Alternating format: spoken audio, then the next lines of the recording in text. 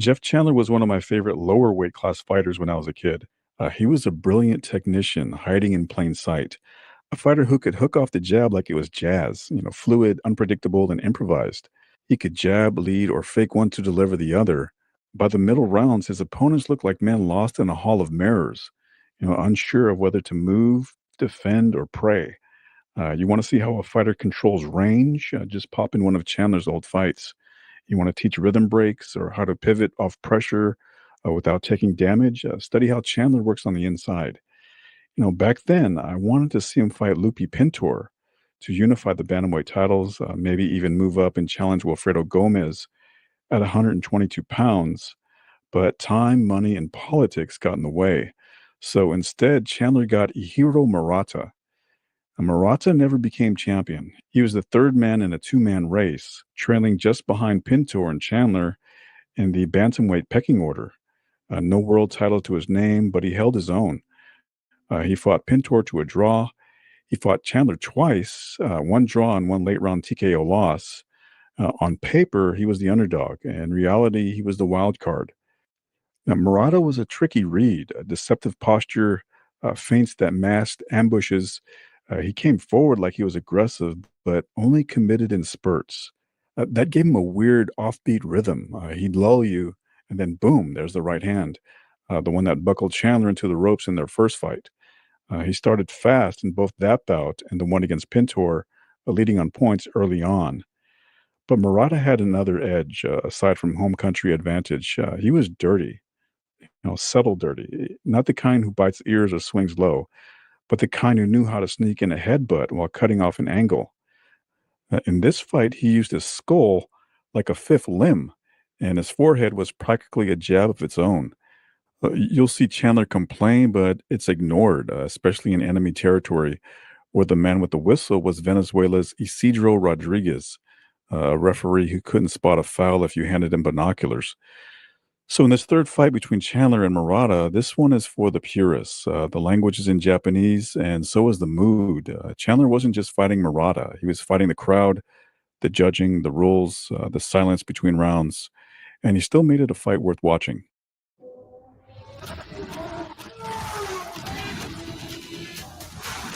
The ultimate main technical partner for Lamborghini Super Trofeo. Ventus, Hankook Tire. Namještaj.hr, samo nekoliko klikova do interijera i snova. Tisuće komada namještaja online. Namještaj.hr.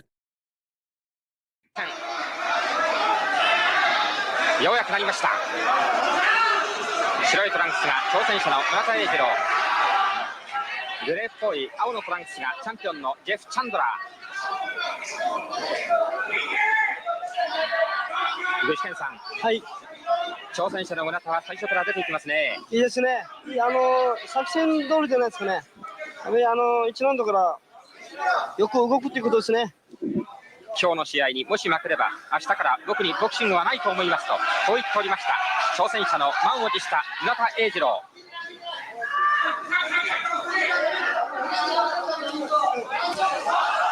村田の高いボディが入りました。具志堅さん、なかなかいいんじゃないですか。いいですね。自分のボクシングしてますね。はい。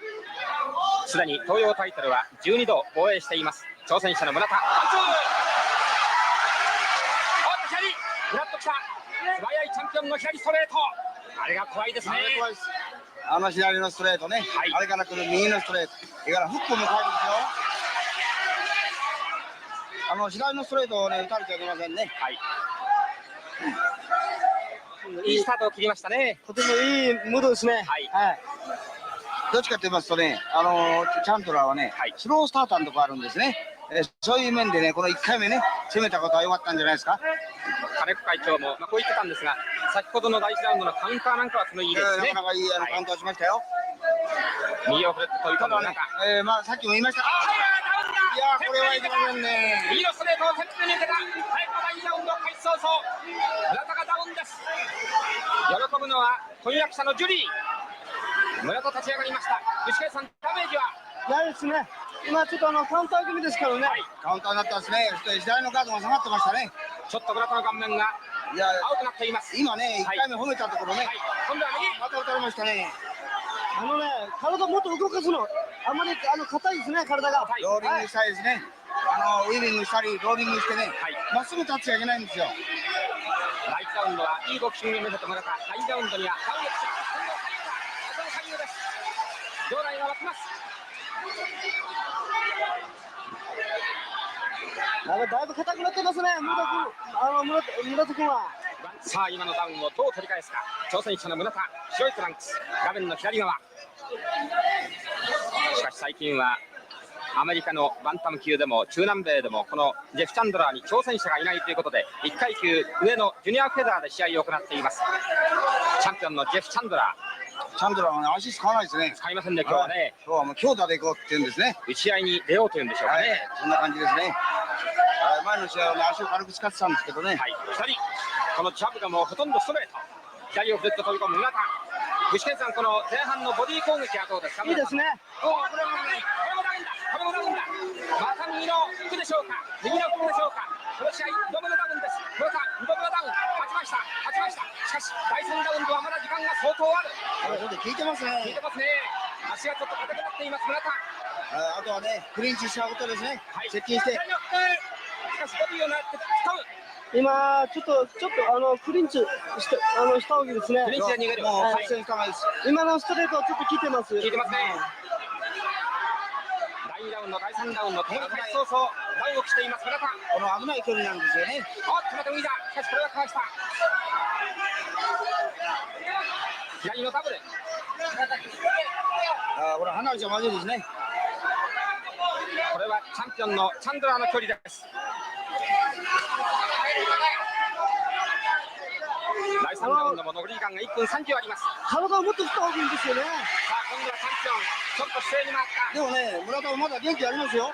これだけのね、打ってますからね。ただ打たれちゃまずいですね。ちょっとガードが下がっている村田。ニュートラルコーナーに詰めるがボディ。左を2発。チャンピオン今度は右だ。チャンピオンの右です。ちょっと村田がね、チャンピオンの右のストレートね、フック、これをちょっと打たれすぎますね。そうですね。確かにこれまでのボクシングを変えようということは分かるんですよね。ガードを持ってあげるべきですね。ガードを上げる。この左のフックは外しました。ワンツー。だからいいですよ。村田のワンツーが決まります。右のフック。しかしチャンピオンは冷静です。ですね。リードパンチね、リードブローが大きいですね、村田も。ワンツーはちょっとそのタイミングが合いませんでした。ちょ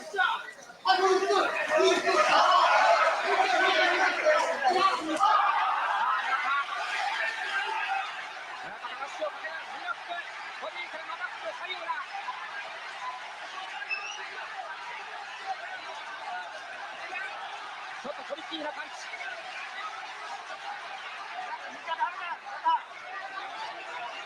場内が沸いています。ワンツー。スリーはフックでした。しかしチャンピオンは反撃。いいですね、村田君の攻撃は。村田いいんですからね。ここで一つ下からね、煽っていきたいですね。右のロングフックはちょっと届きません。まあ村田も本当によくね、反撃してますよ。果たして村田が中盤盛り返すことができるかどうか。だんだんと体柔らかくなりましたしね。右フック。村田の右フック。このフックはちょっと浅い。右のフック。これは決まった。しかしチャンピオンは反撃。なかなかこうフックゲートがいいですね。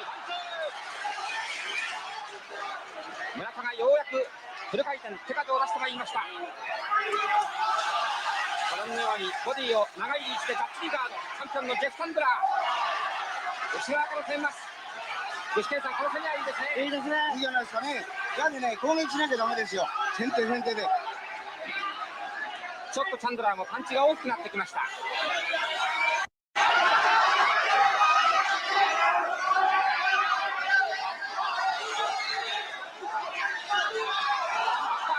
左のフックを返す。これはブロックされています。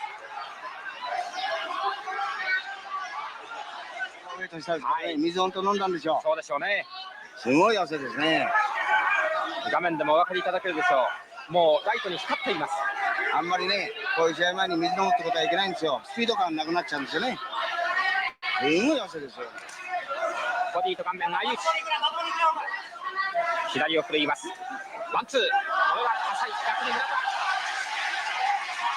具志堅さんどうでしょう。形は取れたでしょうか。もうかなりね、違いますね。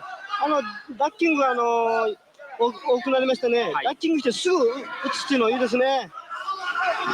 最近の3試合は判定の試合が続いています。チャンピオンのチャンドラー。しかし33年ぶりにアメリカにバンタム級のベルトを持って帰りましたジェフ・チャンドラー。フィラデルフィアの名誉市民賞でありますリバティベルを贈られています。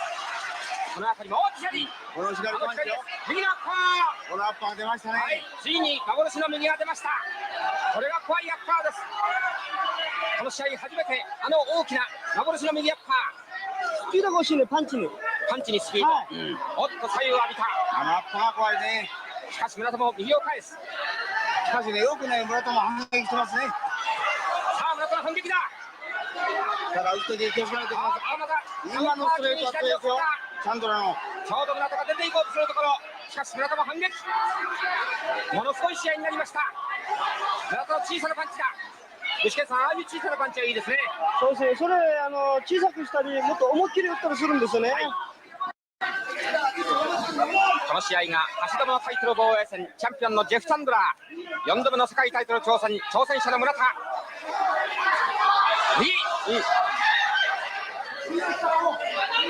残り時間がありません。第6ラウンド、接近戦インファイトが続いています。ここで第6ラウンドのゴングが鳴りました。左のガード下げんなよ。左のガード接近して左右のフックです。おっ、危ない右、また右を切った。この右は危ない。さあ村田も反撃。ちょっとチャンドラーがクレームをつけます。しかしお構いなく村田は成功います。具志堅さん、これでいいんですね。いいね。ねすぐ打ち合いに行くってのいいですね。自分から。そしてね、この一発強く打つよりね、はい数打った方がいいですよ。スピードで。すでに東洋に敵なし。しかしされど世界は投資という感じ、村田栄二郎。しかし、チャンドラーはですね、練習時から見るとね、はい、随分違うんですね。これはもう計量後にね、水をね、飲みすぎですね。コンディション壊したんですね。おっと左だ。チャンピオンの左。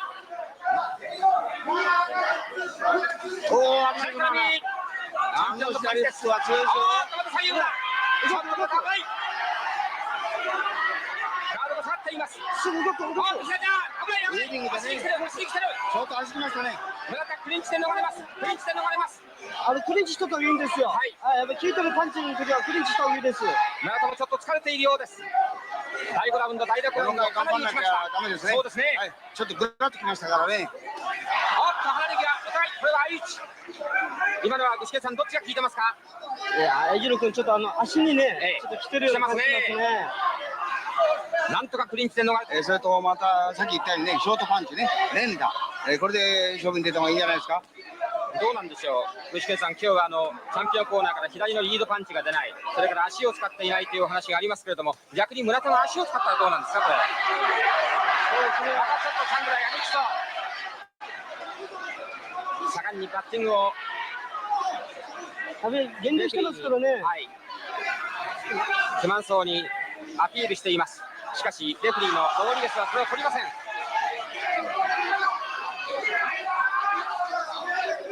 試合の飛び込んで左のショートアッパーは挑戦者の村田。クリンチする。左から右だ。ものすごいパンチが飛びます。しかし村田の反撃。打ち合いだ。リングの中央打ち合いだ。バック、これは届かない。いいですね。村田もね、元気出ましたね。大歓声の後楽園ホール。ちょうど打ち合いはいいもんですよ、この回ね。ものすごい打ち合いの中、第8ラウンドが終了しました。なりまして、その傷が生々しく残っています。チャンピオンのチャンドラー。村田の大きな右フック、しかし左を当てています。危ない。また右のクロスだ。カウンター気味に入る。試合は9ラウンド、第9ラウンドに入っています。今レフェリーのロドリゲスがこれが2度目の注意だよと村田に2本の指を出して合図を送りました。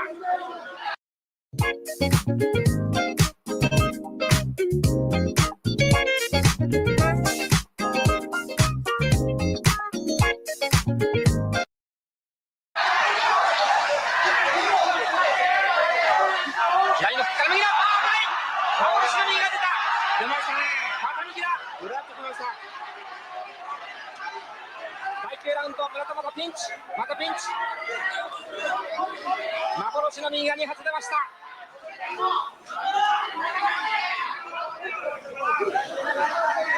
具志堅さん、このラウンドはちょっと村田いけませんね。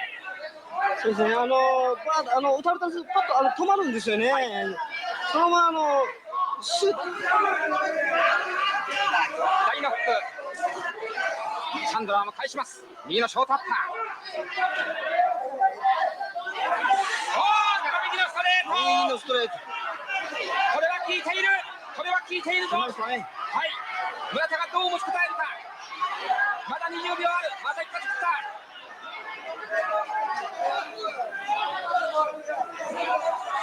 右側に白いトランクス村田、左に回ります。第9ラウンド5秒、ここでゴング、ラウンドのチャンピオンの右のストレート。さあ試合の方は10ラウンド、平井さんの採点ではここまでやはりポイントでは圧倒的にチャンピオンですが、そうですね。具志堅さんはどうでしょう。4ポイントぐらいですかね。4ポイントぐらい、はい、残りは6ラウンドしかありません。なんとかこの劣勢を挽回したい挑戦者の村田。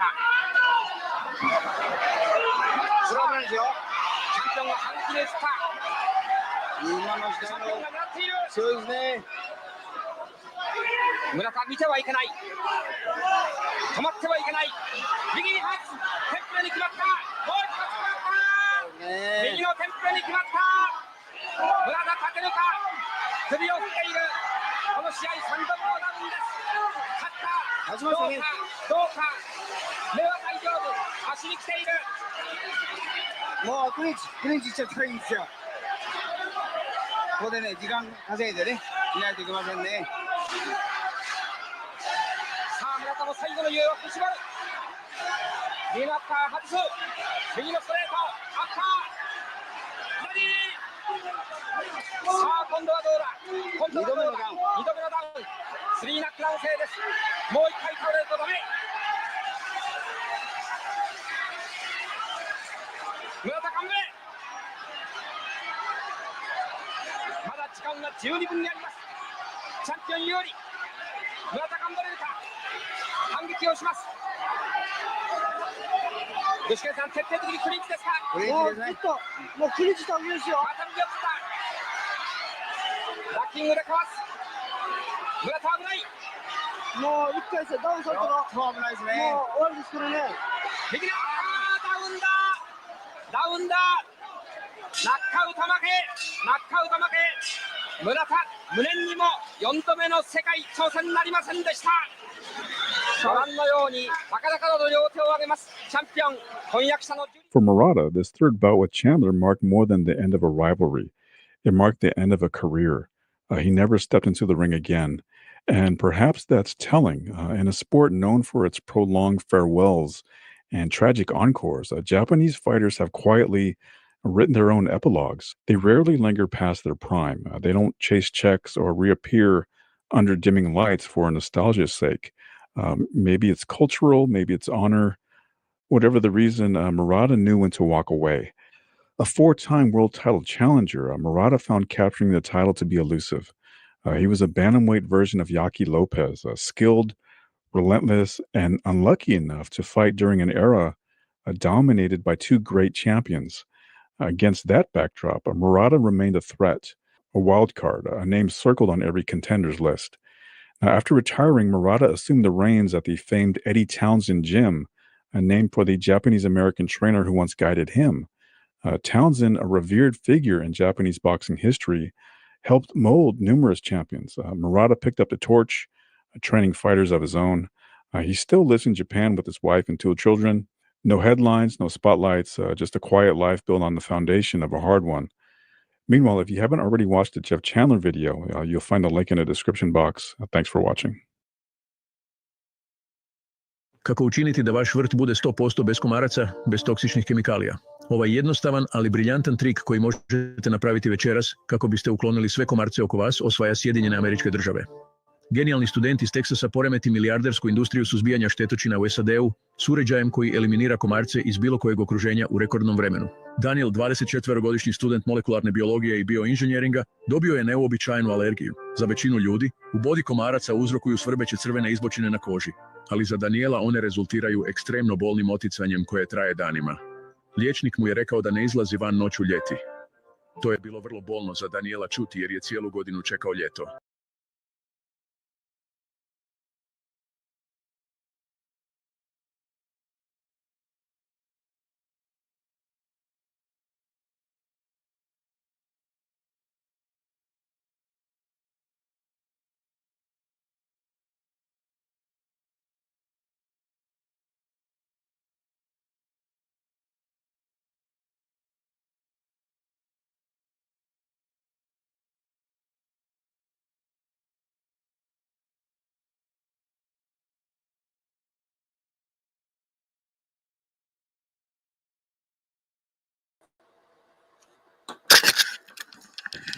What's up, bro? Fuck, I thought that was me then. I'm thinking, what's wrong with this? No, sometimes this StreamYard is sometimes it doesn't work sometimes. I don't know what it is. Yeah. But yeah, bro, you are not a true historian. If you were a true historian, you would say Les Darcy is the greatest Australian. Oh man, I'm fucking boxing librarian. I just looked him. I just looked him up, man, and he fought like 1,020 round fights. I'm like, fuck.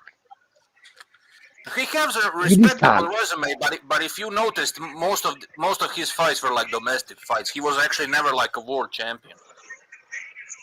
Yeah. So he was like a decent fighter, but you know, I just mentioned him for trolling reasons because, like, you know, boxing librarian. Oh, but you forgot Les Darcy. You know, like if you said Famechon is the greatest, he would mention Les Darcy or some shit. Yeah, I think Jeff Fennick's got to be the best, but my favourite's Lionel Rose, mate. So they never mentioned it in Australia. They never mentioned Les Darcy in Australia. Not really, no. Crazy. The diehards do. The diehards do, bro. But like, yeah, no casual would know who the fuck Les Darcy is. I find out that on accident. I didn't even like Google it. Like I didn't even Google that shit. I just found it on accident, bro. And I was like, who the fuck is this guy? All 12 rounders, you know. I just want to tell the drunk Irishman that was me timing him out. I timed him out for 60 seconds. Yeah. I didn't. I will give you a range. Irishman. Yeah, give him a range because otherwise I'll time the prick out again. No, that was funny. But yeah, bro, like this Jeff Chandler guy was a tough motherfucker, bro. Well, like I said, bro, 8 15 rounds. They didn't all go 15 rounds, but that dude fought in 8 15 rounders in fucking 3 years, bro. Isn't that insane, bro? Like that's none of crazy. these other guys come even close, bro. No, and these little cocksuckers throw 1,000 punches a fight, bro. Yeah, exactly. Their careers don't last long usually. After they go past 30 years, they are drastically slowing down. Yeah. Yeah. But yeah, man, I wanted to talk about Usyk last time, but not a lot of people were jumping on a panel. So this, yeah, go ahead, bro. Sorry, go ahead. Man, you can't deny it is what it is, right? He is the greatest of this era. He's untouchable. He's completed boxing. There's no one left for him. I don't think Carvajal beats him, and I don't think Parker beats him. They're the only two that I think are worth. Moses or Tuma, no chance. Not a fucking chance. Too young. Not a chance. Way too young. He's born in the wrong era. He was born fucking 10 years too late. But I just don't think there's anyone that comes near Usyk, bro. And you know what? You can't call him an all-time great now. Whatever. I think he is. I think he'll go down and he'll be remembered as an all-time great. I think he is. I mean, he's undisputed champion in 2 weight classes. Like that gotta be an ATG, or at least Hall of Famer, right? Totally. So totally. Like I don't get these people that are saying he's not even top 10. Like I agree he's not top 5. Like I agree with that. I wouldn't put him in top 5, but top 10, like. Yeah. I would put him at least at number 10 or number 9. Some of those positions. Yeah, you can't. You know what, bro? You can't argue with the eras where. And I've spoken to you before about it. The eras that were the golden years, bro, were full of Americans, weren't they? Yeah. You know, you look at the 70s, the 90s.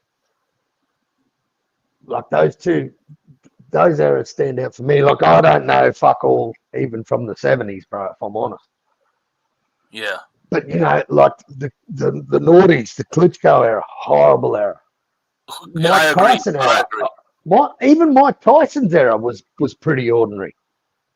Exactly, but people don't want to talk about that. Like that's controversial to mention. People get all emotional about Mike Tyson. That's what I noticed. Well, if they want to talk about yeah, go ahead, bro. Sorry for cutting you off. If they want to talk about this being a terrible era, well, Mike Tyson faced some fucking average opposition. Yeah, but that's what I'm saying, bro. Like I agree that 70s and 90s, those 2 decades are the best heavyweight decades in history. Like I 100% agree with you. I think that's not even debatable, right? But fucking 80s ain't that much better than this era. Maybe like slightly better, but not much better. Like let's keep it real. I even think this era might even have it, bro. Like, how many champions have we had in this era? You know, we've had Joe Joyce, we've had Parker, we've had Usyk, we've had Fury, we've had Wilder, we've had AJ. Who am I missing? We've had Dubois. Like, fucking there's some fucking decent names there, bro. Well, that's what I'm saying, bro. It's very comparable. Like, in my opinion, you know, so let's say like the best fighters in this era are, of course, Usyk, then Fury, Joshua, Wilder. Those four guys would be Hall of Famer. We can all agree with that. I don't agree with 100%. Wilder being a Hall of Fame, but he will be. We all know that he will be. And then you have former champions, Parker, Dubois. And then you have fucking even Andy Ruiz is a former champion. And then you have Andy Ruiz. He's a former champion. Yeah, I mean, of course he's a fat piece of shit now, but he is a former champion. That's a fact. But and then you have like Caballero, you have fucking what's his name? The prospects like Itauma. This era is not a bad era, bro. It's not a golden age, but it's not bad era either. It's actually very good. It's a very good era. Let's be honest. I even like this Terra Moana, this Cook Islander lad out of Australia. Yeah, me too. I like it. He's exciting. He knocks people out, man. He's active as fuck. He's had 4 fights since December last year. I think he's doing good things. He's doing what a prospect should do, man. Put it this way, he didn't medal in the Olympics, and his career is further advanced than fucking Jaralov's is. A 2-time gold medalist. Yeah, exactly. And it's also, like I said, this era is very comparable to 80s. So, like I said, we in this era, the 4 Hall of Famers, Usyk, Fury, Joshua, Wilder, they ain't much like the guys from the 80s ain't that much better. Who were the best fighters in the 80s? Mike Tyson, Tony Tucker, Buster Douglas, Trevor Berbick. Those guys ain't that much better than the guys I just mentioned. Maybe they are even weaker, to be honest. Except Mike Tyson. Well, when did George Foreman give it away? What year did George Foreman give it up? It was in the early 80s, wasn't it? He came back in the late 80s, but he was like fighting like he was fighting a lot of bums before he was like ranked contender. If you're talking about his comeback, right? Yeah. When he came back to boxing, he came back like in the later 80s, and he fought a lot of bums. I don't even remember the names of those. Sorry for the background noise, bro. I got my little girl riding a bike while I'm here. It's okay, bro. I'll go on mute when I'm not speaking. Yeah, but what I'm trying to say, they are very comparable. Like, you can make an argument that 80s. Yeah, you can make an argument that 80s were better, but the difference is very small. It's a small difference between these two eras, bro. Yeah, I couldn't agree more. I'm not sure, like, would Tony Tucker beat fucking Joshua? I think they are about equal, bro. How about Frank Bruno versus Wilder? Like, I would pick Frank Bruno, but Frank Bruno at the same time was fucking chinny. Maybe Wilder could knock him out. So what I'm trying to say, those two eras are very kind of equal in quality. Yeah, they are totally comparable. Yeah. But people want to rave on it. They want to put Mike Tyson on an ATG list. Yeah, like I have no problem with people like having Mike Tyson over Usyk. I have no problem with that if we are talking legacy, right? But even if you think that Usyk is better, I don't think that's controversial at all. Like, I honestly believe, and I know a lot of people hate me for this, and I know a lot of people disagree. But if they fought each other, I would pick Usyk. I would pick Usyk against Mike Tyson. I don't care what people think, honestly. If it goes to the distance, I think Usyk would outbox him. The only way Mike Tyson can win is by knocking out Usyk in 5 or 6 rounds. Other than that, I don't believe he can win on points. But that's just my opinion, right? I don't think that's a controversial thing to say, but some of these people act as if that's like a mortal sin, like, to even mention that shit. Oh, you know? Mate, some people, he's just untouchable for some people, bro. That's just how it is. They've got him on this fucking mantle, and yeah, he was knocking dudes out, but I don't know, man. I just think Usyk's fucking done what he has to do, everything that, and for a 38-year-old, bro, in the heavyweight division, he's just aging like fine wine. He's just getting better and better and better. Exactly. It was an absolute masterclass. And I predicted the 5th round, bro. I had money on it. I had money on the 4th round and the 5th round. It was only a $10 bet each bet, but fuck, man, I won $190. I was happy with that. I just knew that he was going to put an absolute lesson on Dubois. Given all the shit they talked, Don Charles, all the shit he spoke about, Usyk being a cheat. Yeah, Don Charles is a piece of shit. I don't even blame Dubois. I think Dubois is actually kind of decent guy, but he's very naive. I think he's all the shit about the party and like whatever. And Daniel had that's just an excuse, bro. Let's be honest. Like Ali and Mike Tyson, they were partying hard even before fights, and they were still knocking their opponents out. That's just a shitty excuse. Exactly. You can have all the excuses in the world. And if you look at the video, that party was nothing special. It was like Dubois wasn't even drunk. And when you look at his guests, it was basically like it was more like a social gathering than a party. That's how it looks on video. And like I said, he wasn't even drunk, and it was basically like a sausage fest. There were no any females there. Like that you can't even say that's a fucking party. It's a sausage fest, social gathering. That's how I would call it. You know? Yeah, totally. Probably not the type of preparation you want for a fight, is it? He was prepared. It's just that Usyk is better. Why can't just people say Usyk is better? Dubois is not bad. Dubois is actually a very good fighter. But this guy is something else. This guy is a legend. There are levels to this shit. There is a big difference between being a good fighter and being a legend, and that's what Usyk is. He's a legend. Dubois is just good and nothing more.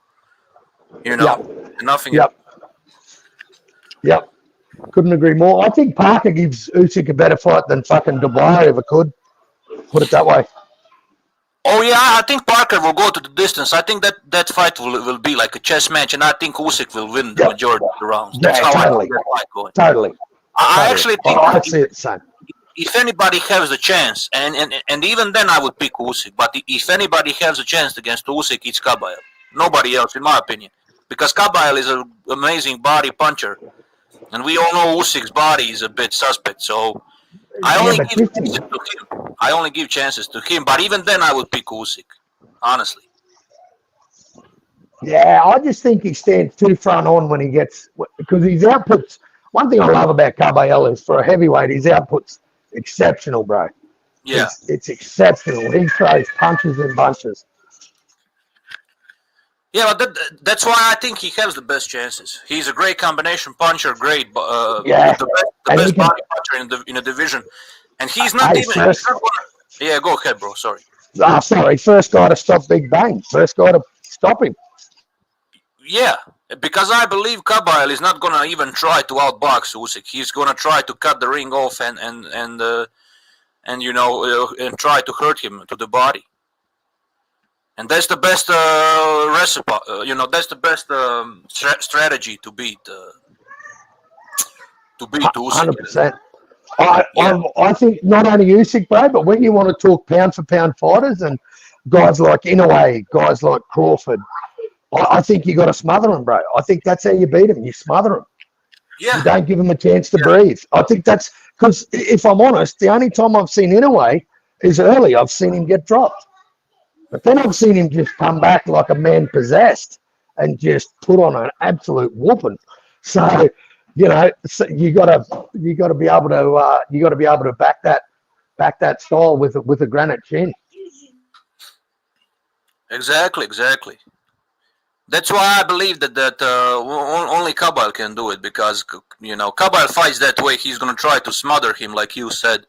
He's gonna try to bully him, to corner him, to land those body shots. He's not gonna. He's a smart guy. Kabayel is a smart guy. He's not gonna try to box with fucking Usyk. I think from the first round, he's gonna try to pressure him, as much as possible. Use his, use his size, use his strength, speed. So, but I would still favor Usyk. I think Usyk would still outpoint him.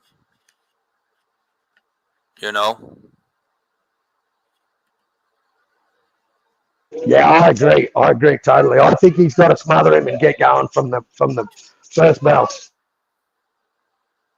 Exactly. From the first round, he needs to step up, like, immediately, without even waiting, like. So, yeah. What are people whether or not it pays off's another thing, but yeah, we have Outlaw. Salute, bro. Salute, my bro. What's good, cuz? Carl, what's doing, lad? Salute, brothers. Outlaw, what's up, bar? What's going on, lad? No, I just sent a message that DJ was live, so yeah, come in. Yeah, man. So what's your take, like, about the whole Usyk thing? Because you have seen, like, these people now making also excuses for Dubois, and then you have these people, like, getting angry for even suggesting that Usyk might be, like, top 10. They get angry even if you try to suggest that type of shit. What's your take on all of that? Yeah, I mean, I can see right through it, bro. Like, these excuses. Every time Usyk wins, I think it's a bit of both. Maybe some people just can't believe how good this guy is. And the other thing is they don't like that Usyk came in and beat these big name, UK and American, the UK heavyweights. And I guess America hasn't really got it, So now the belts are back in the Ukraine. And I feel like a lot of people are mad at that, bro. They wanted to see Fury Joshua or maybe Fury Dubois event, something like that, that they never thought of Usyk. He was like a wild card, because I even remember when Usyk moved up for cruiserweight, so many people were writing him off. He ain't going to do nothing. He's too small. this and that, and he's proved everyone wrong. And some lads still won't give him credit. You know, like there's always an excuse. Joshua didn't box him. Joshua boxed the wrong fight. Fury was past it. Dubois the low blow. Now they're reaching saying Dubois had a party. Like, what the fuck does that even mean? You know, like it's all just. I see right through it, cuz, you know, it's all excuses. It's all cope as they call it, whatever. You know. Yeah, it's copium, exactly. But bro, even if you look at the footage, I mentioned it to Carl. It looks more like a social gathering than a proper party. What I said, exactly what I said. It looks like a sausage fest. There were not any females. It's a bunch of guys, sipping a bit of alcohol, but it's nothing too crazy. There wasn't even any coke. Wasn't even any cocaine. It wasn't even any cocaine. It wasn't any females. It's a sausage fest, social type of gathering. Nothing special, bro. And even if, like, Pacquiao's whole training camp was that, you know what I mean? He had 70 people in his house every night. Like, even I'll even say to a Croatian fighter I'll bring up, I saw footage of Mirko when he was in Pride. He'd have 10 guys in his room playing cards, you know, laughing, you know, hanging out. Like, he did. Yeah, being in a festive mood. That's all that was. He said it himself. It helped him to relax. It was more like some social type of gathering. It's not even a party. But these people, like I said, I can see through their narratives. I can see through their bullshit. Like some of these British journalists, they will say anything just to make excuses for their fighters losing against Usyk. It's kind of sad. It's kind of sad. I'm not saying all British journalists are like that, but a good portion of them are. And go ahead, bro. And remember, DJ, me and you said that to Pads like a while ago. We go, this is the British journalists. They're salty as fuck over it. They act like they're not, but it's obvious that they are, because that's what they want it to be. Now they're just going to make the story, let's just talk about the party instead of giving Usyk like his credit for being great. And like you said, it's not all the UK journalists, but it's a big majority of them, you know. It's anything to distract from saying how great Usyk is, like giving him credit. Yeah, it's sad, but I noticed that the regular British people have different opinion. I'm subscribed to this Joe Stunner boxing channel. I don't know if you ever heard about the guy. I heard about him. Yeah, never watched him. Yeah, is he the old fella? He's a British. Is he the old fella? Is he older guy? Older guy, yeah. Is he older guy? Guy, like me. But he speaks the truth because he said that he's disgusted with like how British journalists are covering the fight. They are. Like he said, I understand that we are like a bit biased toward our own, but we like go too far. And then he said that he's gonna support Usyk, that he's sick of. Like he was like that's what he said. Like I'm gonna support Usyk now because of this British media. They are just insane. They don't like they don't even try to hide their bias. They're too biased. He said they are just too biased. Yep. And I think it goes even deeper than like a British bias. I think it's like it's like the establishment. They want the power of having the heavyweight belts in the Western world.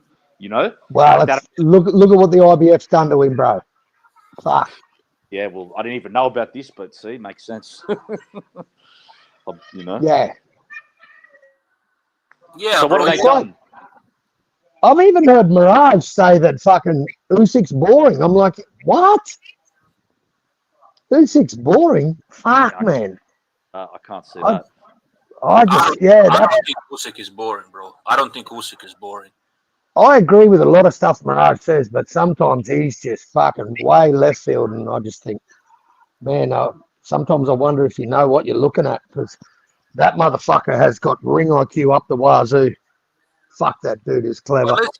But listen, even if he is boring, let's say he still deserves the credit for what he did. Exactly. You know, he's the best. Yeah. Oh, exactly. You know, like I don't like Shakur, but I respect his last performance against Zepeda. He won fair and square. He actually did well. I watched the fight. Why has it taken this long, but why has it taken up till now for this cunt to give us an exciting fight? Yeah. You know, his third weight division. Finally, we get a good fight out of his third weight division. Fucking wow. Yeah, bro. I just Nobody can tell me this last fight was boring. He knocked out Dubois. Like, how was that boring? It wasn't boring at all. I don't know, man. I don't know.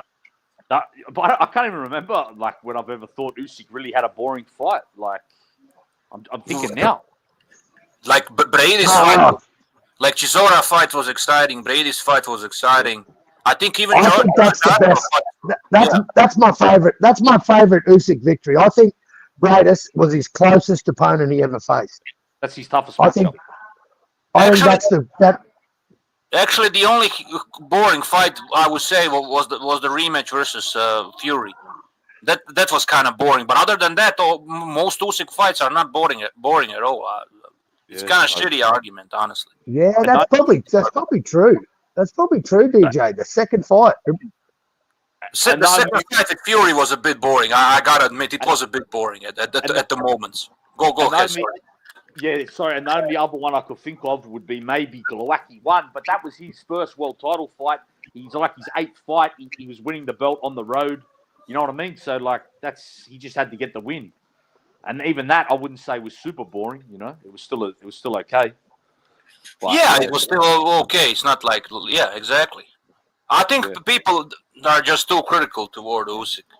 I could see it. High standards. Yeah, go ahead. Sorry, bro. I could see it the first time he beat Joshua. All I heard was Joshua fought the wrong fight. He didn't do this. He didn't do that.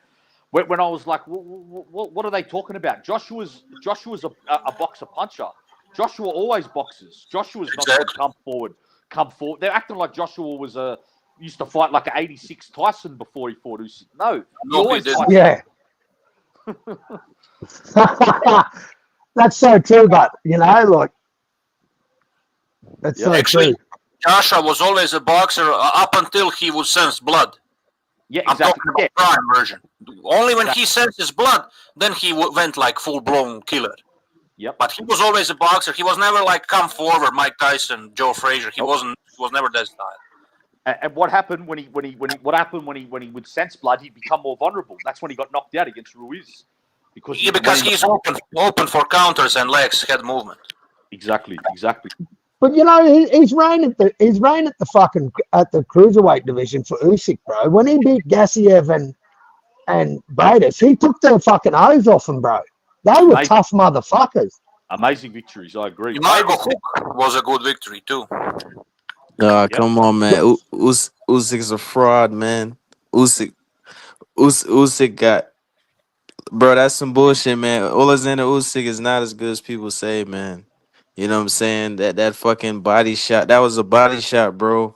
You know what I'm saying? He quit against Dubois, man. He fucking quit. Daniel Dubois got robbed. He's a real undisputed champion, bro. Wilder knocks out Usyk. Ruiz knocks out Usyk. Tyson Fury got robbed too, man. Tyson Fury beat Usyk twice.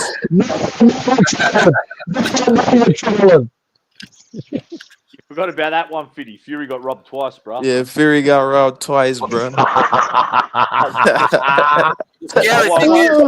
The scary thing is Fury actually believes that. He actually believes that. Fury's disgusting, man. I can't believe he's saying that shit. Fury said he got fucked with no Vaseline twice.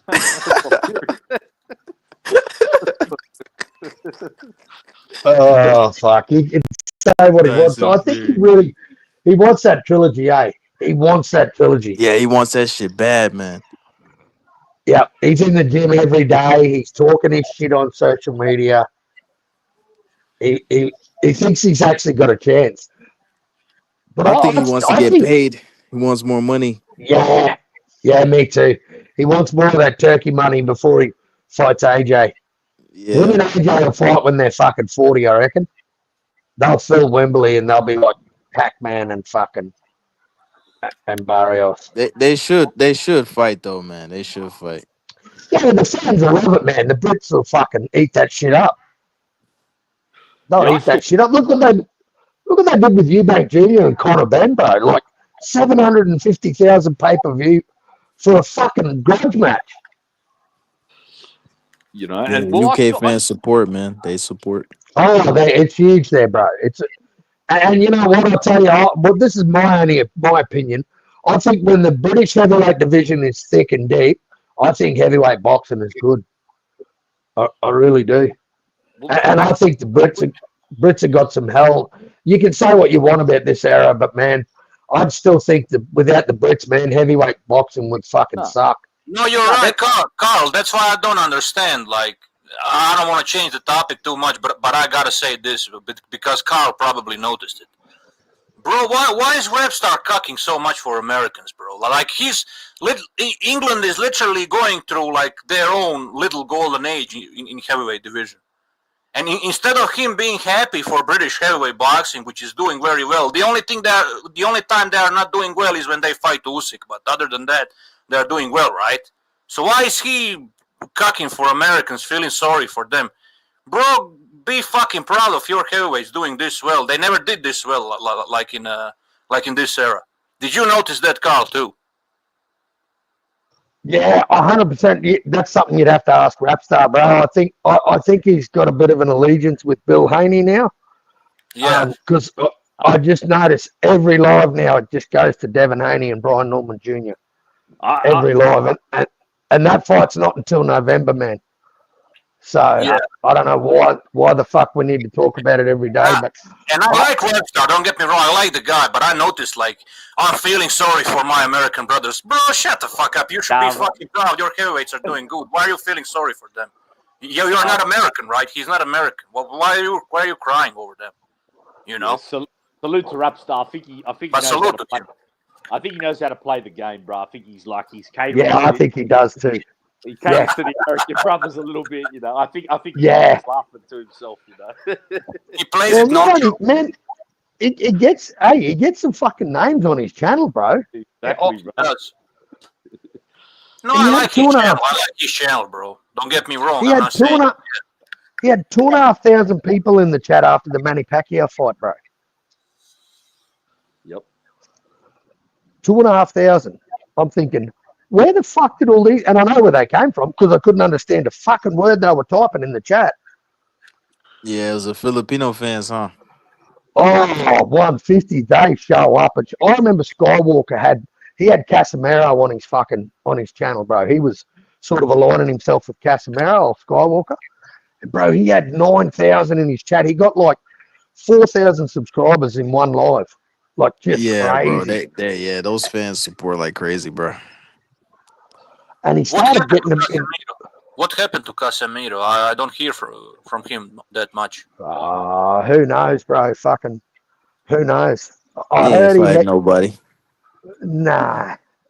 He likes throwing his name around, but he doesn't actually like getting in the ring. I don't know. I'm a bit off Casemiro.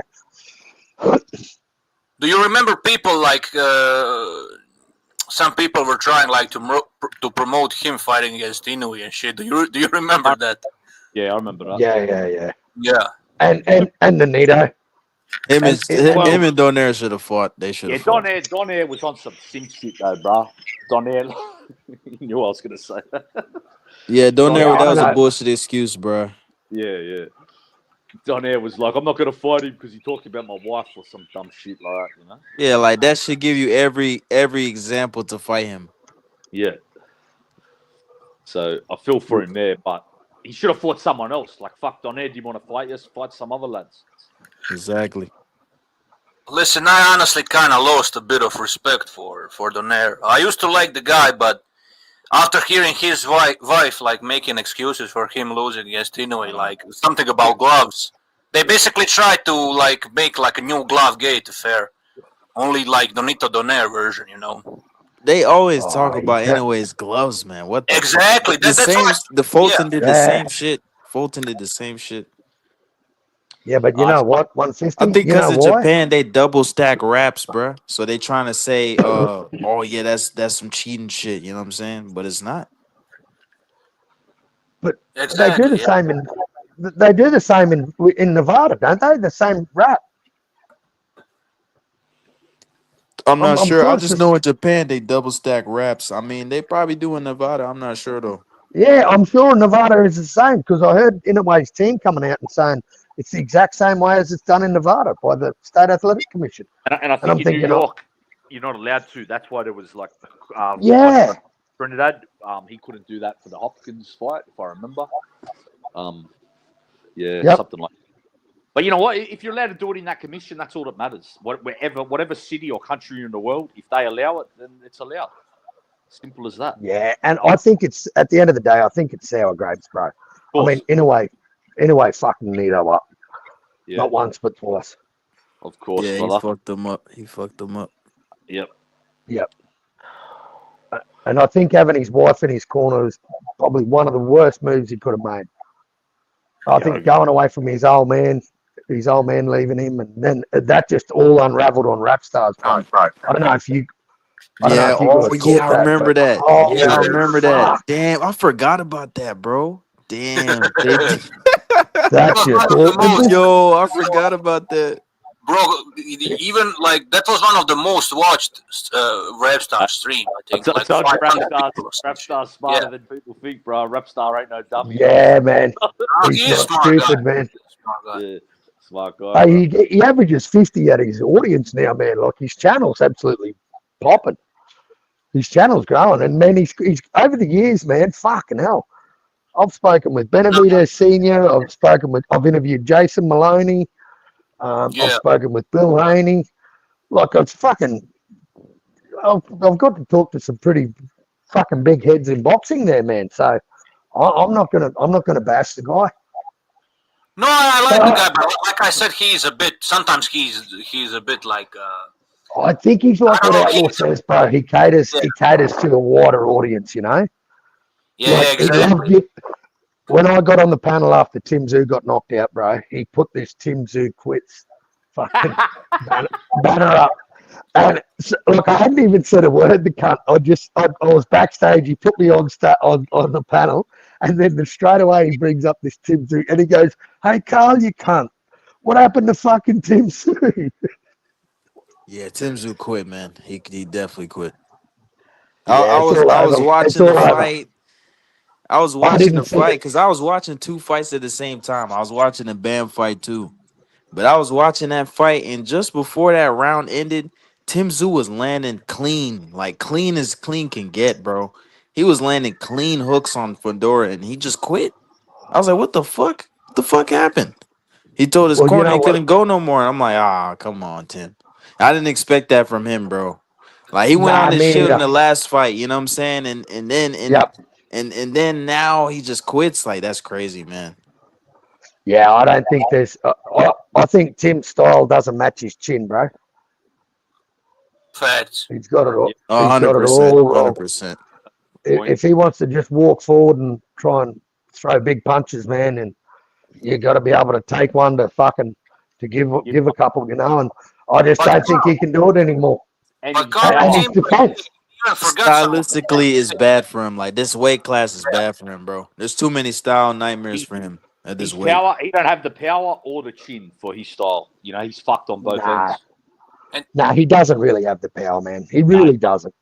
And I told everyone, Carl, when I watched him front, like, you know, I could tell when a guy you could just tell when someone has world-class power by the sound of their punches.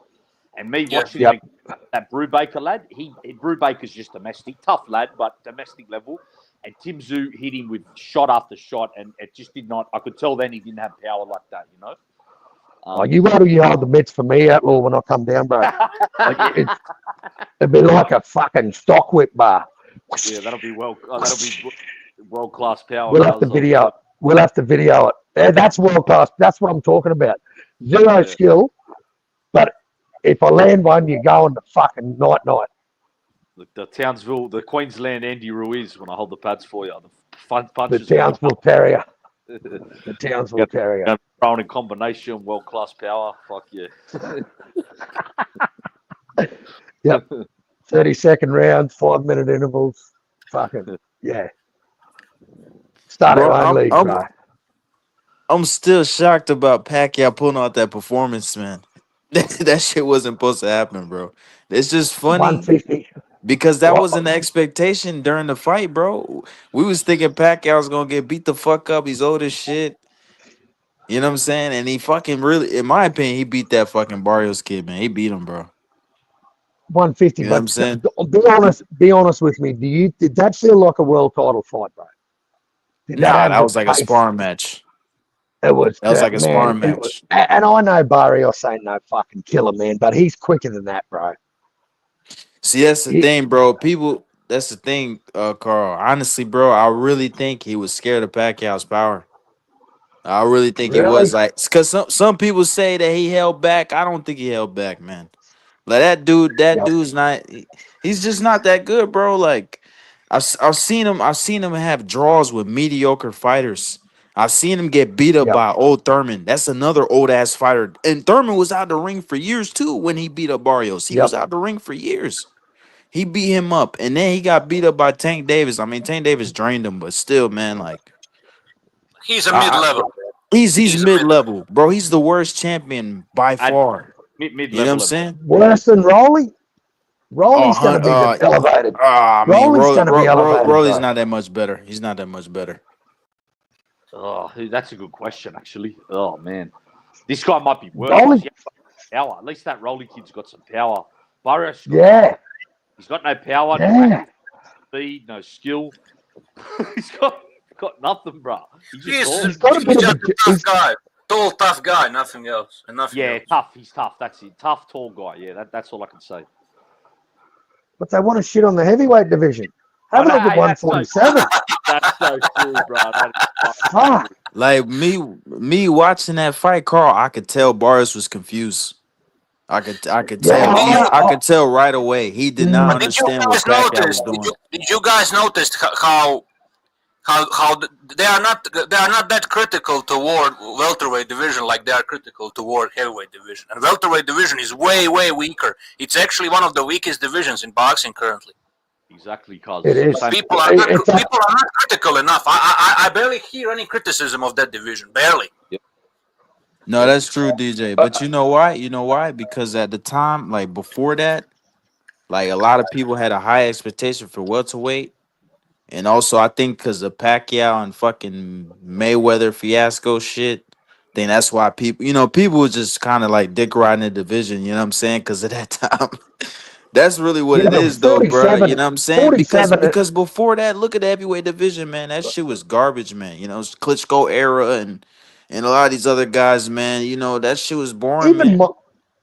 150, be honest, Mike Tyson era, the 80s, was fucking garbage.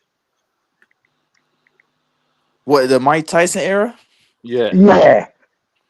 I mean, it wasn't that much. It wasn't that much over there, but it's way better than fucking welterweight today, though. That shit was way better than welterweight. Oh yeah. But I'm saying the heavyweight division now is comparable to the fucking 80s, to Tyson era, bro. Oh no, the heavyweight division today is like stellar, bro. That shit's amazing.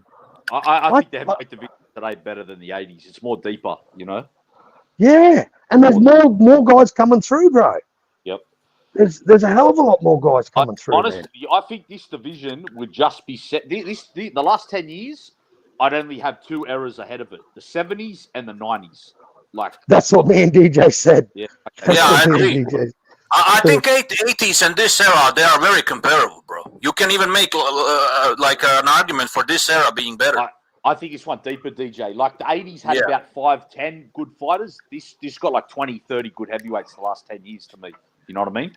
Yeah. No, I know what you mean. Yeah.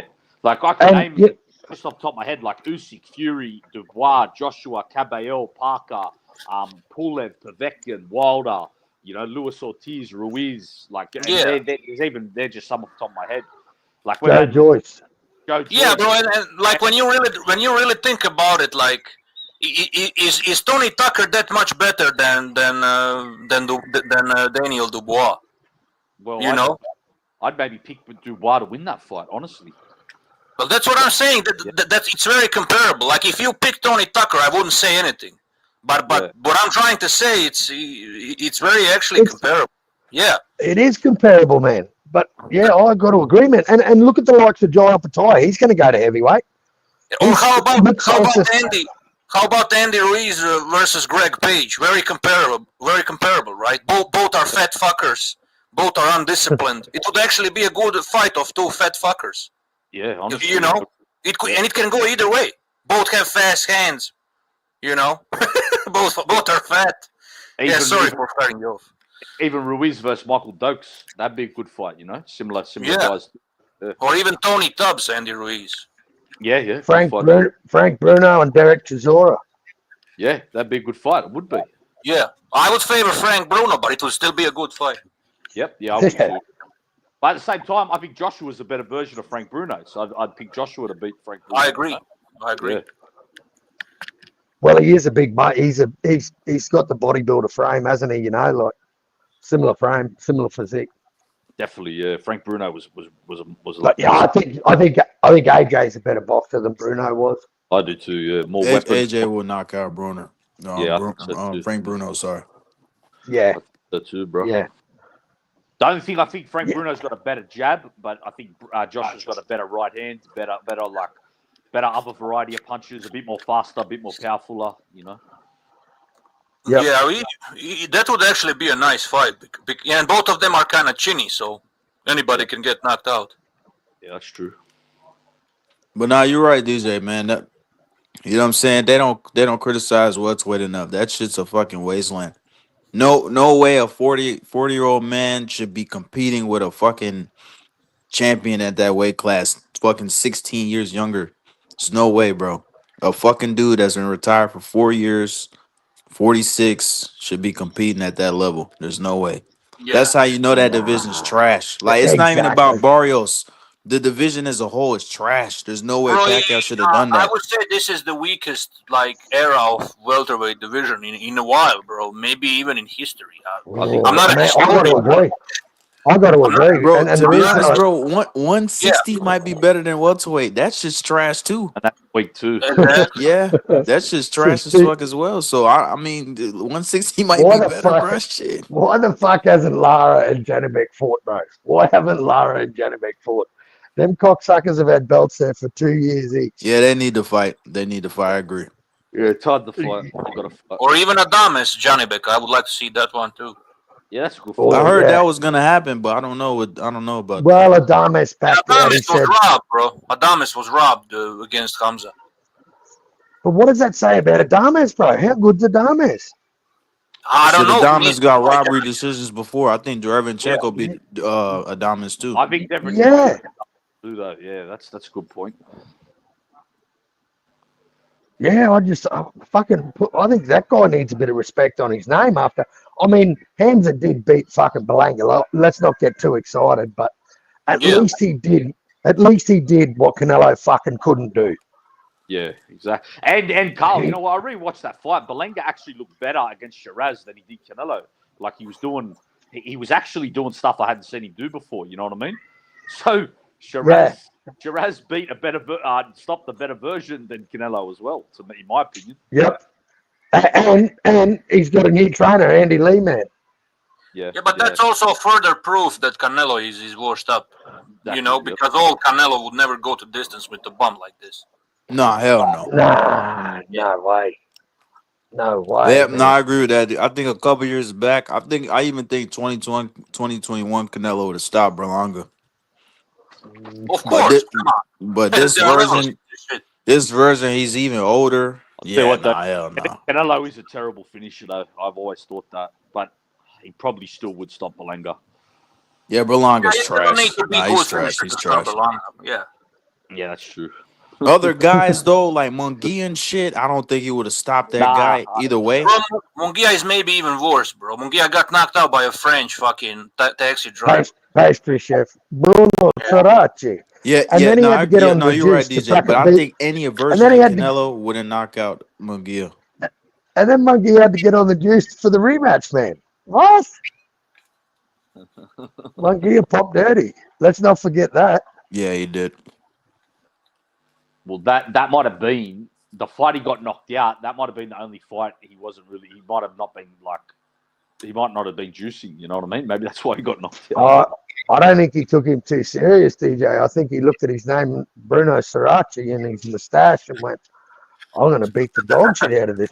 He looked like a porn actor, not like a boxer, bro. That would be crazy if he wasn't on the juice at that time because he was in Mexico, man. He was in his hometown. He's in Tijuana. Yeah, he probably just slept on the lad, like Carl said. Yeah, I think he slept on him. I think he slept on him. Yeah, but Bruno Sirachi, he's kind of inspiration. Like, you know, if he can do it, any ordinary guy can do it. He's kind of inspiration in that way, you know, because he knocked out Munguia, but he was basically nobody. Look at his KO percentage. I think he had like 5 knockouts in 20 fights, right? Yeah, like 5 knockouts. Yeah, It's kind of like he basically like a Rocky movie. It's kind of like a Rocky movie, right? The underdog taxi driver with no power knocked out Munguia. Like you can't make this shit up. It's actually better. It's actually better than Rocky Balboa's story, bro. And it's a real life, actually, unlike Rocky Balboa.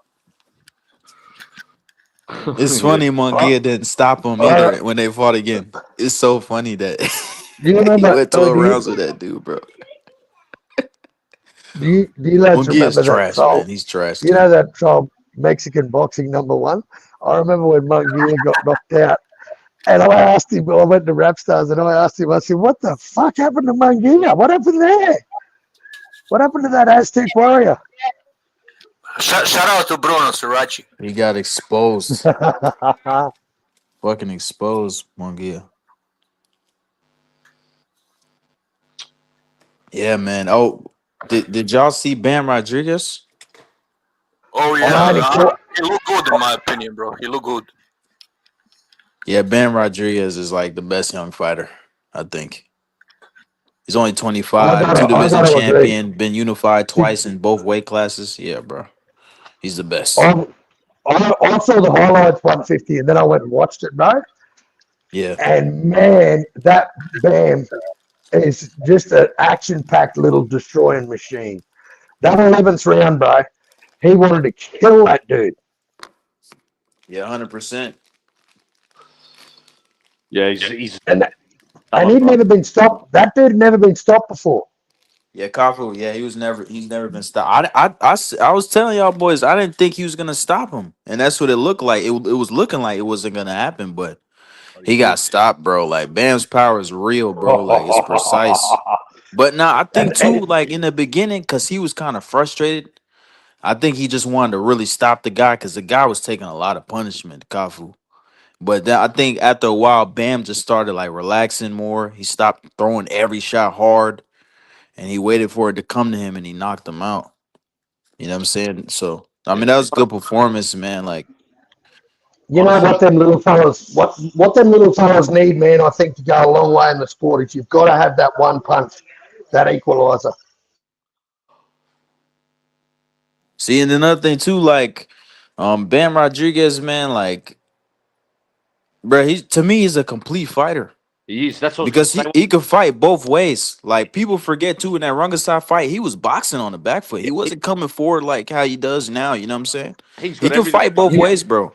Yeah, he's got everything. Do you think he can box? He's got speed. He's got power. He's athletic. He can fight. Like he can let his hands go in the pocket. He's a real problem, bro. I don't think he's got a chin. He's got a chin too, bro. Yeah, he's got a chin. He's got, honestly, cuz there's not many weaknesses, bro. I can't see. No. I don't think he will get beat. He won't. I don't think he will lose for a long time, bro. He's gonna be hard to beat. Nah, hell nah. He's not losing for a long and you time. know what, man? I got a hot take too, bro. I think he beats in a way. I think he'll be in a way. Yep. He's got style to give in away a lot of trouble. You know what I mean? I think he can, bro. I agree, cuz. 100%. 150. Do you remember when GTS was saying that he's just another pressure fighter, like nothing? about Bam Rodriguez. Did he really say that? Yeah, bro. He said he's good, but he's like nothing special, just another like pressure fighter, something in that sense. Yeah, man. See another thing too, DJ, because a lot of these dudes they just say he's beating up old guys. Which he did. He beat up some old guys, but he's stopping these young dudes too. He's beating up the young guys too. You know what I'm saying? So, I mean, what can they say now? This guy that he recently stopped, that guy is actually very good. That guy is no fucking bum. Yeah, Kafu beat Tanaka. Tanaka was 4th-division champion. And he retired him too. You know what I'm saying? So he beat him. He retired Sonny Edwards too. Yep, he retired Sonny Edwards. He beat Sonny Edwards.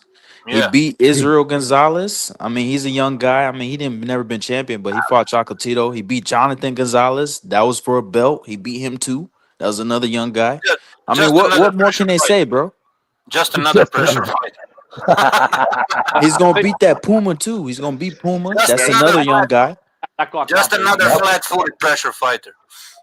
That guy can't beat him, cuz that Argentinian lad. He hasn't got the power. He hasn't has got- no power. Yeah. Hasn't got the mentality. I think Bam will beat the fuck out of him, lad. I'm not even. Yeah, hating. Bam's gonna stop that guy. He's gonna stop that guy. I think it's Robert Garcia's best fighter in that stable. Honestly, Oh, no doubt, no doubt. What division is he exactly now? Is it what is he? I've got no idea, but he goes up.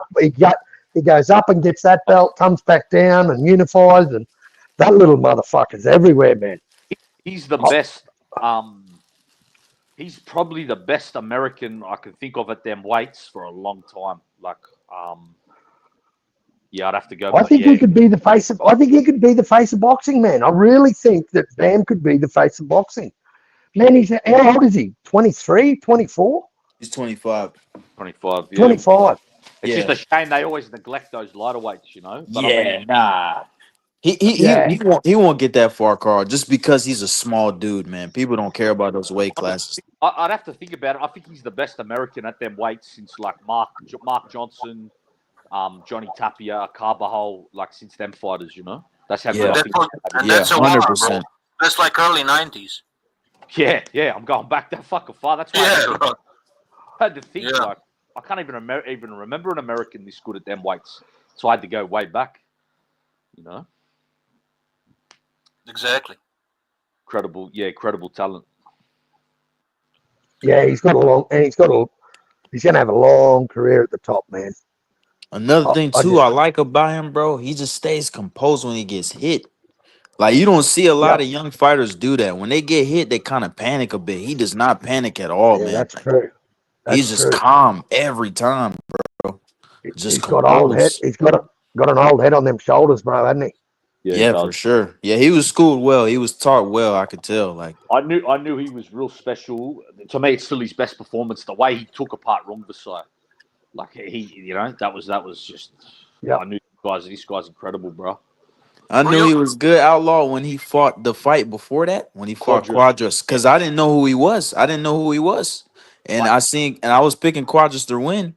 And the way he dismantled him and the movement he showed, I was like, damn, this kid kind of reminds me of Loma. I was like, what the fuck? Bro, you know what? He might be the best American boxer, bro. Currently. I think he is. I think he is. I think it's obviously Crawford, and then I'd say him or Shakur. Oh yeah. I can't forget about Crawford. You're right. Yeah, Crawford. Second best. Yeah, I think him. Yeah, probably Bam, then Shakur. I'd say that's the top 3 American fighters at the moment. 100%. Yeah, Bam, Shakur, Crawford. Yeah, I agree, bro. I guess I'd rank Teofimo still kind of up there because he has got the wins over Loma and Taylor, but he's not as good as. He's nowhere near like a Bam, like talent-wise, or Nah, he's not. No, he's not. He's got the accolades though. He's got the resume. Yeah, you know but what I'm saying. So not as good as Bam pound for pound. Nowhere near it. Nah, hell. Look at that troll. Bro, it's crazy how he's got that fucking. He's just beaten Cafu, man, and now he's fighting Martinez. Yep. Right, and he's going straight to the belt, Carl. He's not wasting no time. He's going straight to the belt. You know, some guys they take a little tune up, they fight a mandatory or some shit. Nah, he's going straight to the champion. That's what I like, bro. It's another O, man. He's gonna take another O. He took Sonny Edwards O. He took fucking Cafu's O, and he's gonna take Martinez's O. Yeah, so Martinez, that's the Argentinian, yeah, the one that was the Puma, yeah. Yeah, the Puma, yeah. Mm-hmm. Yeah. That beat Ioka. Yeah, honestly. Is Ioka retired? No. Yeah, I don't know, bro. I think he'd have to be close to it. I can't. Yeah, I mean, see, I wish we saw Ioka and Chuck fight before they retired. 2 legends. They should have got it on. Yeah, they should have fought, man. I don't know why. And he's a southpaw. And he's a southpaw, just to throw that another spanner in the works. Well, that's why 150 said the Loma comparison. I could really see it, you know. Yeah. Yep. Yeah, he fights like Loma, man. Like the way he never keeps his head on the center line, and he uses subtle footwork to get inside. Like I could tell he watched a lot of Loma, bro. But also too, like he can box on the back foot, just like Outlaw said with the Runga side performance. That shit was impressive as fuck, man. Like he can box, bro. He really can box if he has to. He can mix it up, go to war. He can mix it up. He can go to war. He can fight any way possible. Like that's why I say he's a complete fighter. Yeah, he's like a Morales. He can do everything, you know. Yeah, he could do everything. He's like he's like a Estrada. Estrada, you know what I'm saying? Yeah, newer version of Estrada. That's why yeah, newer version of Estrada. Yeah, that was like the passing of the torch when they fought. You know. Yeah, 100%. That's actually true. 150. He really is. Yeah, he's like Estrada, man. Fuck, bro. Fucking Chocolatito's still fighting, man. Fuck, man. That dude's crazy. Crazy little motherfucker. Yeah, well, you know he's Bam's #1 sparring partner, eh? Yeah, they're doing a lot of work together. I have seen that. A shitload of work together, bro. That's his. He gave him the blueprint. He gave him the blueprint for Estrada, bro. And Carl, lad, you make a good point because I didn't even think of it. Like I mentioned, I even see a bit of Chocolatito in him as well. You know. Well, I've even heard people say that he's better than Chocolatito right now, and I'm like, oh, come on, man. Like that's a bit of a stretch. Well, yeah, that's a bit hard for me to say. Like he's more. Nah, hell no, he ain't better than Chocolatito. Yeah, he's not better than like. Bam. Bam, yeah. Nah, Chocolatito. Yeah, I heard it on Rapstars the other day. I don't know. Nah, I think you know what, trolling. You know what? Chocolatito is one of the most disrespected champions in the last 10 years. I'll tell you how they'll get away with saying that because Bam's a bit more versatile, but that doesn't mean he's better. Chocolatito is one of the best pressure fighters we've ever seen. Like that dude was a nightmare to handle in his prime, you know. He's one of the most disrespected champions in the last decade, bro. A lot of people disrespect him and his resume, and because a lot of those people are casuals, they don't know shit about boxing. Yeah, they don't know what they're. I remember Johnny Boy with the Estrada fights. Johnny Boy would lose his mind, and then we're at Chad's and Johnny Boy jumped on and I said, "Bro, come on, go watch it again. He didn't win the fight, bro. Go watch it again." And he's like, "Yeah, maybe I was a bit excited." Yeah. Yeah, nah. Chocolatito lost the third fight. Like if you look at the first couple rounds, bro, he looks slow as fuck, man. Yeah, it was different. He just had a hard time like adjusting early. He just started too late, bro. Estrada boxed like a robot in that fight. He boxed well, bro. Yeah, he did. Bro, I think he had a broken hand too. Man. Yeah. I thought that was the second fight when Johnny Boy lost his mind, but I think go. See, the second fight, I agree with Johnny Boy. I think Chalk got robbed. I think Chocolatito beat Estrada. I was saying, DJ, I think Johnny Boy probably lost his mind both fights. That's true. Yeah, but Chocolatito is one of his favorites, bro. He's one of the biggest Chocolatito fans. Yeah. And rightfully so. Rightfully so. Johnny Boy knew his boxing, man. He knew who was who in the fucking zoo. And he loved making his prediction videos. People can say whatever they want, but those prediction videos he did, 90% of the time he was right. 100%. He fucking knows he knows his shit. And you know the other shit, the drunken Johnny, the spitting all over himself. That was the side act, man. That was fucking hilarious. Oh, I'll never forget his spit. But this is the thing about him. It was always about boxing. Like even when drama was going on, that drama was still related to boxing. You know, it's not like this drama we have now. This drama now is not even about boxing. It's just boring nonsense. Yeah, it's just weirdo shit, man. But that's why I like Johnny Boy. Like he will go berserk sometimes, but it was still about boxing. He would go berserk over boxing. He would call you names, motherfucker, this piece of shit, idiot. But it was still because of your boxing opinion. It wasn't like anything else besides that. I remember I heard Buzen has been ducking a lot of people, bro. That motherfucker needs to step up. He needs to step up. I heard Keith Thurman was like, bro, you don't want to fight nobody. I heard Keith Thurman saying that. Well, he's right. No, he is right. No, Keith Thurman is 100% right. Boots don't want to fight Well, nobody. He don't want to hey, fight Turkey, Ortiz. He don't want to Turkey fight told him. Belichick. Turkey told him to go back to Bakram. fucking He doesn't want to Bakram. fight Bakram either. Nah, nobody wants to fight Bakram. Lubin's fighting Bakram. That shit's crazy, bro. Lubin's getting knocked the fuck out, man. Nah, he's He's not getting, fighting that fight. he's Lubin getting has knocked the the balls. fuck out. Lubin at least has the balls to do it. So I Oh, respect him. 100%. No, 100%. You gotta respect it, Well, bro. it's not a done deal yet. It's not a done deal yet. You think Lubin's gonna duck? 100%, bro. 100%. 100%. I knew you was gonna say that. Way too.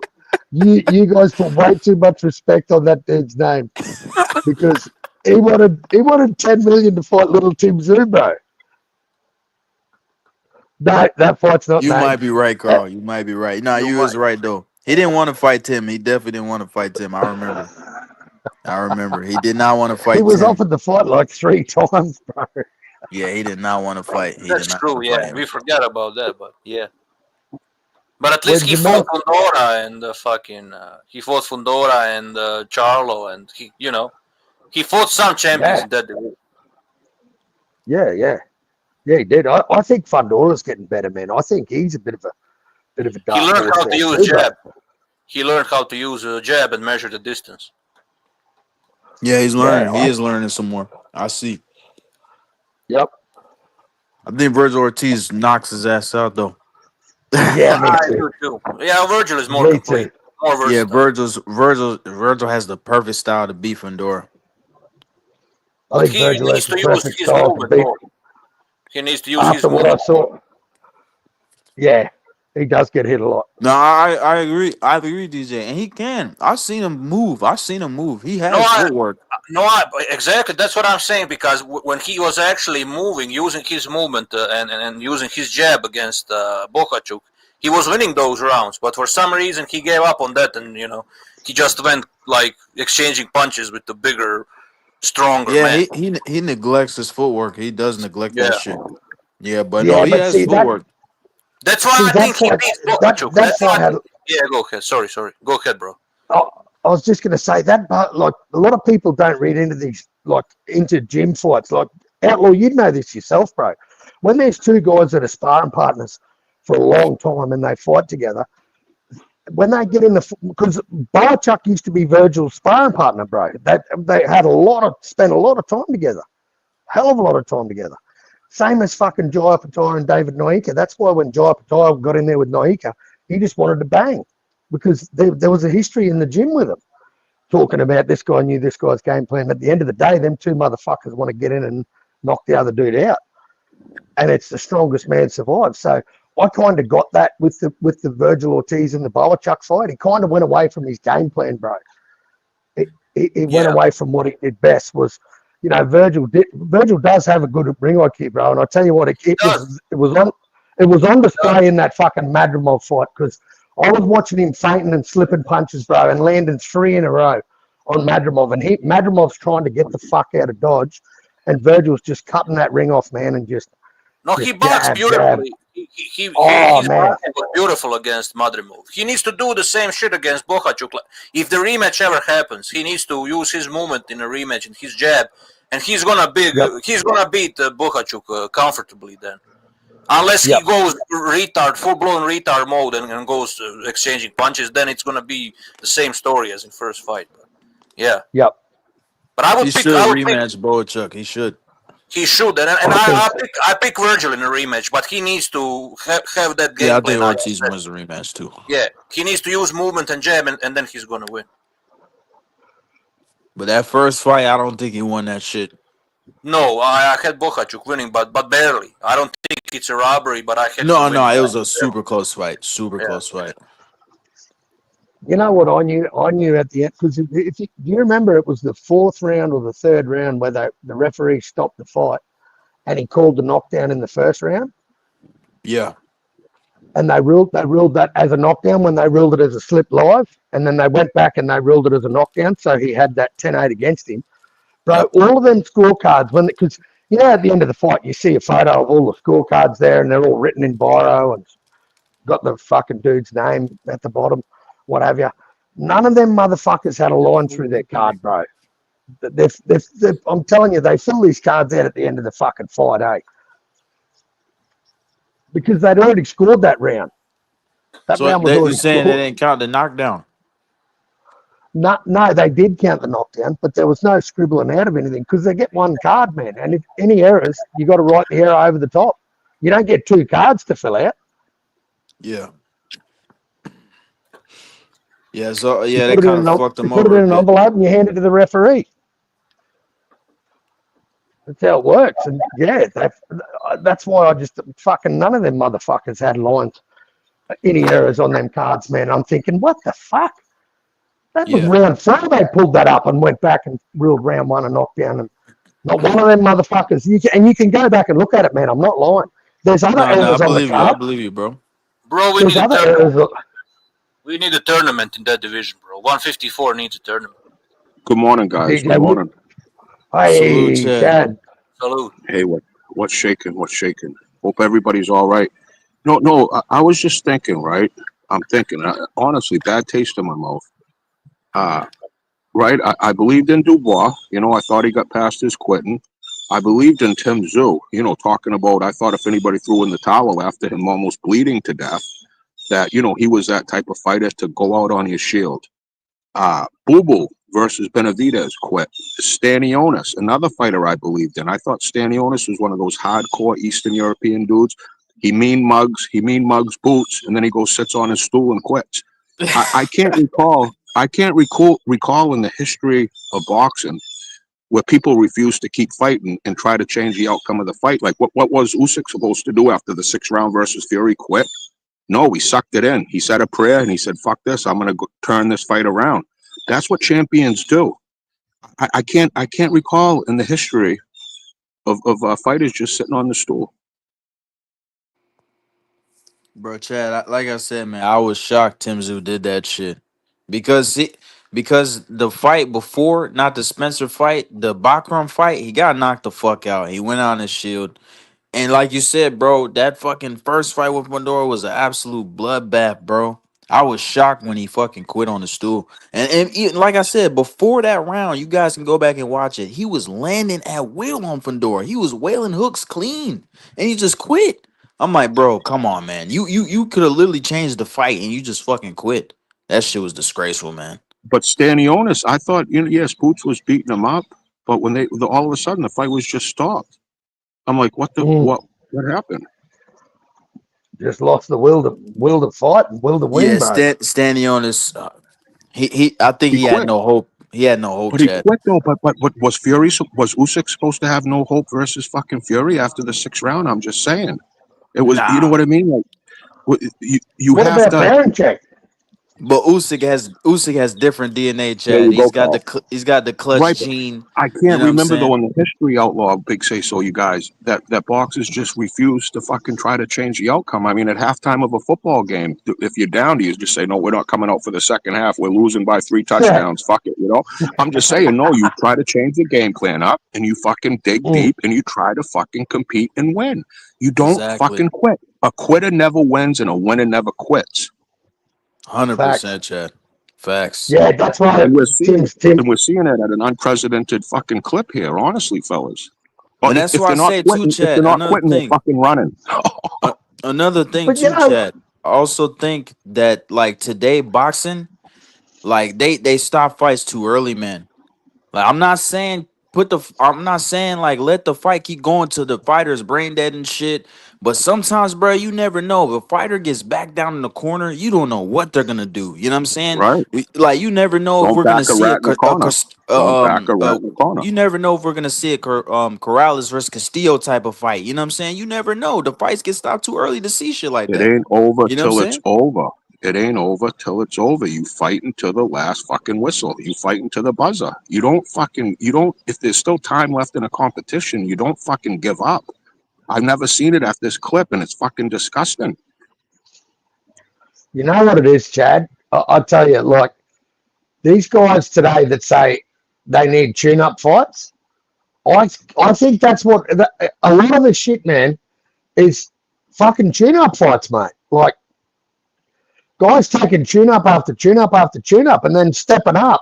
Look at prime example, fucking Anthony Joshua. Doesn't do hard sparring. Fucking had 4 easy touches, man, on the way to a fight with Dubois, a young guy that wants to take your fucking head off, and he got knocked the fuck out. And I mean, the list goes on and fucking on. Guys wanting to take tune-up fights, like, fuck me. And who can recall? And who can recall, though? No excuse here, but who can recall having? It ain't a party, right? It was a gathering. They weren't with strippers and fucking baby oil and fucking vodka and whiskey and shit, right? They were having a gathering the day of the fucking fight, and he ended up late to the arena. Not saying that would have changed the outcome, but that is crazy. I remember when Hearns and Hagler had a fucking 1,000 people in his locker room. Hagler had nobody. Hagler could hear the thumping and in the next room, and Hagler said that he's not bringing all those people in the ring with him. But I'm saying, I think, and then Hearns, I guess he got a massage or something, and Emmanuel Stewart was pissed off. But I'm saying, like, his locker room was full of energy. A lot of fighters can use that in a positive thing, but that's still taxing. Even though you're not drinking, you're not making it rain. You're still in a place where it's mentally taxing, and I don't think fucking Dubois is a social butterfly, to be honest. And I just feel like that. With all that craziness, he's probably not where he's at. But I've never heard of an event like that to show up late to your fight for undisputed. With those reports, it is rather fucking strange and very awkward, odd behavior. I mean. Yeah, but I mean, bro, that's hang just on, some bullshit, hang on. though, man. You know what I'm saying? I'll tell you some other bullshit they pulled was 2 days out from the fight with Parker, the cunt got a runny nose. So it's a pattern here. Like, the guy he's consistently inconsistent, bro. Like, that's what this guy is. Yeah, I agree, Carl. Like, I went straight off the Dubois train when he pulled out of that fight, bro. Two days out, they get big fat Bacoli weighing 330 pounds, looking like a fucking cheeseburger, coming into fight, saving the card, man. Like, I don't know. I just, as a promoter, it must be fucking like gut wrenching, because you lose faith in people like that, man.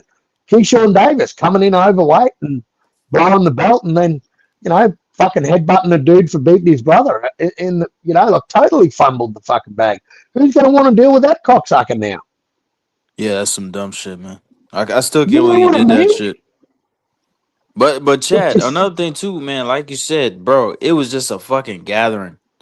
Like the people that's actually pushing that narrative, they're trying to make it seem like Dubois was on some fucking Sugar Ray Leonard Duran type shit. Duran partying in Panama and hella out of shape on cocaine and shit. They try to make it seem like Tyson with the Japanese bitches and you know what I'm saying with Douglas and shit. They try to make it seem like that. Like, man, Dubois was having a gathering with probably his family or some shit, man. That motherfucker went partying hard. I want to hear that shit, man. You know what I'm saying? But look, man, Dubois always been a quitter. He's always been a quitter, man. He quit against Joe Joyce. He quit against fucking Usyk the first time. And the second time, too, he quit against Usyk. That dude wasn't even hurt that bad. I don't even think he was hurt that bad, bro. I think he could have took more punishment. But he knew it was already over. Triple knee. That's his nickname, not Triple D. Triple knee. And then Carl, like you say, he quit. He fucking pulled out against Parker, which is some bullshit, man. I never believed that fucking bullshit excuse. That dude was not sick. He didn't want to fight him. Straight up, he didn't want to fight. After that fight, he did not go on any form of media and say anything for 27 days after that fight, bro. For nearly a month, he went quiet. Like, why aren't you screaming from the rooftop that when you're better, you want to fight fucking Joe Parker? Why aren't you doing that, bro? Why aren't you doing that? Why did it take you 27 days to come out and say you weren't feeling 100%? It was a bullshit fucking story you gave at the end of the day anyway, bro. Fucking weak cunt. That pissed me off, and I went straight off the Dubois train. Then I went, this cunt's as weak as piss. He's got the heart of a fucking bull ant. Yeah. Yeah, I'm I'm off him. No wonder why he beat AJ. Two guys that got no fucking heart, man. You know what I'm saying? That AJ win Yeah. was a fluke to me. You know what? Though? I got to keep it real. I got more. I think Joshua was way more mentally tougher than Dubois. He just got. You know what I mean? I think Joshua was way more. No, you're right. Allah. No, but you know, I don't think he's got heart, man. I don't think Dubois got it, because if you put it on him, bro, he just goes in his shell. He did not want to throw that fucking right hand. Did not want to let it go, because he knew when he did, fucking Ivan was coming. We'll see. That's another thing why Usyk's so effective, bro. Because at the heavyweight division, these big lads are used to just hitting guys once and having them fall over, right? But this guy Usyk is going to be coming at you the whole 12 rounds, moving from left to right to fucking backwards, forward, a million angles. Exactly. And these heavyweights are like, what the fuck? They're not used to that, Allah. Yeah. That's why I think like all time, if you put Usyk all time with some all time heavyweights, I'm not saying he'll beat them all, but he'll definitely give him trouble, because no one's ever seen that style, man, at the heavyweight division. You know what I'm saying?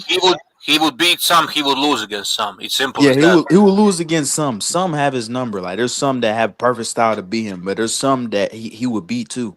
You know what I'm saying? Now listen, I honestly believe he would whoop both Klitschko brothers. I think he would whoop Sonny Liston. I think Vitali's a tough fight for him. I think Vitali's a tough fight. But Vitali's a tough fight for him. But I think Usyk would beat him. Just my opinion.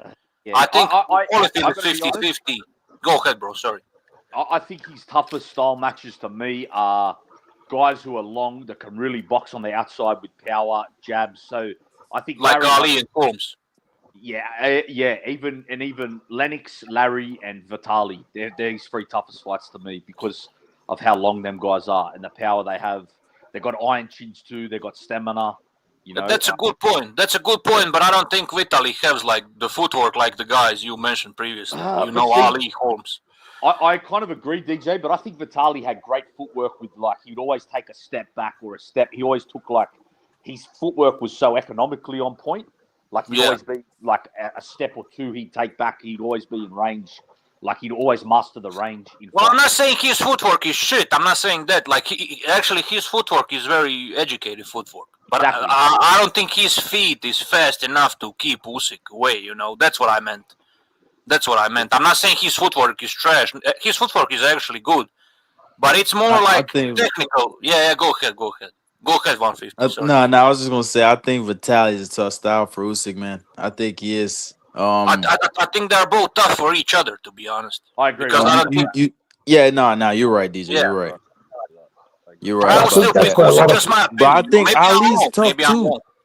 I think Ali's a tough style for Usyk. I would pick Ali. But as you brothers know, I've always had Vitali top 10 head to head. I rate him very highly, as you brothers know. So yeah. I respect Vitali. I think he's way better than his brother. Let me just put it this way. He's resume, but head to head, I think Vitali's a monster. You know. Yeah, the reason why I think Ali is a tough style, it is Muhammad Ali, but at the same time, he's a real tough style for Usyk is because they're the same size. Usyk hasn't fought no one the same size as him. Not one time. I don't think so. Ali's jab would be too much for Usyk. Same thing with Larry Holmes. I think Usyk beats 70s Ali, but I think 60s Ali I probably give an edge to. That's how. That's a different story. You know, prime. I meant prime for prime. Nah, prime for prime. Prime for prime. Ali's a problem for anyone.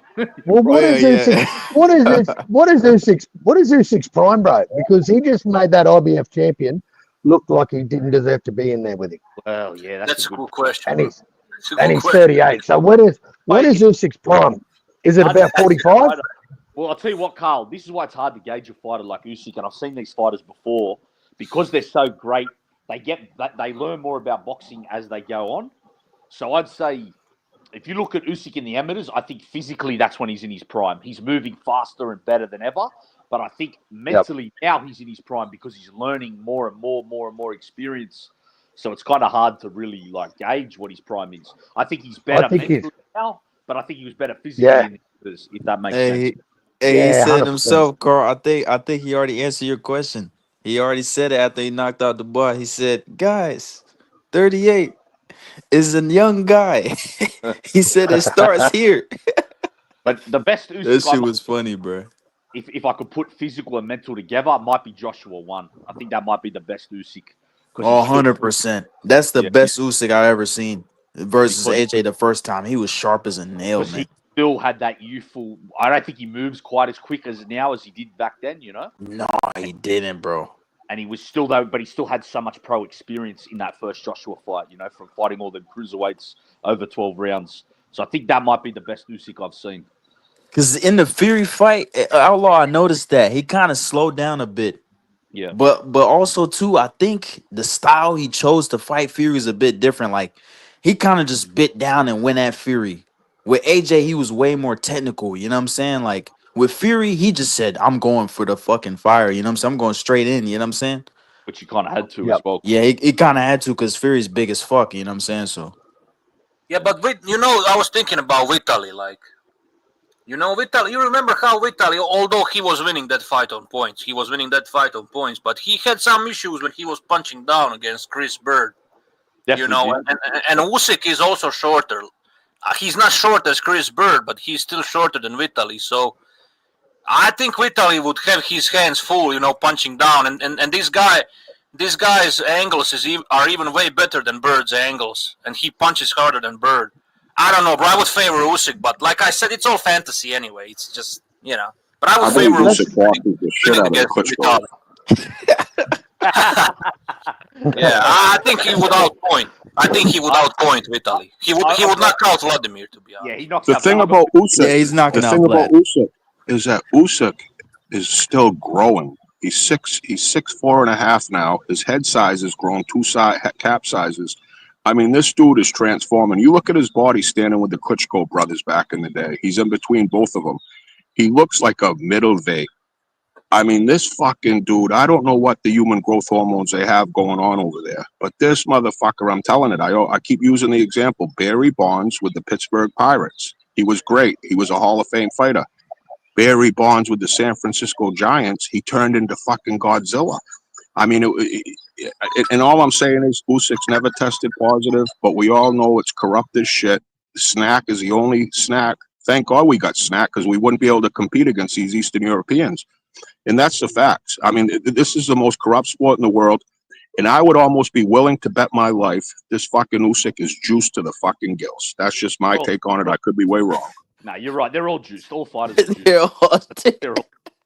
If you think any boxer is not juiced, you're going out on a huge limb. Like over 90% are juiced at the least. Usyk's forehead has grown in fucking thickness. His head's bigger. I mean, I'm telling you, he's fucking transformed his whole fucking body. Got the Mayweather head. Look at how much Mayweather's head grew. You know what I mean? It's the same thing as Usyk.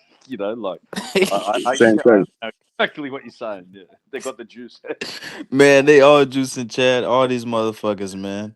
Even And those fucking Ukrainian Russians are the best. Those Bro, are the I best. hate when dudes try to say snack is not like juice or whatever the fuck that shit is, bro. You literally got Victor Conte that was banned from multiple sports. Every sport in the world. And Every you're sport telling in me the that world. shit's clean. You're telling me that shit is clean. Get the fuck out of here, man. Dudes Especially are his fools top if they shelf think that shit. shit's clean. He's got some top shelf shit that fucking you can't tell me them fuckers aren't getting, man. I'll tell you what, not juicing in boxing is like. It's like walking through a war zone without a gun on your. Without a gun, exactly. Exactly. Can I be completely honest with the whole juicing thing? I think that topic is beyond boring. I think they are all on juice anyway. I think it's a waste of time topic. It's kind of gay. It's kind of gay topic, to be honest. It's kind of faggy. It even sounds faggy, like yeah, it's kind of gay, bro. Like we all know that even though those guys in the 90s took even more drugs, but they were not tested back then. That's the only difference. Oh, 100%. So, these accusations Usyk is juicing. Their favorite heroes were juicing too. Mike Tyson was juicing. Holyfield, which is my favorite heavyweight. Holyfield is my favorite heavyweight of all times. He was a juicer. He was a juicer. He was absolutely a juicer. Roy Jones. Yep. Massive juicer. James Toney, massive juicer. That's why 90s Shane Mosley. That's why 90s boxing was so great, because it was like the most like that was where like high level like the juice, like the level of steroids increased, and there was like barely any drug testing. So 90s boxing. Well, look at the Olympics at the same time, bro. Look at the cheaters that were getting done using that nice juice. Yeah, that was the good shit. In boxing, you didn't even have that testing, so they didn't have to worry about getting caught at all. So 90s boxing, Yeah. You know what I mean? Yeah. Yeah. Well, you know, now in world swimming, right? This is no bullshit. In world swimming, they've got a fucking an exhibition where they encourage everyone to juice to the fucking eyeballs. And man, you want to see some of the size of these freaks getting in the pool, bro. They are just all the Chinese swimmers. There's a heap of Aussies, the Americans. They're all, and they're winning big prize money, bro. And they're allowed to juice, and they're loving it. I think it should be like that anyway, you know. And they're breaking world records left and fucking right. Yeah, if it was up to me, that's how all sports would be. Why even have, you know what I mean? We're here Well, to see that's right. optimized performance. That's what I'm here to see. So, Yep. But yeah, I agree. That Victor Conte's a fucking grub. Get him out. Yeah, Fuck him yeah, off. man. Like if anyone thinks that shit's clean, these guys are fools, man. You got And a he's a guy like fucking- Memo Heredia. He said he would disguise any steroid. He can just, you know what I'm saying? Like, come on, man. Yeah. Well, it's all Bro, synthetics now, bro. You had people in the 50s already using performance-enhancing drugs like anabolics and stuff. Yeah. Like you can look it up. Although this is not related to boxing, but it's a good example of that. If you guys don't know, you guys should Google this. 1954 Soccer World Cup. The Germany won that World Cup against Hungary in the final. They were all using anabolics. The entire German team. The entire German team were using drugs, performance-enhancing drugs. And nobody knew until like 20 years later. 20 years later, yeah. So this is shattering all of these illusions, how these athletes from the past were clean, little boys, polite. They didn't take you. Just that example alone destroys all the narratives. You have to put yourself in these athletes' shoes, right? The difference between being a millionaire and never making it, I have to use this drug. They 99.9%. Of course, they're going to pick to use PEDs because that's what. Of course, because they wouldn't even win that match against Hungary. Hungary would fucking crash them. Yeah. Exactly, and like that's the average guy in the gym today. If I take this PED, I could become a millionaire. If I don't, I'm never going to make it. Of course, they're going to choose to take that PED because they want to provide for their families and themselves. You know. Yep. Yeah. Yeah. And I'm not saying literally everybody takes it, but a lot of them, bro, do. A lot of them do. I'm not saying like literally everybody. There are some elite athletes that don't use it for sure, but yeah. I'd say the only ones that don't are extremely gifted athletes that don't need to, but that would be a very rare. That's true. Yeah, that's rare as fuck. Rare as fuck. Oh, what about? I think a lot of cab drivers ain't on it. The cab drivers and Uber drivers and they get in the ring, they not on that shit. Even some of them are, bro. Even some of those are. No, some of them are. No, some of them are, but I think a lot of them are not though. But you never know. You never know. Did you see the press conference before the weigh-in of Dwyer and Usyk too? When fucking they introduced one of Usyk's team as a scientist. Yeah. And I'm thinking, this motherfucker's got his own scientists working for him. Exactly. Don't push the horses. Don't push the horses. Don't push the horses, yeah. The boss team, he said, I need a translation. Like, bro, you couldn't hear what the fuck he was saying, you fucking idiot. What the fuck? What's wrong with that Don Charles character, bro? Bro, that dude's a clown. That dude's a clown, man. He's a gronk, bro. That's Yeah. He's a con artist. That's what he is, a fucking con Charles. He's a fucking con artist. But there's so many of them in boxing, bro. There is a lot of them many in boxing. There's a hella con artists in boxing, bro. Holy man, it's just a haven for them. Too many, bro. Too many. That's Rolly like me. Romero's a con artist. Yeah, man. Yeah, I mean, he's got a hard punch. That's about all the lad's got going for him, really. Yeah, nah, yeah. Hey, He's just but got. how bad's Ryan Garcia? He made him look like Rigondeaux. That's how fucking bad. Yeah, That's that's true. terrible. That's true. He made him look like Man, Rolly. that Yeah, he's trash too, man. Ryan Garcia made Rolly. All he has is a left hook and speed. That's it. And he does it, spazzes it over and over again, or spams it, whatever the fuck that was. But He spams that shit. these guys making like excuses for Ryan Garcia are pathetic, you know. Yeah, like he clearly got caught using juice. Like I said, I don't really care that much, but he got caught, right? So it's just a fact. But the excuses they are making for him, it's fucking disgusting, bro. Yeah, that's a lot of excuses. I love that he got that. Like he had all these new fanboys after he beat Haney, and then they just got fucking destroyed when he got schooled by fucking Rolly of all people. Yeah, that shit was so funny, bro. That's funny, That shit was funny. Those Bro, I was excuses are dying funny. laughing when Ryan lost to Rolly, bro. Yeah. Oh, that's some of the funniest He lo- shit, man. He lost Talk about against fucking fumble. Forrest Gump, bro. He lost against Forrest Gump. Look, I'll be honest, man. Of all those fights at Times Square, of those 3 fights, I thought Ryan Garcia versus Rolly was the easiest one to pick. If I was banking money, that would be my banker bet.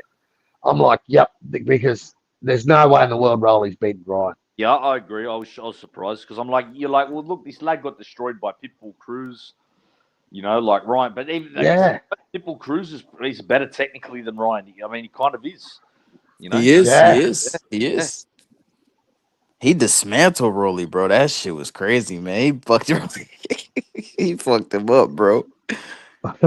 He fucked him up bad, bro. He had Rolly in the ring talking about some happy Easter. It was nowhere near Easter. Talking about Jesus being resurrected. That dude was punch drunk, bro. He was concussed, bro. He was concussed, bro. Bad, bro. That's right. I remember that now, bro. I forgot about that because he's talking about fucking Easter Bunny and shit after that. Yeah. What about when Tank knocked him out and then he said at the end of it he's going to knock his ass out at the post-fight press conference? He said that he's going to shit knock was him funny out. as fuck. He said, I won every round. Yo, Rolly that dude's crazy, man. He's crazy, bro. He said, I won every single round before I got knocked out. He said he just caught me with a good shot. He said he was too dehydrated. That's what he said. He was dehydrated and drained, which I kind of believe that a bit because Tank Davis drains dudes, man. You know what I'm saying? So Of course he does, man. he Any drained advantage. Barrios. He drained Ryan Garcia. You know what I'm saying? He's draining all these dudes, bro. He drained him to within a fucking inch of his life. What kind of a sick joke is this? Do you guys see this comment? What kind of a sick joke is this? Kubrat Pulev is the regular champ. What the fuck? Everything wrong. Fabio Worley is the interim champ. Everything wrong. Fuck me. This is what's everything wrong with boxing. This comment alone, bro. That stuff he wrote. Yeah. Fucking Kubrat Pulev. I forgot about that guy completely, bro. I thought he was retired. Yeah, I thought it was too. Yeah. Live. It never ceases. It's the gift that keeps giving our sport, bro. It's the gift that just keeps on giving. If it's not a bullshit decision or a poor fucking judge, or poor scorecard, or some bullshit, someone pulling out of a fight. Oh man, it's these fucking rankings, these sanctioning bodies. Fuck me, man, and they're all as bad as each other, bro. Like the IBF making it mandatory. Guess who he beat for the regular belt? You lads are gonna laugh, bro, when I tell you this. Not Dempsey McKean. Yeah, go ahead, bro. He beat the Lebanese Usyk Manuel Charr. Oh my! That's favorite Suleiman's boxer. Suleiman loves Manuel Charr, man. Yeah. That's the Manuel Charr's got some connection because how the fuck he got so many title fights? He's got the connections. Yeah, he definitely has connections. He definitely Maybe does. it's the Lebanese connection. Yeah, he's definitely got the Lebanese connection, bro. Because this motherfucker, He's always relevant around belts. Crazy. Since he come in, DJ, his whole career he's been around the belts. You know. Bro, I think And ain't win a Suleiman single calls him one. Mamucha or something. He calls him Mamucha. He been around belts and ain't win a single one. What is he say? I think his name is Mahmoud Shah, but he calls him Mamucha. That's how Have you Suleiman heard calls him. Have you heard Suleiman call Shakur Mini Macho Stevenson? Nah, I never heard him say No, never heard of that. Never He heard calls him him say. Mini I haven't heard Macho. Suleiman. I said Suleiman. Suleiman, yeah. I haven't heard him in a minute, man. Oh, he's at Rap Stars right now, dribbling Yeah, shit that's about what I thought. That's what I thought he would be now at Rap Stars. dribbling shit about the IBO belt. Talking that shit. Yeah, talking about the IBO. Oh, Talking about love the that. intercontinental belts and shit, bro. What the fuck? Regular belts also. This dude talking about all these regular belts, ass regional titles and shit. Yo, European champion. Come on, bro. Bro, he even mentioned like Asian Pacific belt once. I'm not even trolling. Asian Pacific belt, bro. Bro, that dude is those belts crazy, maybe bro. carry like those belts are maybe like they maybe make sense like in those extremely low weights, you know, like light flyweight or minimum weight or. But even then, you know, they are not that much respected, you know. WBA Asia Oriental, like what the fuck, are you talking about, bro? Yeah, Crazy no one guy. gives a fuck about those belts, bro. Asia Oriental belt, bro. Jesus. Yeah, man, no one cares about those belts. Well, of course, sometimes belts. I think he's trolling people, but he's actually serious. No, he's serious. He's serious. I don't know. He might be. I think you might be right, DJ. I still can't work it out whenever I hear that lad talk. I just couldn't believe. You know what, I'll tell you what cracked me up was when he said that Berlanga was going to knock Canelo out in 2 rounds. Yeah, that shit was But funny. you actually kicked Berlanga as well, Monteca, but Monteca will come back straight away. Said I was wrong, you know. He owned up to it. Yeah. I don't know why he was pushing that so hard, bro. I think he was just going for him, bro, because he's you know, like. Yeah, I think so too. But is he from the same area as Monteca? Yeah. It was an area thing. I get it, man. I totally get it. Fuck. That's what I mean. Monteca come and slayed him ever since that, you know. So yeah. Yeah, of course. Yeah. No, I heard Monteca talking about other subjects. He actually knows boxing, bro. He knows. No, he does. He does. He knows a hell of a lot more than I do. I'll put my hand. He knows a hell of a lot more than I do. He knows boxing. He does. I've heard him talk about it before. Monteca, boxing and rap music, he's hard to touch. He knows both, you know. Yeah. But people sometimes can't tell if he's trolling or being serious, you know. But when he's serious, he knows boxing. He knows. Oh yeah. Yeah, fucking oath. Yeah, I've heard him spit some shit at Rap Stars, man, and he just leaves people like he'll bring up a fight and you know, like, and someone will just like, and he'll ask a question like, "What did you think about that fight?" And then they go, Yeah, he cooked D Calico once. I remember he cooked like his ass completely. Well, D Calico's a fucking troll. He's a troll. I like him. I think he's funny as fuck. Man. Well, sometimes he can be annoying, bro. Sometimes he destroys like good discussions. Yeah, he does. Yeah. You know. Yeah, he is a funny cunt, man. Some of his takes I've heard of he's fucking had me in stitches laughing, bro. No, it's crazy though how some of these fucking videos and clips on YouTube are like famous now, bro. Like I remember when H Money had Shakur Stevenson on the panel and Devin Haney and shit. Bro, I was there that day on the panel. And then one day I was scrolling on Instagram and I seen the same exact clip. I'm like, what the fuck? Bro, I was shocked. I'm like, yo, this shit's actually viral, man. What the hell? And you were there, bro. And I was there, DJ. I was right there. Right when he put Shakur on, he put everyone backstage because he just let him talk and shit. But I was on that panel, bro, that day when Shakur was on there. That shit was crazy, man. And Devin Haney and Bill. I done talked to Bill a couple of times, man. That dude's funny as shit, man. I remember I was telling him, I was like, hey, Lomachenko gonna beat your son, bro. He was like, nah. I said, bro, he's gonna beat your son. I remember when when he had those shit performances. You know what I'm saying? Before Taylor, and man, he was like Teofimo, man. He was like, bro, he's just fooling you guys, bro. He was like, he's still good. He's still one of the best fighters and shit like that. Bill was just trying to dick ride, but I mean, he came back and beat Taylor, but I mean, I knew he was gonna beat Taylor anyway. That means nothing. Taylor was washed. Taylor was fucking washed. He's straight Taylor, up. You know what I'm saying? remember, and this is not even me. I remember after the Catterall fight, I went on Thunderdomes and I said Taylor will never win another fight at world level. Now, like, And he hasn't. And he hasn't. I'm not even trying to give myself credit, but how good did that age? You know what I mean? That Yeah, is well, very that's well like the outlaw. win. Hey, it's the same as those type of wins, Outlaw. You know, when you beat a guy like that and then he doesn't go on and win a belt or ever, you know, become world champion again, the wins don't age well, bro. The wins that age well are the guys that you beat that come back and become champion again. Yeah, that's Exactly. Yeah, Yeah, those wins age well. And Ta- that's why Taylor lost to a fucking random UK fighter, man. I picked that fighter to win too. I never even seen that guy fight, but I knew Taylor wasn't gonna win. That's yep. I knew Taylor was cooked, bro, and Catterall beat him. And I said to Nordic on the panel, I said to Nordic because he's from Taylor City. I go, trust me, bro. I like Taylor too, but he will never win another fight at world level. He's finished. He's finished. He was finished. I kind of jumped on Catterall a bit after that first fight, man. But fuck, he's been a letdown.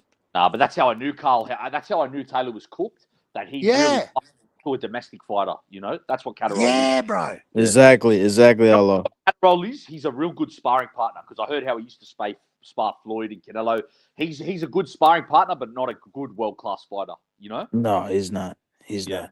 He reminds me different style, but he reminds me of you lads. Remember, there's a lad named Beltran that used to spar Pacquiao and all that. Yeah, Ray Beltran. Huh? Ray Beltran. He was a good sparring partner, but not a good elite world class fighter. You know, that's what Catterall is to me. A sparring partner more than like a world class fighter. Yeah, Crawford stopped him. Yeah, Crawford beat. I think Pedraza stopped him too. Might very well good. Yeah, I think he did. Yeah, I'm sure he did. Matter of fact. And that's what who stopped him? Crawford and Pedraza stopped Ray Beltran. Oh yeah. He was a real good sparring partner, Carl. Now I was comparing Catterall to him, Carl. Like they're world class sparring partners, but not world class fighters. You know. Yep. That's what Catterall is. He's like a sparring partner, bro. You know. Yeah. Some guys are sparring elites, man. yeah. Well, they just give good rounds. They know how to be good sparring partners. You know, like it's. Yeah. Well, I think maybe George Kambosos those 300 rounds he did with fucking Manny Pacquiao counted for nothing in the ring. Nah, Carl, you hit the nail on the head. Kambosos is a sparring partner, but Teo made him world level. I really want to see that sparring with him and Pac. Like, how did that shit even go? Well, I don't know, but he didn't learn much. I'll put it that way. I guarantee you, Pacquiao was beating the fuck out of him in sparring. Yeah, he probably was, bro. Yeah, I don't think George was doing anything special or keeping up with Pacquiao. Well, Jason Maloney beat Kambosos in the amateurs, bro. I'm not surprised. I could see that. Maloney boxed. Yeah, Maloney's a better fighter than Campbell. He's straight up Well, his, bro. He's just more skilled. He has more skills, man. This Curry lad I know from my area, bro. Like he's friends with lads I know. He's a bit younger than me. He beat Kambosos multiple times, bro. You know? Yeah, in the amateurs. yeah, bro. Chatty Oscar, bro. Chatty Oscar. Yeah. That's why when I interviewed Kambosos' coach on H Money's, I couldn't help but have a shot at him. I go, tell him Chatty Oscar to say hello, bro.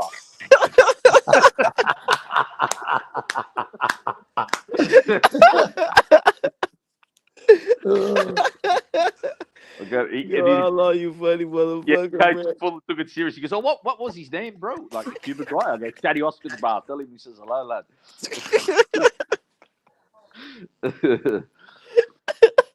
Yo, but real talk, bro, that shit was too funny, bro. That's how I knew though Kambosos couldn't deal with that style. To be real with you, because I know how Chatty Oscar he fights like that. You get me?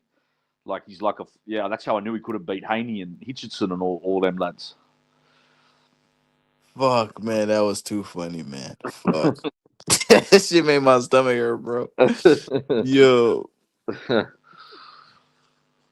Yeah, Cambos is absolute trap. Like, bro, there's probably domestic fighters in the gym now beat him. Like, he's trash, bro. Yeah, well, that's He should have not gotten as far as he did, man. He really shouldn't have. But I do But give him he overachieved and yeah, and he's a tough cunt. Like he fought everyone. yeah, he's a tough motherfucker. He is though. You got to give him credit for that. He fought everybody too. Yeah, He ain't duck no smoke. You know what I'm saying? I can't say you can't say that about him. He didn't. The only time He still needs to pay his trainers though. yeah, no, that's 100%. Yeah. Well, that's why I don't like him. Like it's nothing to do with his boxing. You know what I mean? Yeah. Yeah. But what to take it back to boxing? The only time I reckon he kind of ducked is I reckon he ducked Loma to fight Haney because he thought Haney was easier. But to his credit, he came back and fought Loma, so I can't hold that against. You know what I mean? Oh, 100%. Yeah, yeah. I can't. You can't really fault anything he's done, man. Like the dude has been able, and he must have a hell of a team around him, man, that can put him in those positions to fight for those titles, bro. Because fucking everyone wanted a piece of Cambosis, man. Hitchens. And outside the ring, he's a fucking millionaire, bro. Because him and his dad, like, they've bought property all over the St. George area here, you know? Like, he's set for life, cuz. He's set for life. Yeah, that T.O. fight and the Haney fight really paid him. It wasn't even the T.O. fight. It was the Haney fight that paid him well. It was the first Haney fight, bro. Yeah, the first Haney fight. No, the second wasn't. The second fight didn't sell real well at all. I think hell no. Only 14,000. Yeah, way smaller stadium and all that shit. Well, it was a tennis stadium. They went from a football stadium to a tennis stadium, bro. Yeah, well, as you brothers know, I was at the first fight. All them Greeks that went to the first fight didn't go to the second. That's why. Yeah, the crowd dropped. Because they was sold a dream. They thought he was better than what he was, you know? Bro, he had the fucking Greek soccer fan base fly over from Greece and shit. That's how like they were on that train, you know? Once he lost one fight, it was all over. They said, fuck this dude. That's why if DJ's still here, he'll laugh. Like, bro, the first fight, there was all Greek soccer hooligans from Greece with the balaclavas and shit. They were all on the train. That first fight, you know? And then, yeah, he had the full Greek, like, Athens supporters and that DJ fly over, like, you know? Yeah, I believe so, yeah. Yeah, and then, but that obviously went away straight after the first fight. It's a shame Tony Reviews didn't come over and get his parts for his fucking Hyundai. Come on, See, and that's the thing, bro. If Cambosis actually had a competitive fight, right, Outlaw, and he still lost, right? If it was competitive, them fans would have came. Well, that's what all the Greeks. But it's the way he lost. He just got jabbed, like literally lost to a jab. They're not really into boxing, the Greek fan base. It's more soccer. They went, "What the fuck is this that we just turned up for?" Like we've been chanting, we were chanting for 5 hours, dancing in the stands to watch that. We're not coming back. Exactly. We're not coming back. Exactly. We're not coming back. Tony Reviews, bro. Tony Reviews is Greek just as much as L-Dog is Croatian, I would say. Bro, that dude's crazy, man. Have you got his parts for him yet, Outlaw? No, bro, that dude said fucking Figueroa hits harder than Inoue. I'll never forget that. I can't believe he said that shit. I cannot believe he said that shit. Boy, what about when Fulton was fighting Inoue and he reckons he changed his pick and he deleted his video? Yeah, man. Yeah, that shit was funny as fuck. He said Fulton's too big. I can't even talk like that dude, bro. But that he picked Kambosos in a rematch against Haney, bro. He picked Kambosos in a rematch against Haney. That's bro, the worst take. Crazy, that's man. the worst take. Yeah, that's wild prediction. That's the worst. I can honestly understand like somebody picking Fulton over Inoue because a lot of people did, you know. I can understand that. But picking Kambosos, bro, come on. Yeah. Yeah, I was picking Inoue to beat Fulton, but I was saying Inoue wasn't gonna stop him. But he stopped him, so. I think I was the only person that said he's gonna stop him, bro. I remember that shit, you know. Yeah. But I'm not saying this to make myself, you know, being bigger than I am. But I'm just saying that I was one of the rare people I said he's gonna stop him. People were, "Oh, you're crazy. It's gonna be a tough fight." You know, I said, "Wait." He schooled him. I thought it was gonna be a tough fight. Yeah. So And I don't blame you. I don't blame any of you guys thinking that. But for me, the most outrageous boxing take that Tony had was when he picked Kambosos in a rematch versus Haney. That one is a complete fucking insanity, bro. Yeah.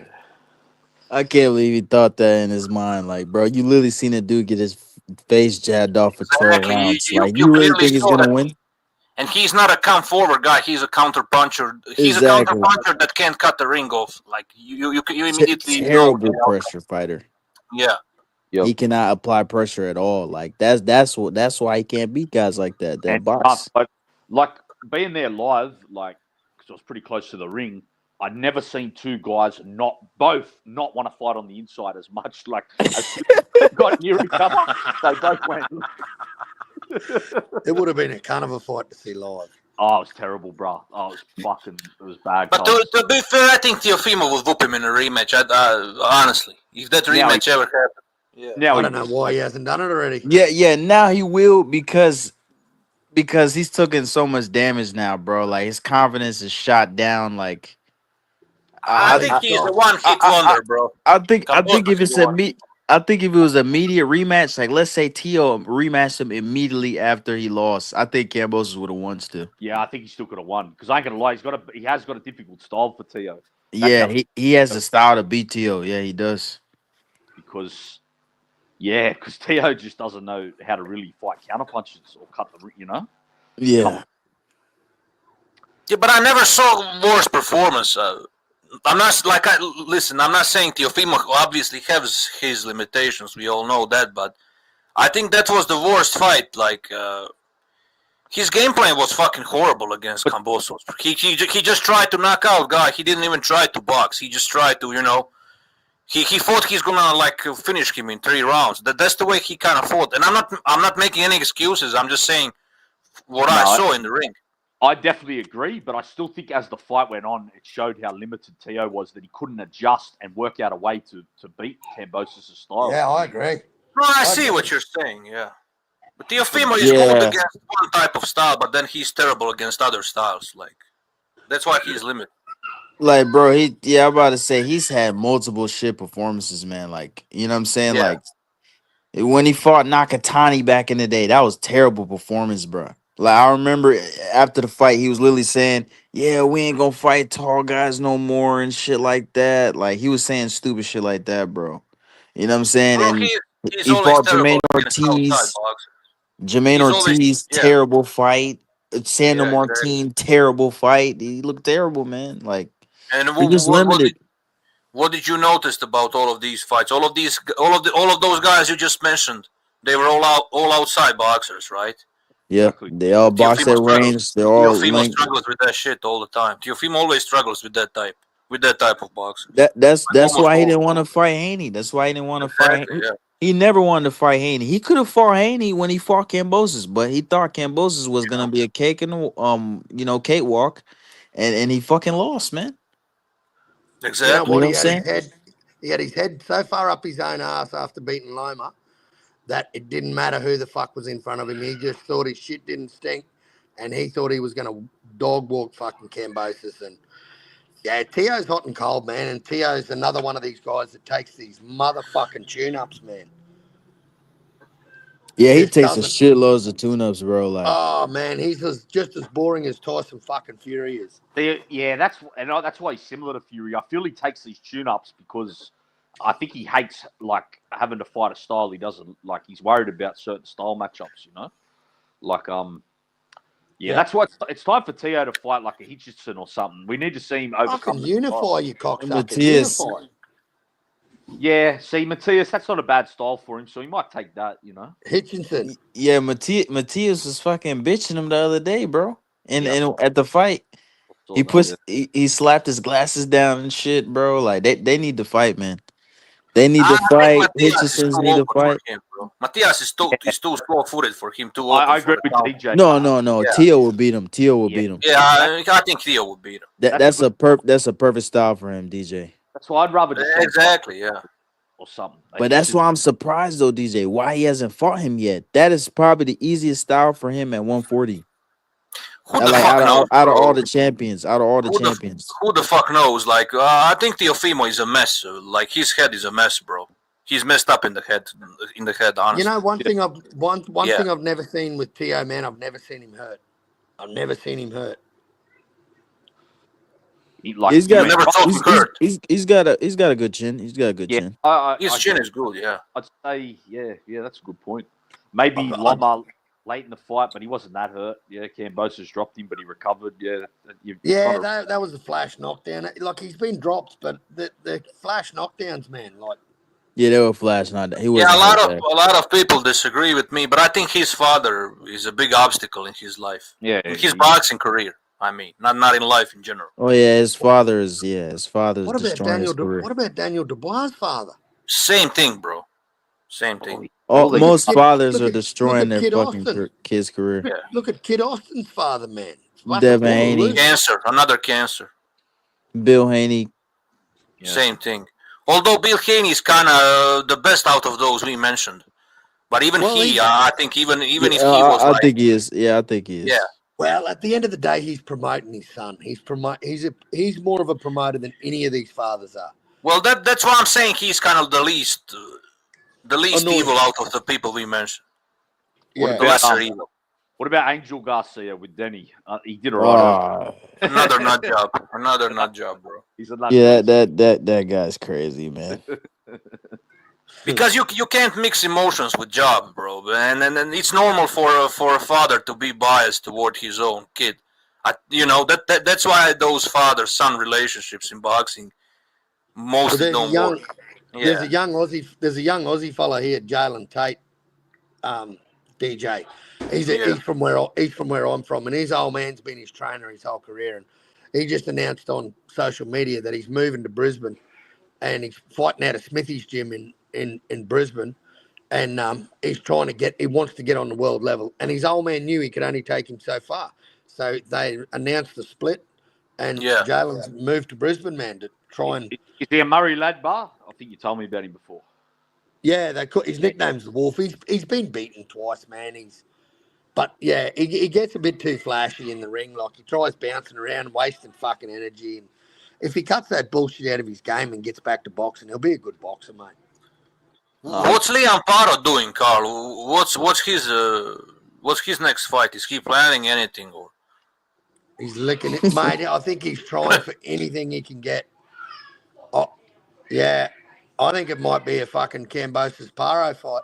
Yeah. Oh my God! I hope That's he's not probably going the to turn best into fight for another him right now. Kambosos. That's probably the best fight for him, bro. And if I'm honest, I think it'll be the doing the Michael Zarafa fight. I'd like to see. I'd hope Liam Paro win that fight if it does happen. I think Bro, he he does. whooped Sabriel Matias, so he's not that bad. Then I don't know. Like, he got outboxed by Hitchens, but styles make fights. But at the same time, he whooped Sabriel Matias, so maybe he can come back. I'm not saying he's gonna be the best in the division. He's not gonna be, of course, but he can still be in a bigger fights. He can still be in a bigger fights, right, Carl? I think Matias took something out of him, bro. I really think that win took something out of him. I think because I looked in that corner after I think it was the 7th or 8th round. Yeah. I was looking at his corner man, Alfie DiCarlo, and fucking Liam had that quit look in his eye, man. And I thought, don't you fucking dare. He had that look he had that look in his eye like he didn't want to be there, bro. And if you go back and watch it, you'll see it yourself. The camera pans on him and he looks like he's doesn't want to be there. And Alfie's going, you fucking got this, cunt. You've got this, cunt. I think it might have been the 8th or 9th round or something. But yeah, it was well into the fight. And yeah, Alfie's just riding him. But he got through it. So he got through it, mate. Yeah, but I think that took a lot out of him. Something out of him, right, cuz? Because I mean, that's Matias, man. And man, he's got a body. So that cunt can crack. Yeah, I think Paro, like you said, should fight Kambosos. Maybe come back to domestic level. Yeah, look to fight him, bro. Yeah, I think so, man. Bro, he's gonna kill Kambosos, bro. No, I hope he does. I think that's gonna be murder in the ring, honestly. Yeah, I hope he stops him. He should though. Well, he's soft to the body. It's that Yeah, he's soft to the body for That sure. right solar plex, bro, is gone. Yeah, Paro got to get to that body, get the southpaw angle on. Loma open that body up. Yeah, man, Loma was the first, and you know what? I picked, bro. I picked that Loma would be the first guy to stop Kambosos, man. Yeah, I did too. Yeah, and he fucking did. You both did. I remember that. I remember Outlaw. You had me dying, man. We was talking about that fight, and Outlaw was like, "Fucking Loma, stop him already, bro." I said, "Bro, he's gonna stop him. Just wait, just wait." And he did. She was funny as fuck. Did you guys saw that press conference? What, Loma and Kambosos? No, Kambosos and Hitchens, bro. I did. Cringe. Pure cringe, bro. That was the cringiest shit I ever saw. Yeah, it is cringe. It is, brother. I actually think the Kambosos Haney fight one press conference was more cringe. That was embarrassing too, bro. That was terrible, bro. Like George, bro. You know what's funny, bro? When these fighters in the press conference, when they bet, like they'll be like, "Oh, I'll bet 100,000 out your purse and shit." Every time the fighter wins, they never accept the bet. They never do that shit, bro. They always say, "Oh, nah, I let him keep his purse, man. I let him keep the money." Like, bro, they never fucking bet. If you ain't gonna bet in the first place, don't fucking say the shit, bro. What the fuck? Fighters always do that shit, bro. Sound like get the smoke. Like Shiraz did that shit with Berlanga. Shiraz did that shit, but Shiraz is a respectful guy, you know what I'm saying? And I can't Muslims don't bet anyway. A lot of Muslims don't bet anyway because it's against the religion. But it's forbidden. But it's forbidden. But even still though, bro, like a lot of fighters do that shit, bro. They bet and then they just give their money back. They're like, nah, fuck that. I don't even want your money, bro. Like, yeah. Well, Andy Lee's getting a fucking hell of a stable together, bro. Yeah, Andy Lee's a good trainer, man. He's a good trainer, bro. I reckon he could be candidate for trainer of the year, man. I'm just saying. Yeah, 100%. Cool, bro. Andy Lee, Joseph Parker, Hamza Shiraz, Paddy Donovan. Remember who he comes from, lads? Emmanuel Stewart. That's who. Yeah, man. So he's got the lineage of one of the greatest trainers ever. Yeah, he's a good trainer, bro. And you know what? When he got to Kronk, bro, this is no bullshit. This came out of Emmanuel Stewart's mouth. When he flew in for that title fight, the fucking minute he flew into the gym and introduced himself to everyone, he borrowed a pair of fucking shoes. He borrowed a pair of gloves. He had his gum shield in his pocket. He fucking threw his gum shield on, threw these boots on, and put some wraps and gloves on, man, and got in there and sparred one of the best dudes at middleweight at that time that they had, and he gave him an ass whooping. Well, who the fuck was it? He said his name. But yeah, Emmanuel Stewart gave him nothing but praise. Yeah, Emmanuel always loved Andy Lee. I can remember that when they were together. That's why when he won the world title, Emmanuel had just died the year before, and everyone was like, "Oh, he's done it. He did it for Emmanuel." Like Emmanuel would be looking down on him, and Yep. Yeah, bro. Emmanuel Stewart was a boxing mastermind. There's not guys in America like that anymore. That's why. Hell nah. There would never be another Emmanuel Stewart. No. That shit's long gone. Most trainers in American boxing trainers now, they're fucking trash. A lot of them are trash, bro. I know Emmanuel Stewart's in the USA at the moment, bro. Yeah, maybe that's what's wrong with American boxing. Jeez, that's the biggest problem. 100%. They have that. All the great trainers, like you even had the ones that come from Eddie Futch, that lineage. All the great trainers, different lineages. The lad that trained Ray Arcel, Gil Clancy, all them lads are gone, and the lineage they didn't pass that on to anyone really, or the lads they did aren't in boxing. So that great line of American trainers has been completely killed off. I'd say the only ones left is Freddie Roach, and he's got you know what I mean. He hasn't got much left. Like he's not. You know what I mean. He's not the same. Yeah, he's not well. No, he's not the same. Hell no. He's not the trainer that brought Pacquiao out from Margarito.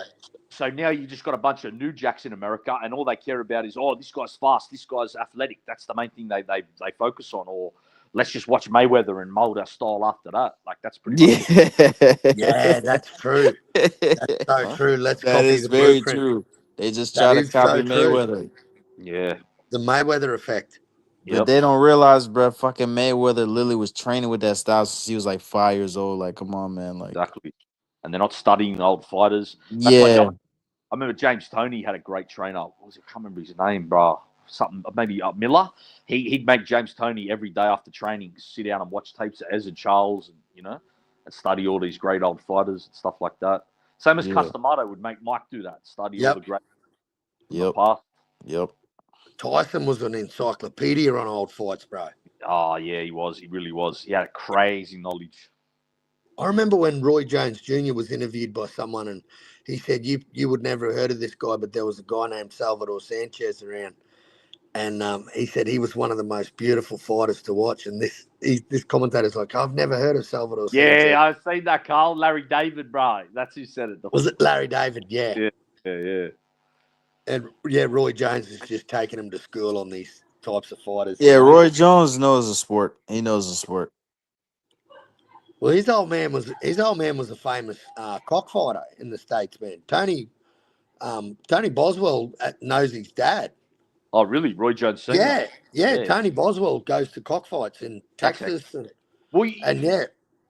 an interesting connection, Carl. Roy Jones Sr. trained Chock for a few fights, bro. Because Roy Jones Roy Jones and Chock were real close, lad. That's why Roy Jones come to the block a few times, even here at Redfern, bro. Like back in the day. Yeah. So Roy Jones Sr. trained Chock for a few fights, lad, after, like when Roy was getting older. Yeah, right. See, that's the thing. That's crazy. See, that's the thing, man. Like it works for one dude, man. Like I remember when Eubank Jr. came out and fought Liam Smith and tried to fight like fucking Roy Jones, bro. Roy Jones, yeah.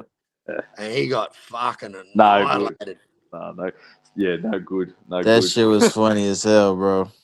There's only one Roy Jones, bro. I don't think and that type of style, I just don't think anyone can emulate it just as quick and as. Nah, hell no. Yeah, facts, bro. I don't even like Roy Jones, but fucking Boots. What's his name? Boots. Come on, he can't even be in the same sentence. And his style is nothing like Roy Jones, bro. His style is nothing like Roy Jones' style. I don't know what these people are even trying to say. Yeah, I agree. It's not. Honestly, to me, Boots is like a more athletic, better version of like a Broner. That's how I would see him. Yeah. Yeah, he is. Better. He is. Way better, but yeah. Yeah. But yeah, but he's like what I'm talking about. He's kind of got that shell kind of bait, like more speed, athleticism. But he doesn't move like Roy Jones, bro, Nah, bro.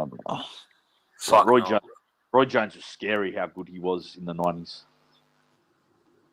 Yeah, but my favorite Roy Jones movement Roy Jones moment was when Tyler said to him, "Any got any excuses today, Roy?" And then he was fucking lying on the floor unconscious. I just never liked the cunt, bro. I just never liked the cunt. Great fighter, but I just never liked him. That shit was funny as fuck. That shit Shout out to Antonio Tarver for that. Shout out to Antonio Tarver, bro. Shout out to him.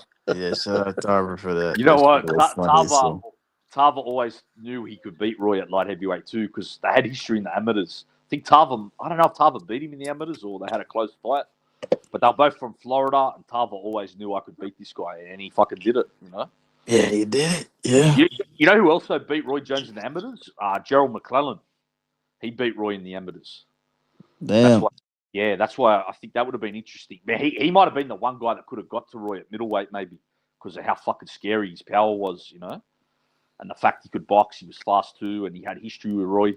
I think that would have been a dangerous opponent for Roy Jones.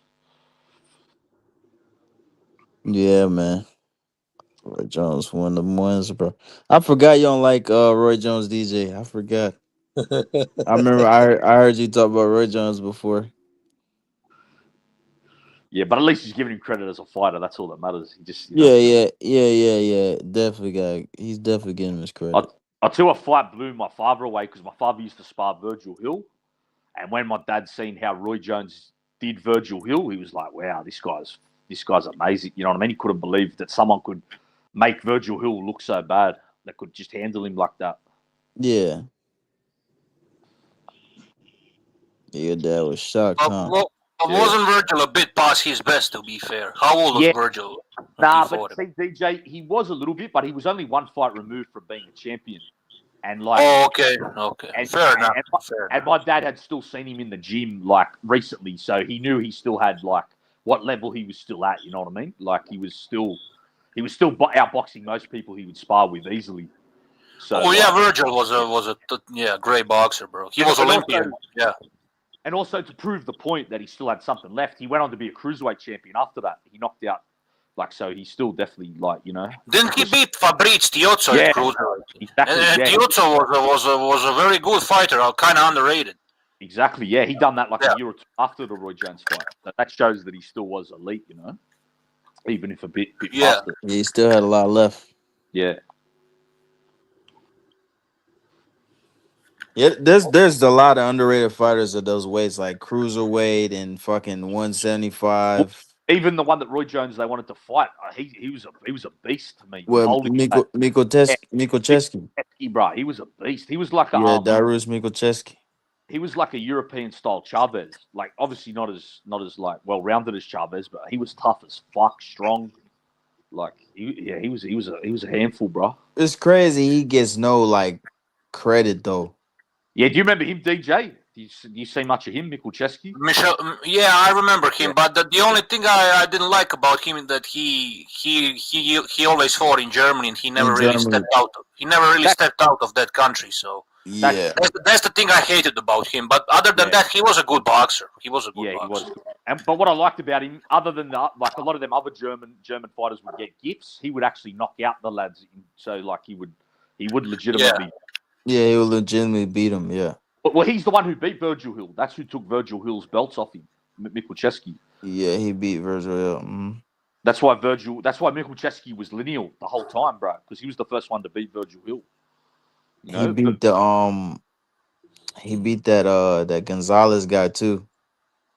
Gonzalez. Yeah, Gonzalez, the Mexican fighter. Yeah, and I think he might have upset Mikucheski in the rematch. Oh no! I'm sorry, nah. Yeah, he upset Mikocheski.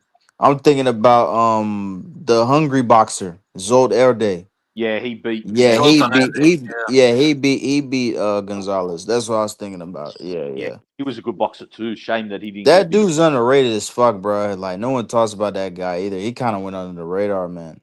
Yeah, he never got any big fights, but he was skilled. He was skilled. Nah, he was. He reminds me of like Bivol, bro.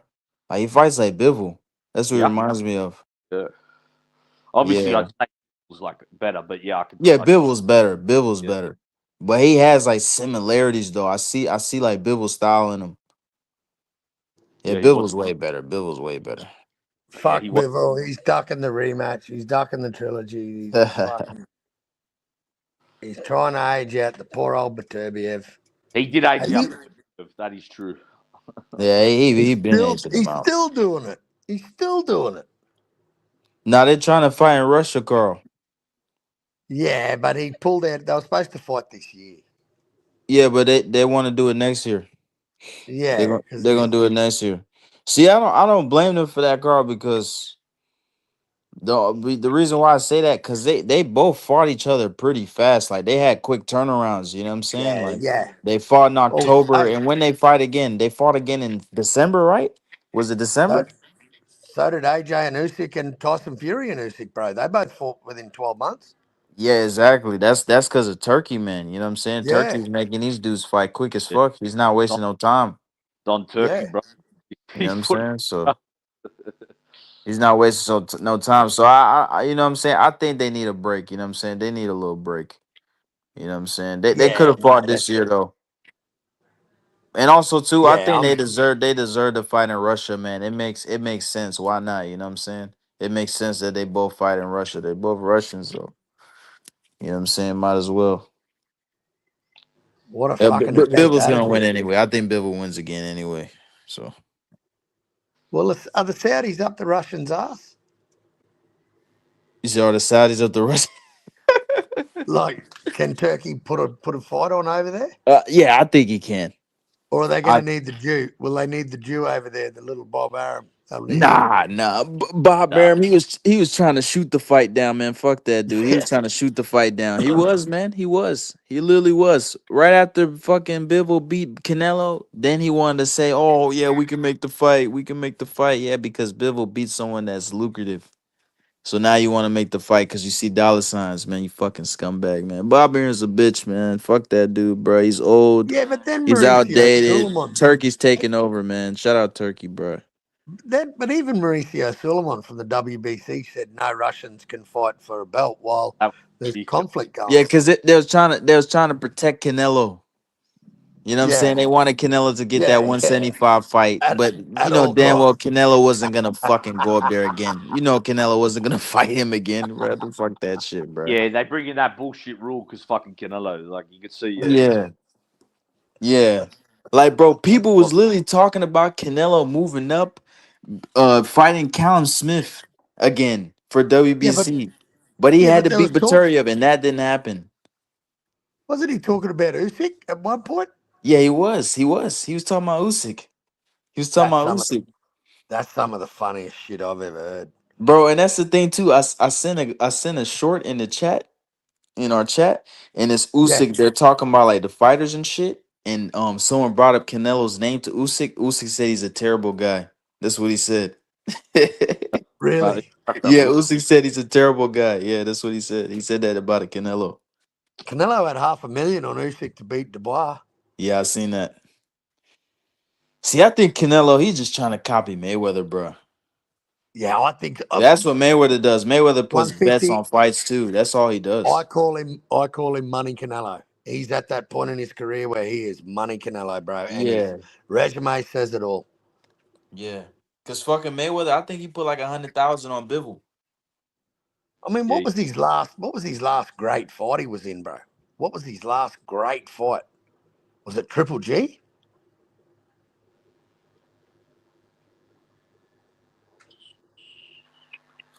Yeah, I'd say so, bro.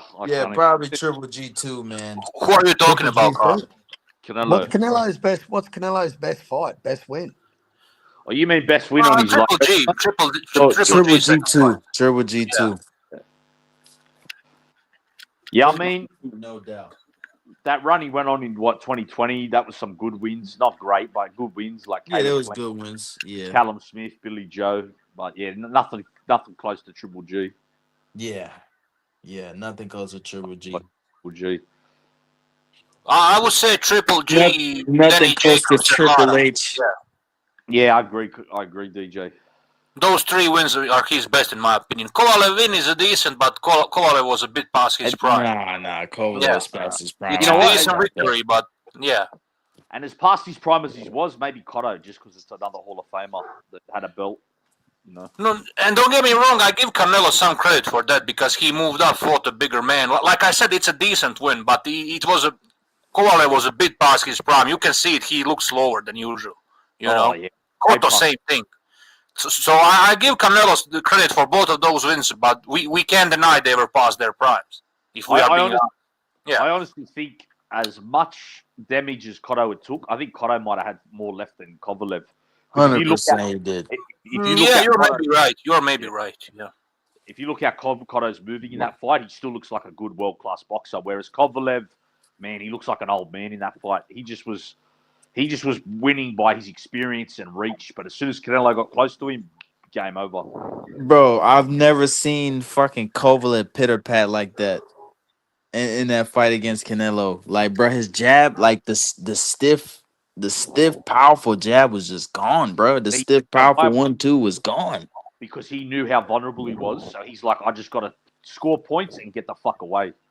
But that knockout was nice. I gotta admit, that knockout was a nice thing. It was a nice knockout. Nah, it was. It was. Me personally, Canelo, like, I was always neutral about him. I never liked the guy, but never hated him either. I just like making fun of his fanboys, bro. I'll be honest with you guys. I just like making fun of them. I don't even hate Canelo that much, you know. But his fanboys are so easy to provoke. Like that's why I like provoking them. Because they're so easy to piss off. I actually respect Canelo. I think him and fucking Tank Davis are the most overrated fighters today. Yeah, I just don't like Tank Davis is way more overrated. No, he is. He's way more overrated than fucking. It's not even close. It's not even close. Canelo is still Hall of Famer, but this guy's a joke. Yeah, Canelo's a Hall of Famer, but he's an overrated Hall of Famer. I agree with Okay, that. fair enough. Fair Yeah. enough. Yeah, He's but this very I overrated. think he's overrated beyond any means. And to me, just me personally, maybe so. I just Yeah. find Canelo a very boring fighter too. I just don't think he's exciting. I never have been excited by Canelo. He doesn't throw enough punches. He doesn't cut the ring. Oh, fair enough, bro. Fair enough, bro. It's all subjective, you know. I find some of his fights entertaining, but there were also some boring fights. So I'm kind of in the middle with him. Kind of in the middle. I feel like all Canelo fights, once you've seen one, you've kind of seen them all. You know what I mean? Like, I just can't believe he got paid $80 million fucking dollars to fight William Skull like that. Well, we Bro, should that fight, I Yeah. was surprised I actually stayed up for that fight, Well, I bro. was about to say Skull is a joke, bro. Skull is a joke. We should be paid $80 million as a collective to watch that fucking fight. Yeah, exactly. Exactly how low. Bro, I fell asleep when he fought Triple G the third time. I fell asleep on that fight. I was surprised I didn't fall asleep on the Skull fight. Terrible fight. Terrible fight. That Triple G fight was terrible, bro. The third one, absolutely terrible, bro. and Triple G did no better. But even still, though, Canelo should have destroyed Triple G, man. He should have schooled him, bro. That shit was Yeah. trash, bro. That was terrible. Terrible performance, man, from both fighters, bro. What do you think about the story of how people say Canelo carried Berlanga and carried Munguia? Nah, he didn't. He didn't. He just can't finish. Like I said, Carl, he couldn't finish a 2002 Jenna Jameson at the moment, bro. Canelo can't fucking finish. Finish a thing, Carl. Yeah, bro. Yeah, Damn, that's a prime Jenna too. he's not a great finisher, bro. He's just not. He's just not, man. Nah, and his style's slowed down even more. Even more boring. Exactly. Like Yeah, he's even more boring, bro. His gas tank is trash. You know what I'm saying? So it's just like his footwork. He's so flat-footed, bro. You know what I'm saying? Just unmotivated too. Like he's just late. Like when I seen that Skull fight, bro, he just looked lazy as fuck, bro. He just like he wanted to try. I don't want to watch that shit, man. I'm here to watch the championship fight, and dudes actually want to win. Canelo looked like he didn't even want to win. Like he just got paid to fight. Like shit's ridiculous, bro. He's just overrated to me. Super overrated. Super overrated resume. Super overrated skill set. Like, bro, he's just overrated, man. Well, like he's a Hall of Famer, though. He is, no doubt, no doubt. I'm not discrediting that. Well, me and Recognize were talking yesterday on WhatsApp, and he agreed with me. I said Canelo's one of them fighters where his resume, though, is actually better than him, if that makes, you know what I mean? Like, yeah. I agree with that. I agree with that. But his resume makes him a Hall of Famer, but him as a fighter just ain't that special, you know? He's not that special, bro. This is how I see Canelo. I see him as a great boxer, Hall of Famer, still a bit overrated because some people actually think he's like top 5 Mexican boxers of all times. Hell in my no. opinion, yeah, that's what I'm saying, bro. In my opinion, he's not top 5. He's top 10. He's top 10. Top 5, fuck no, bro. He ain't better than Sanchez. He ain't better than Chavez, Olivares, Morales, Barrera. He ain't better than those guys. He doesn't even have better resumes than them. He doesn't have better wins than them. Agreed. You know. But other than that, I give him his credits. I just like to sometimes poke his fanboys. They are so fucking funny when they are pissed off. Yeah, guys, go ahead. Go ahead. Oh, you mentioned those names: Chavez, Sanchez, Morales, Barrera. Name me one of those dudes that avoided the best fight in their respective divisions, bro. Never. Just tell me one of them Mexican all-time greats that avoided. None of them. None of them. Biggest fight of their career. Vicente Saldivar, same thing. He fought all the guys in his divisions. In his division, featherweight. See, this is my problem with Canelo, bro. Like you see guys like Barrera and Morales, right? Canelo's complaining about these dudes. They're younger than him and bigger than him. Guy like Benavidez, right? Morales fought fucking Marcos Maidana. He fought Danny Garcia. These dudes are way bigger than him, way younger than him. Barrera fought fucking Nassim Ahmed. He was way past his prime. You know what I'm saying? It's like, bro, why? These dudes are fighting them dudes and they still fucking won. Yeah, that's Canelo don't even want to fight a young guy. He don't even want to fight a young guy that's actual legit threat, man. Like that's why. That's one of my problems with him, bro. Barrera was actually older and smaller than Hamed when he The fought. Hamed, exactly. He was. And same thing with Morales when he fought fucking Marcos Maidana and he Yeah. fought fucking Well, that was even there. That's even like he was super past it. he Like, was that's super past. That's my point, Outlaw. You know what I'm saying? He was super past it. When he fought Danny Garcia, he fought Pablo's what's his Cano. When he fought Cano.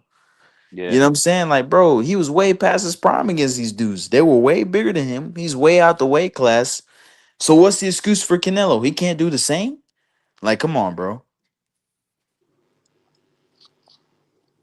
Even Barrera fought Amir Khan as well. People forget about that. Yeah, he did. He did. Yeah, he fought Amir Khan too, and I forgot about that. But yeah, he did. I remember now. I seen that fight.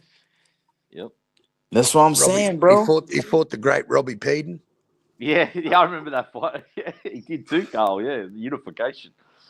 That's what I'm saying, bro. For me, man, when Morales, when Barrera took that O off Prince Nazim, man, I thought that was because he was the first one to solve that puzzle. Yeah, that's a legendary victory. I think that's a. Oh yeah.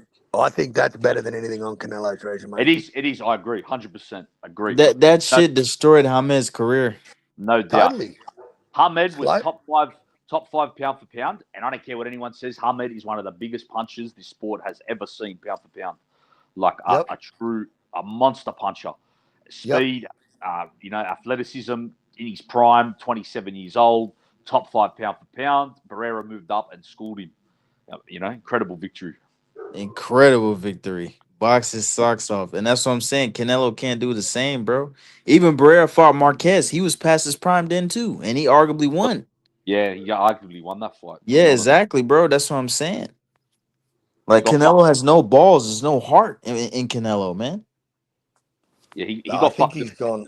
I think he's gone to the money side, man. He's realised that he's just a boxing fucking automatic fucking teller machine, mate, that just produces money. So why risk it? I don't understand it, but apparently that's the business of boxing. But yeah, man, he couldn't hold a candle to Barrera, bro. Nah, hell no. Hell no, man. No way. I agree. Hell no. Especially just skill wise, like looking at him as fighters, he's not on that level of Barrera Morales. He just isn't. Exactly. Yeah, those guys can fight multiple ways, bro. You know what I'm saying? Like Canelo literally fights one way every time I see him. Well, that's how good Barrera Morales are. Like, how we talk about Inoue. I wouldn't pick Inoue to beat either of them two. Nah, fuck no, man. Them dudes will fuck him up, bro. Yeah. That's how good they were. So yeah. Yeah, Morales will beat the fuck out of Inoue. Yeah, I think he would too, bro. He would beat the fuck out of Inoue. Like literally, he Barrera would. took his though. Yeah. Yep, he did. He did too. He really took it in the first fight. It's funny, their rivalry, right? I feel like Barrera kind of got fucked over in the first fight, and Morales got fucked over in the second fight. They swapped. They swapped. Like both of them got the wrong decision. But it evened itself out, I guess. They both got, they went 1-on-1, and then the third fight, Barrera legitimately won. That was the right decision. And it just shows you how good Pacquiao was and how good Barrera was to beat him in the trilogy. Yep, definitely. Yeah, Pacquiao coming out of nowhere and beating Barrera like virtually unknown, bro. That's shocked, bro. Yeah. That's like one of the best wins of all time, like in boxing, bro. It is. I'll never forget, right? I was watching that fight Sunday afternoon, and Barrera was top 2 or 3. It was like Roy Jones, Hopkins, Barrera, pound for pound, best in the world. Everyone else behind them. And Pacquiao, I remembered him from the Tyson undercard, but I was like, this guy's not ready for Barrera, you know what I mean? And then he gets dropped in the first round, even though it kind of wasn't a knockdown. And I just think, okay, Barrera's going to just take over, give this young prospect a beating, and he'll learn from it. And then a few rounds later, it turns into a mismatch the other way. And I'm thinking, what the fuck's going on? This little guy's destroying Barrera. And just give him the beating of a lifetime. I couldn't believe what I saw. Yeah, man. See, What a that's what I'm fucking. saying. You watched that shit live, Outlaw, so I couldn't even imagine how you felt. You was I like, was what the fuck? shocked. I was buzzing for days after it. Like, what did I just watch? You know? Yeah, Yeah. that was Yeah, crazy, man. how could you have the Canelo above Pereira, bro? Fuck me. No chance. Bro, some of these Canelo fans really went that far to say Pacquiao duck Canelo. Like, dudes was saying that shit, bro. Like, dudes was literally saying that shit. I've heard some Mexican fans say, "Oh, Canelo sent Pacquiao offer or some shit like that." Some dudes was saying that. I'm like, bro, that never happened, bro. They was never even in talks to fight. They never was. Canelo wasn't even at welterweight that long. Like, he really wasn't.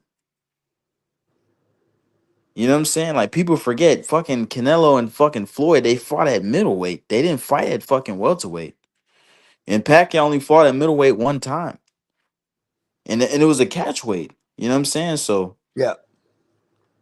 it's like, bro, I can't believe that some of the Canelo fans was saying that. But I mean, it is what it is. Like Pacquiao, he ain't ducking nobody. Like, bro, this dude literally came out the ring 4 years later. Like, how could you say that dude's ever ducking anyone? Doesn't make no sense, bro. Yeah, man.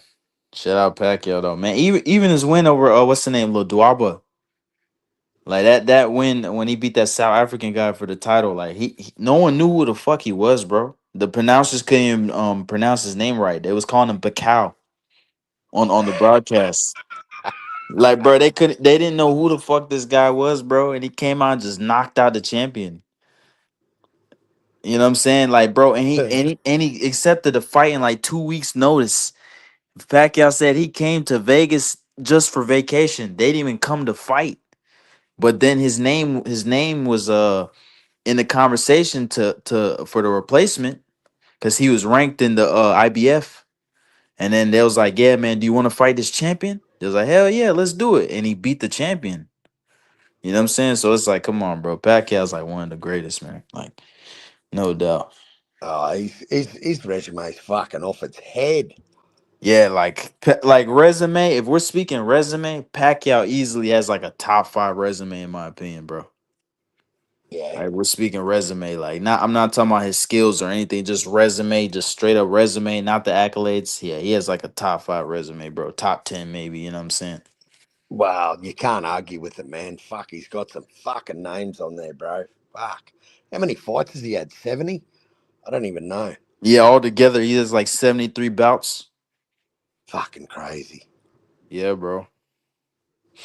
Yep. You just don't shit. You know you. That's well, maybe Boots will probably get to 70 by the time he has a title shot at 154. Yeah, if he keeps fighting random fighters, he'll reach 70 for sure. Oh, he'll But find but another. if he's fighting elite fighters and shit, yeah, he ain't gonna reach that. Well, that's the problem. 150 when you're just fighting these middle of the road type guys, man.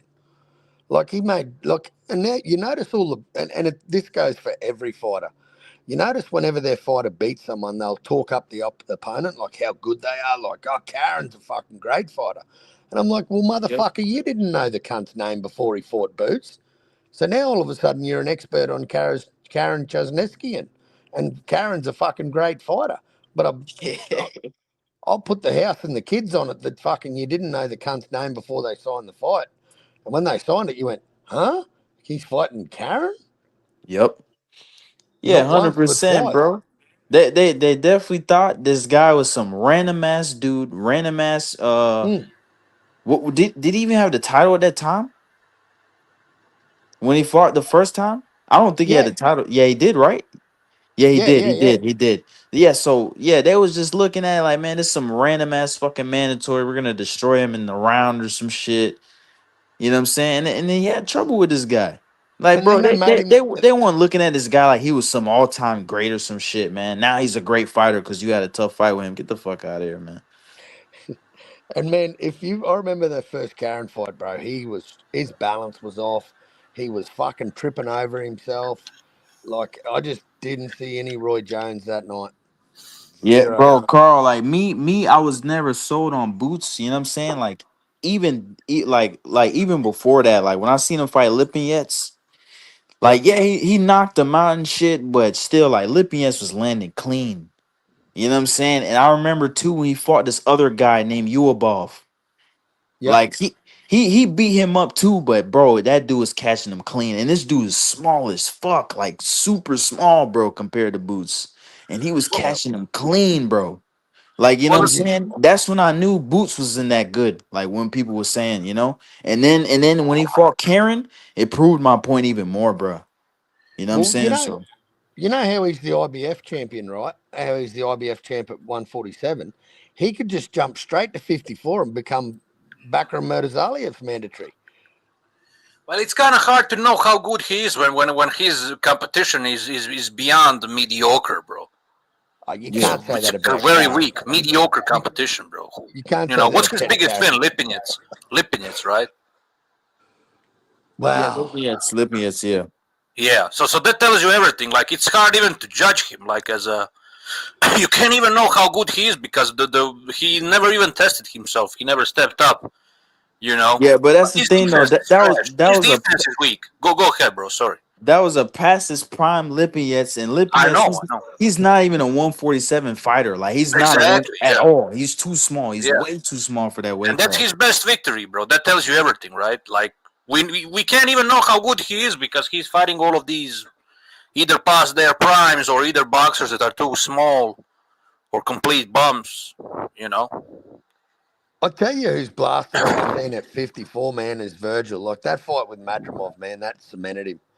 He's a problem for anyone at 54. He looked good in that fight, bro. Who Madrimov? No, Madrimov. Yeah, when Virgil fought Madrimov. Yeah. Oh yeah. 100%. And you see now they're trying to use a triangle theory of getting Boots to fight Madrimov. Like Madrimov's just fought fucking Terence Crawford, Virgil Ortiz, and now they want him to fight Boots Ennis.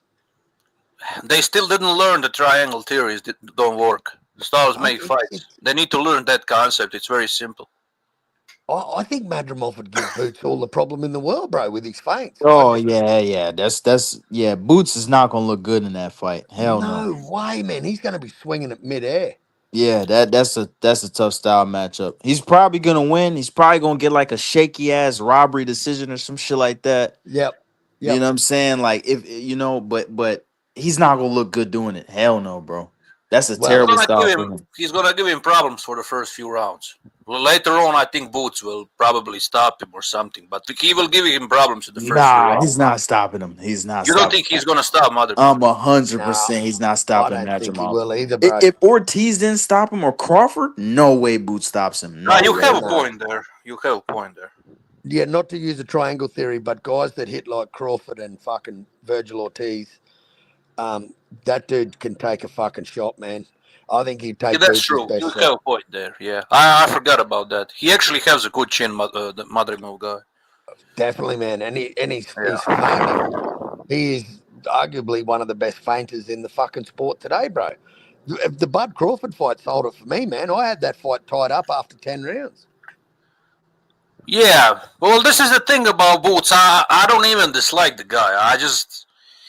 He just didn't fight anybody, so I just fucking hate his resume. That's the thing. I don't dislike him as a fighter. He's not even boring to watch. I don't think Boots is boring to watch. I like actually watching his fights, but you know, his resume sucks ass. Like, yeah, I mean, it is what it is. It's horrible. Yeah, it is. It is horrible. It is horrible. But like, is Stanionis the best name on his resume? Like, what the fuck Stanionis done? Had a war with Butayev and, you know. Yeah, but even Butayev is like a mid-level. Even Butayev guy is like a mid-level. He had a war with the mid-level guy, bro. Yeah, it's true. I mean, I didn't lie. What I'm saying. But that's his best win. People are jumping up and down this east. Like, as though Stanionis is a joke, bro. Stanionis is a fucking joke. It was like Stanionis was the next Usyk or Loma. Well, I thought he was actually better than he really is. I never thought he's next to Usyk or nothing like that. But I just thought he's better than he really is. But he ended up being complete trash. But Stanionis. I just get boo-boo vibes with Boots, man. I just get those type of vibes. Boo Boo Andre 2.0. Yeah. I think he could be the case, and throw Tank Davis in there too. The case of what could have been had the guy fought, better opposition. Like I said, bro, it's very hard for me to even form any opinion about Boots because, like I said, those are the opponents are his opponents are subpar, mediocre taxi drivers, bro. So DJ, when they pass, when we watch these guys, and we've watched all these guys for a lot of years, and when we watch them and they slowly, the level of opposition gets better and better. Virgil goes from Michael McKinson, and he gets sick and fucking that fight that never happens. So he moves up, fights a couple of cans. Then he gets a fight with Boachuk and has an absolute fucking war with the guy. And then he fights Madrimov and fucking absolutely schooled the pants off the motherfucker. And I just think that's passing the eye test, ladies and gentlemen. That there. And people say, oh, well, Madrimov only had fucking 11 fights. What's his best win? It's not about the wins. It's about the level of opposition. And I think Madrimov gives Madrimov gives a lot of people troubles at 54, bro. He does. He does, bro. He does. A lot of styles. A lot of that. He's hard to hit clean, bro. It's hard to hit him clean. Oh, man. And that's for 12 rounds, DJ. Like, that dude can just move for 12. He's just he's definitely got the fitness, Like, his style is tricky. I don't think Madrimov is like elite. I don't think he's elite, but he's tricky. Outlaw hates his style. Outlaw hates his style. It's hard to look good. It's hard to look good against Madrimov, bro. Yep. But about Boots, listen, I think Boots is kind of good. I think he's a good fighter, but he's nowhere near as some of these people are trying him out to be. Some of these people think that he is like a next Jesus Christ, bro. Honestly, some of these. I look at Boots. Yeah. I look at him like Tank Davis to me. Like, they fight the right opponent, they're gonna get exposed, man. Bro, he's kind of like a Bohachuk level. Like, he's like a Bohachuk type, Bohachuk level. But that fight would be like 50-50. Yeah, that's kind of the same level. I wouldn't even be surprised if Bohachuk beats him, bro. That's kind of the same level. Like, he's not like pound for pound guy. He's a good boxer, but not like pound for pound material, But has he had his chin checked? Has he been in a war? Like, never. He never tested himself. I would like to see him against Bohachuk. I think that would be like a 50-50 fight. Well, it's a 50-50.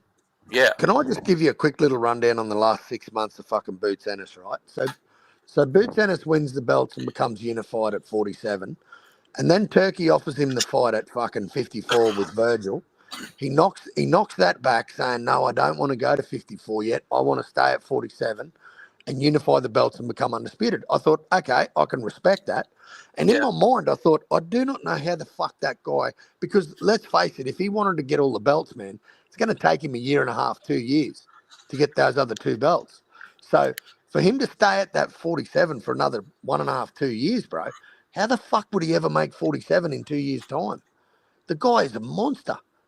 But when you go up to 54, bro, there's a lot of hungry fish wanting to eat in that pond, bro. There's a lot of hungry fish and some big dudes, which he's never faced. He's always been the big aggressor, look good against subpar opposition. He needs to step up, bro. He needs to fucking step up. Otherwise, I ain't going to take him seriously. Like never, Well, he's talking about having a couple of tune-up fights at 54. Then he's delusional. Tune-up fights, he already had like 35 fights in his career. What the fuck, bro? He reminds me of Wilder now. Only Wilder had more tune-ups. Am I right? Only fucking Wilder had more tune-ups before he stepped up and fought a fat taxi driver, Bermain Stiverne. Yep. So he's kind of moving in a similar way Wilder did. Is that his best? No, Luis Ortiz is his best win, isn't it? You reckon Luis Ortiz? Yeah, Luis Ortiz is his best win. Hell yeah, that's his best win. Yeah, but if you remember how Wilder moved up, like before he faced Stiverne, he was moving up very similarly to fucking Ennis. Yep, very similar, bro. They even had like almost like the same amount of fights. I hope he doesn't become like Wilder. That's all I'm gonna say. I hope Boots doesn't become like that, bro. Because I will lose every respect I had for him if he ends up being that way. Fuck him, bro. He's terrible for boxing. Then. Well, shit. At least unified, and Wilder never did that. So Yeah, that's true. You have point there. But the competition is very similar. The quality of competition up yeah, until now is very 100%. similar. The You know what? competition is 150. trash. 150. That fight with Wilder and AJ just blows my mind. That the amount of money that was offered to Wilder, and I don't give a fuck what anyone says, man. Eddie Hearn offered him 120 million for a 3-fight deal, and one of those fights was a title defense against Tavern, or it was a title defense against someone, a fucking absolute can. That was one of his fights in that contract. But the other one was he had to fight Anthony Joshua, and then there was a rematch clause. And he didn't want a fucking bar of that. Yeah, Wilder was scared. He didn't want to challenge. I mean, bro, Wilder never wanted to challenge himself, man. You know what I'm saying? He didn't even want to fight Klitschko back in the day. He ducked Klitschko too, man. You know what I'm saying? Nah. He ducked Klitschko. He ducked AJ. Like, man, he ducked all these dudes, man. He fought Tyson Fury because the only reason why he fought Fury is because Fury was on the couch and he thought it was gonna be easy. That's why he fought Fury. But anyone with a real pulse that was actually training, fighting at world level, like Klitschko, AJ, and shit, he didn't want to fight these dudes. Povetkin, he didn't want to fight him. He didn't want to fight none of these dudes. I actually think his best win was a robbery draw against Fury in the first fight. Yes, that's definitely his best win. 100%. Bro, his best win is a 40-year-old Luis Ortiz, and Luis Ortiz didn't beat anybody. Also, Like, Luis bro, Ortiz's resume is horrible. He's just a big He punching bag. didn't fight. He didn't fight Chisora. He didn't fight fucking Dillian White. He didn't fight none of them dudes, bro. He didn't even fight Jarrell Miller, bro. Jarrell Miller was making fun of his wife and shit, and this guy didn't say that. Yeah, I remember that. Yeah. He didn't even fight him. I think He didn't even fight him, bro. He ducked him. Jarrell Miller called him out on social media that he's a pussy. I fucked your wife. You're a piece of shit. This guy said nothing. You know? But he's gonna enter Hall of Fame, bro. Then Joseph Parker should fucking enter Hall of Fame too. Yeah, hell yeah. Shit, Joseph Parker has a stellar resume. Yeah, You know I what I'm reckon. saying? So Well, put it this way, 150. If Deontay Wilder gets in the Hall of Fame, Joe Parker's a fucking shoe-in, bro. yeah, hell yeah, man. Cause Joe Parker beat that ass.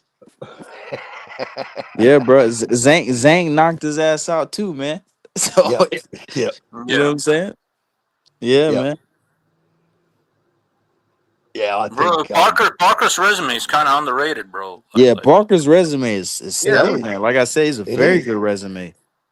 fought Very everyone good they ever resume. put You in know, front of him. Wilder, Zhang, Ruiz, Chisora. Like, it's a nice resume. Yeah, hell yeah, man. Dubois was gonna be added too, but Dubois ducked. Yeah, exactly. Fucking pussy. He Fucking ducked, bro. man.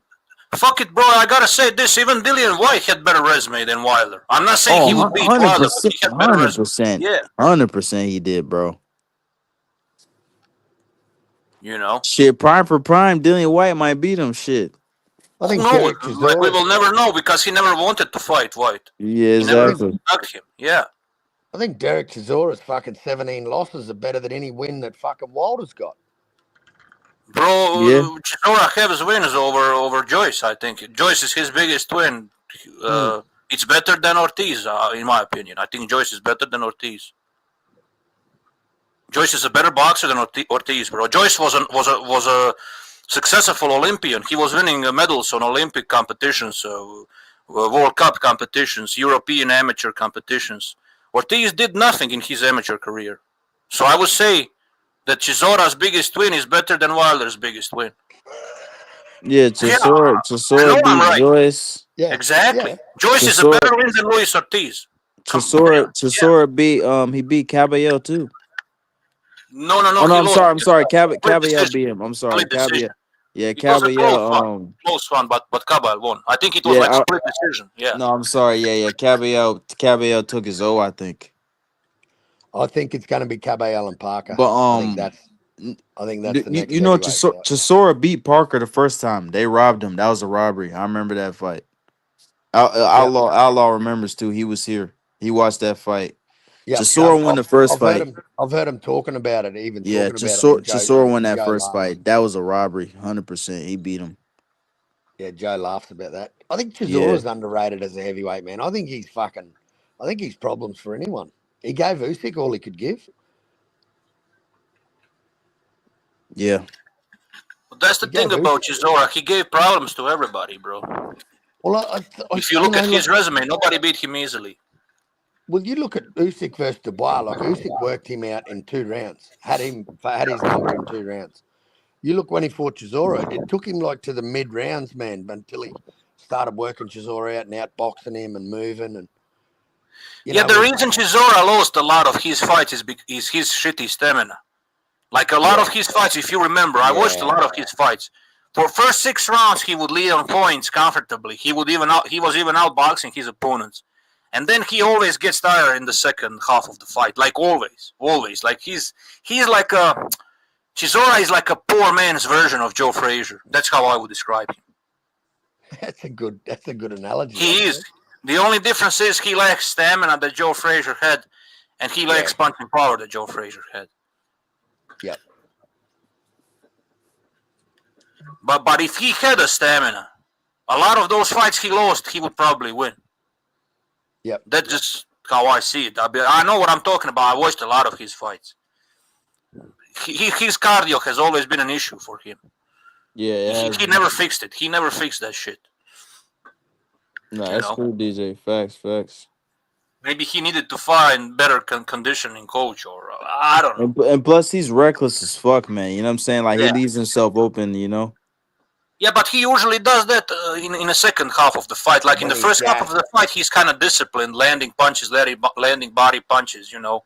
But later on, he kind of becomes reckless. Well, not only that, DJ, his hands are down, bro. He's dragging them knuckles on the ground. Yeah. When he gasses, you know, and he's just open for fucking counters and open for shots. He just, you know what, Carl? I'm thinking of something, and this is gonna sound weird to you guys, but like, the only boxer that kind of looked impressive against Hay is David Hay. He only looked impressive against Chisora. Nobody else. David Hay knocked him out, and he was very convincing even up until that knockout. And he knocked him out cold, like. Nobody else was convincing against Chisora except that guy. Like Vitali went to the distance. Fury struggled in the first fight also. You know, Usyk even struggled for the first 6 rounds. Later he did. I reckon he did, man. I reckon Chisora gave Usyk a hell of a fight. He did. He gave Kabayel a tough fight. He gave a tough fight to Parker, to White. The list never ends, basically. Yep. Yeah, and like you say, it's amazing. A guy that doesn't have the best gas tank, and the fights he gets himself in, man. I got nothing but respect for Chisora, man. Yeah, because he Chisora's underrated, man. Shit talking too. He's got some top shelf. I've got to say, I've got to give credit though. I think the best guy to handle Chisora was Fury in the rematch. I think that's the best job anyone's done on Chisora. The third fight? No, the second. Oh, the second. Okay. You don't think Hay was more impressive? Didn't Hay really knock him out badly? From what I remember, maybe I'm wrong. No, he definitely did, but that fight was still kind of like a little bit competitive before the knockout.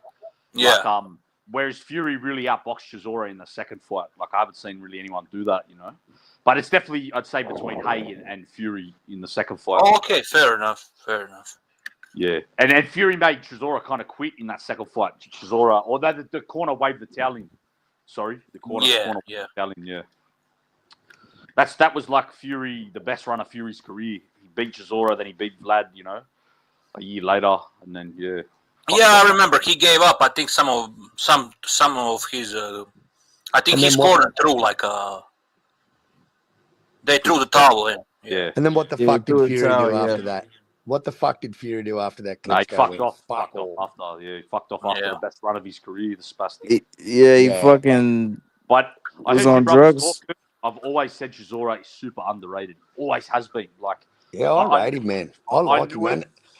A good ambassador to the sport, Outlaw. Like, just a funny cunt, man. Like, calls it how it is.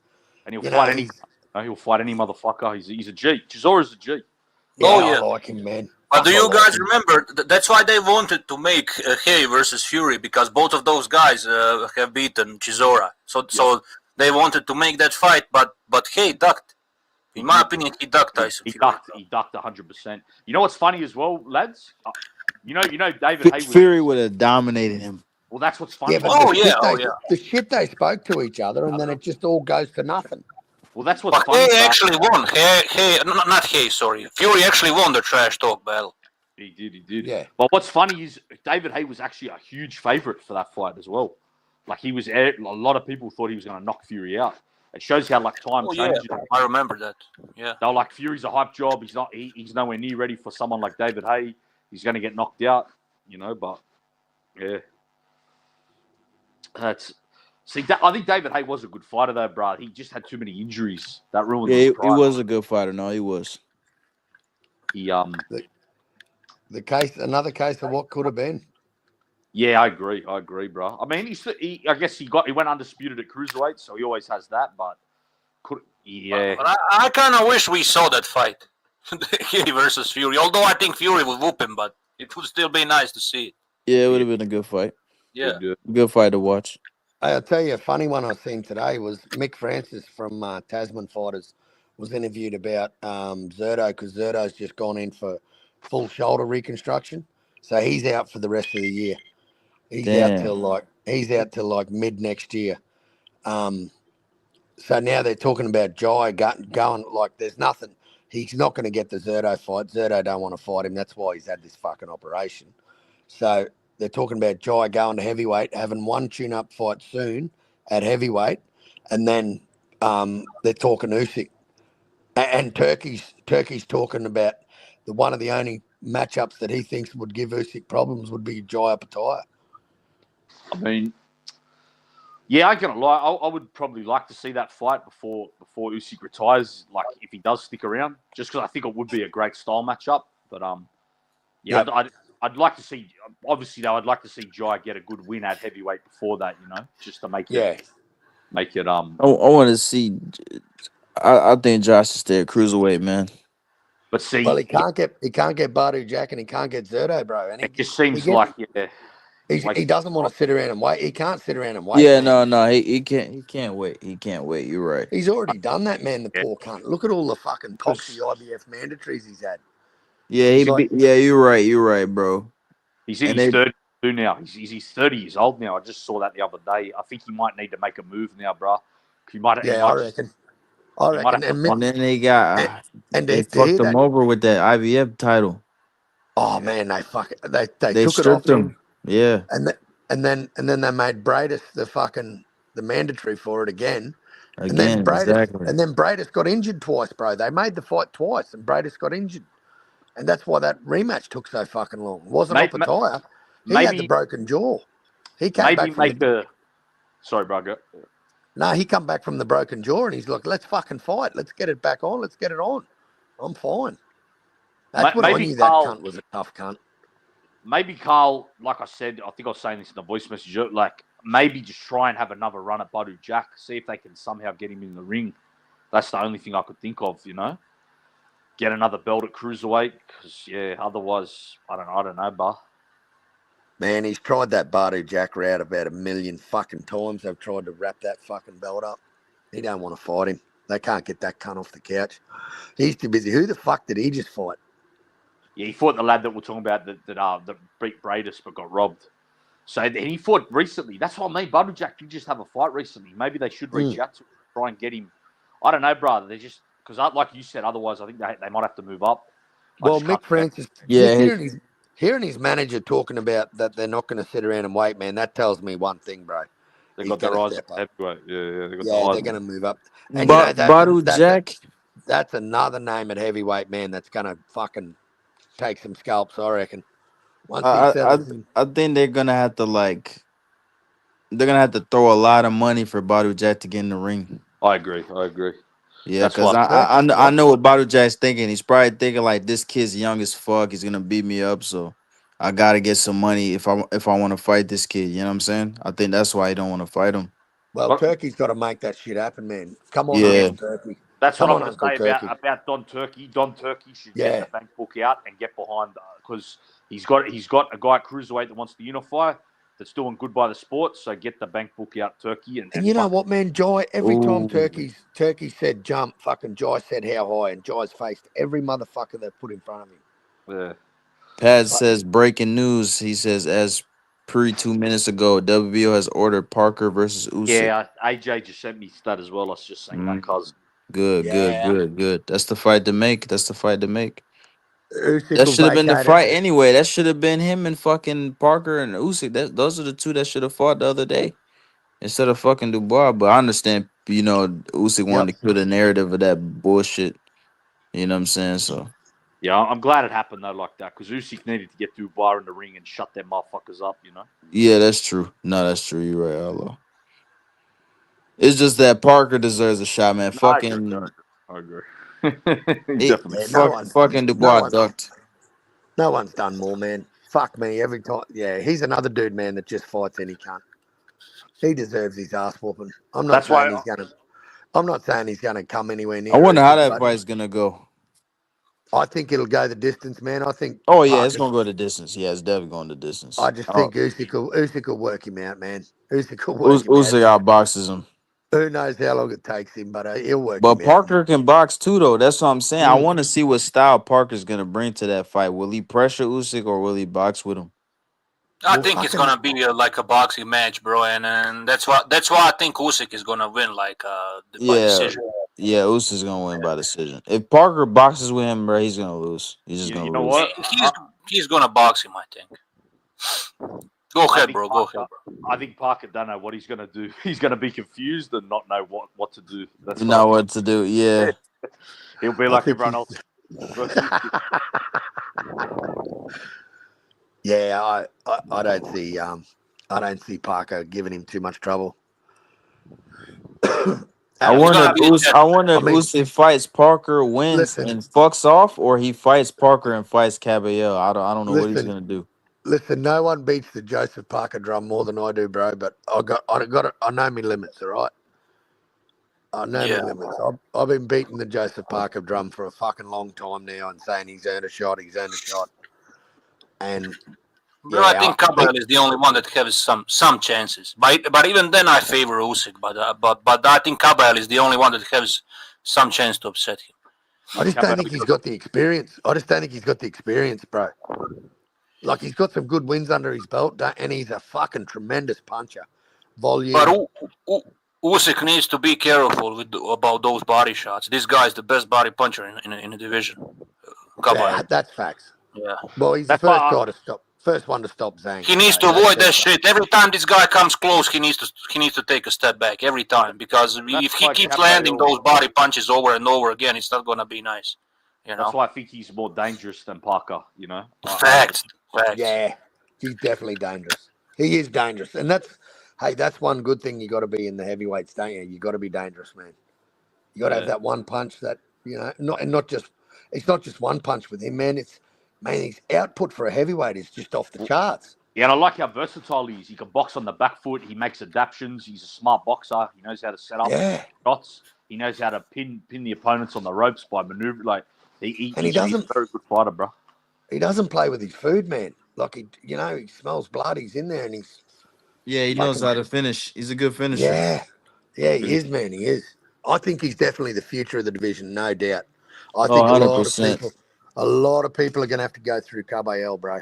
He's young as fuck. What is he, like 30 years old? 30, yeah, he's 30 flat. Yeah, he's got a long time, bro. He's maybe even the best combination puncher in the division too. That too. And I knew this guy was a great talent when because we're just talking about how hard Chisora is. When he beat Chisora when he was like 24 or whatever, I knew this guy was a wicked talent to be able to beat Chisora so young with the little experience he had. I knew I had my eyes on him since then. And I know DJ told me he knew him even before from when you're in Germany, yeah, bro. You used to hear about him. Yeah, I knew. Some people told me about him, like that he was beating up much more experienced boxers. As a sparring partner, he was beating these older guys, beating the shit out of them. A lot of people told me that when I lived in Germany. Yeah, they already. Mr. Pads has been talking about him for fucking years. Was this GJ before the Chisora fight or around? Are you not? It was before, like it was in the beginning of his career, like So, like literally, yeah, exactly. That's impressive. So this dude's been beating the fuck out of like pros for like 10 years in the gym. Exactly, yeah. They were all saying like he did like amazingly well against the much more experienced like fighters. Although it's just sparring sessions, but that still tells you that he always had a talent.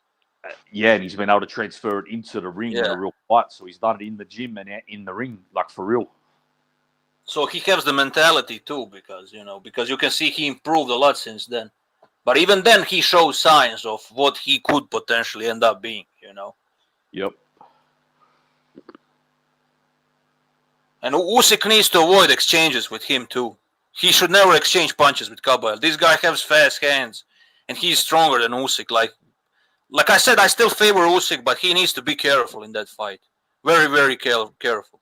Yeah. Kabayel's accurate, fast. Yeah, he definitely is. Strong as fuck. He's like a bull, bro. He outmuscled fucking Makhmudov, and all people were saying how Makhmudov is gonna eat him up alive.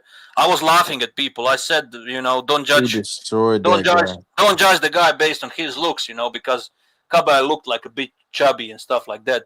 Kabayel beat the shit out of Makhmudov, bro. He broke his body like nothing.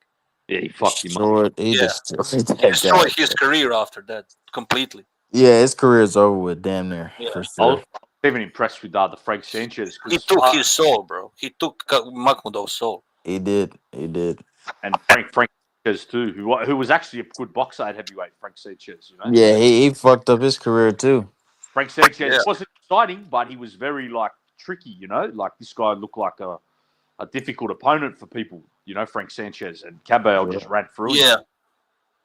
Yep. Yeah, Kabayel kind of got under his jab. I remember that fight. He was getting under his jab, and he was beating him on the inside completely. Sanchez looked clueless, bro. He was fucking him up in the inside. Yeah. Very impressive. Yeah, he completely dissected Sanchez. Yeah. Yeah, Kabayel's a tough fight. I think that's probably Usyk's toughest fight. Because also too, bro, he's a small heavyweight, man.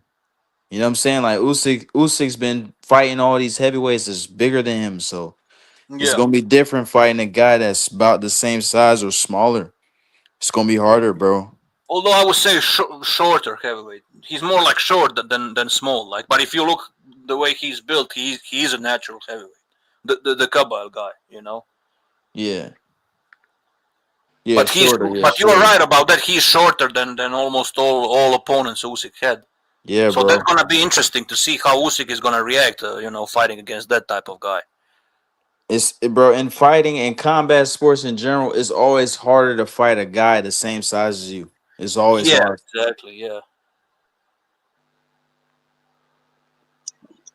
Yeah, if I could break down what Hagler would do to Canelo, he'd go out there and fucking destroy him, kind of like he did to Mugabe. But Hagler would absolutely fucking beat fucking Canelo's fucking face in.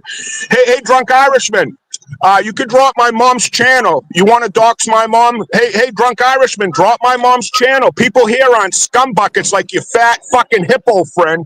Drunk Irishman, you hear me?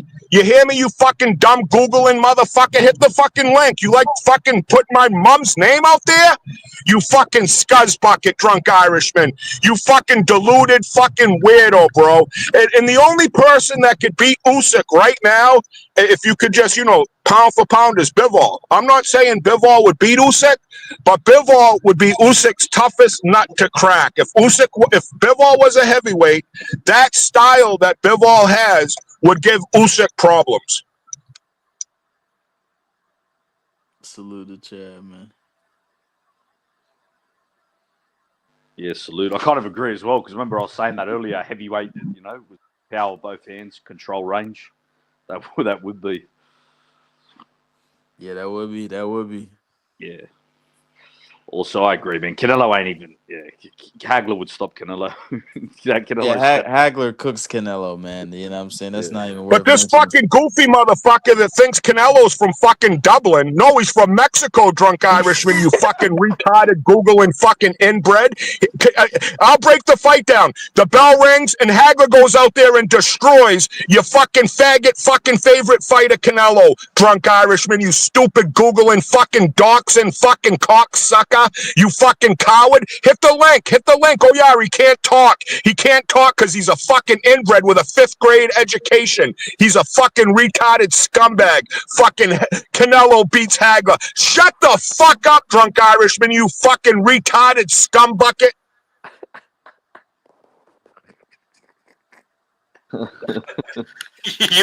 You guys are funny. I wish Irishman would jump on. I wish Irishman would actually jump on. Oh man! Speaking of Irish, I've got an Irish fighter that would beat the fuck out of Canelo. Steve Collins would have beat Canelo. Yeah, definitely would have, bro. You know, a lot of guys. Canelo, man. There's so many dudes that will beat Canelo, bro. Yeah. It's not even funny, bro. Mike McCallum, imagine what he would beat Canelo, bro. Boxing Like up. the weight class Canelo's at, there's so many guys that would have beat him, bro. Like it's not even funny. McCallum, fucking Joe Calzaghe, Andre Ward, Bernard Hopkins, Roy Jones. Like we can go to on and on, bro. There's too many guys, bro, that would beat Canelo, man. McClellan, yeah, James. Yeah, Toney. McClellan, yep. Tony, exactly. Canelo's like a B-grade Tony to me. Yeah. What do you guys think? Like, let's say Winky Wright versus Canelo, light middleweight. Who would you guys say? Winky Wright. That would be a nice fight too. I was thinking about that fight. Winky Wright. I think Winky Wright would probably school him, bro. I ain't gonna lie. There was some African guy that beat the shit out of Winky Wright, but then at 154. Wait, middleweight. No, yes. You're talking about. What's the name of that guy? Maybe I don't know. Harry Simon, very underrated. What happened to Harry Simon after that, bro? He literally whooped Winky Wright, beat the shit out of him, and then he disappeared. He was a wild lad. He was like a gangster boxer at the same time. So he wasn't super active. And then one night he had a car accident, killed like 3 or 4 people, and went to jail for a long time. Oh damn! Yeah, he was from not South Africa. He was he from Namibia, maybe? Namibia. Yeah, that's where he's from. Yeah, I was thinking Zimbabwe, but it was Namibia. You're right. That's where he was from. But that guy is like one of the biggest wastes of talent. Like we were talking about Ike Babuchi a few days ago. This guy was equally crazy. Yeah, and just as good as Ibuchi. Harry Simon was a beast at middleweight. Serious problem. I think it was light middleweight, not a middleweight. I think it was like light middleweight. Yeah, it was too, but he moved up to middleweight when after the. Oh, okay. Yeah, that's why DJ, he was going to be Hopkins' big opponent. They were building that fight up, but he had the fucking shit go wrong. Yeah, I believe that guy would be like a next big thing. I honestly believe that, but but the rest is history. We all know what happened after that. Hey, DJ, and he had hectic ring walks. He used to come out to Enya, the Irish singer? Yeah. Yeah, he used to come out to Enya songs, Harry Simon. Oh, yeah, I noticed he could fight, bro. I never saw anybody whooping Winky's ass like that. Like, none of the other guys did that so easily. No. But what weight class are you talking about, Winky and Canelo? Like middleweight. 154? Yeah. Oh yeah, Winky Wright all day. Yeah, he beats Canelo at 54. He definitely beats Canelo. 100%. And Fernando Vargas beats Canelo at 54 as well, to me. Yeah, Fernando Vargas. Yeah, I think so too, man. At 54. Yeah, Outlaw, you were right, bro. He was actually a 2-weight champion, this Harry Simon guy. Yep. He was a junior middleweight, that's light middleweight, of course. And then he moved up to middleweight. He beat some guy named Arman Krainz. That's right. I remember that as his last fight. Swedish fighter, yeah. Before the accident, yeah. And then I remember that guy. He was like then Albanian. later he had, go ahead, bro, sorry. No, I was just saying, I think he was like, I remember that guy too. He was like an Albanian Sweden boxer, from what I remember. Yeah, it says Swedish boxer, Arman Krainz. Yeah. And then he had the accident, DJ, and he never was at world level again.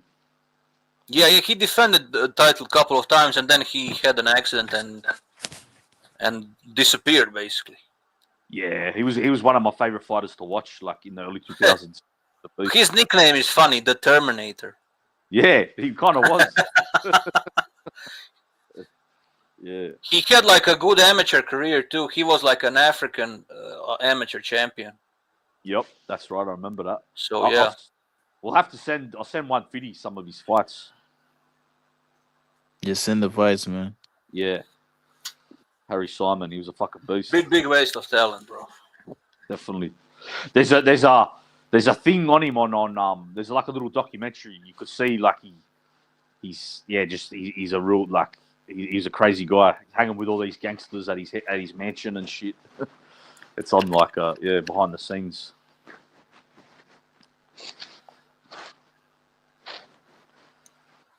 DJ thoughts on Mosley calling out Pacquiao for a rematch. Would you prefer Pac fighting guys his own age since he's gonna continue to fight, or do you want to see a Rolly fight or Barrios rematch? I think a Rolly fight would kind of be funny.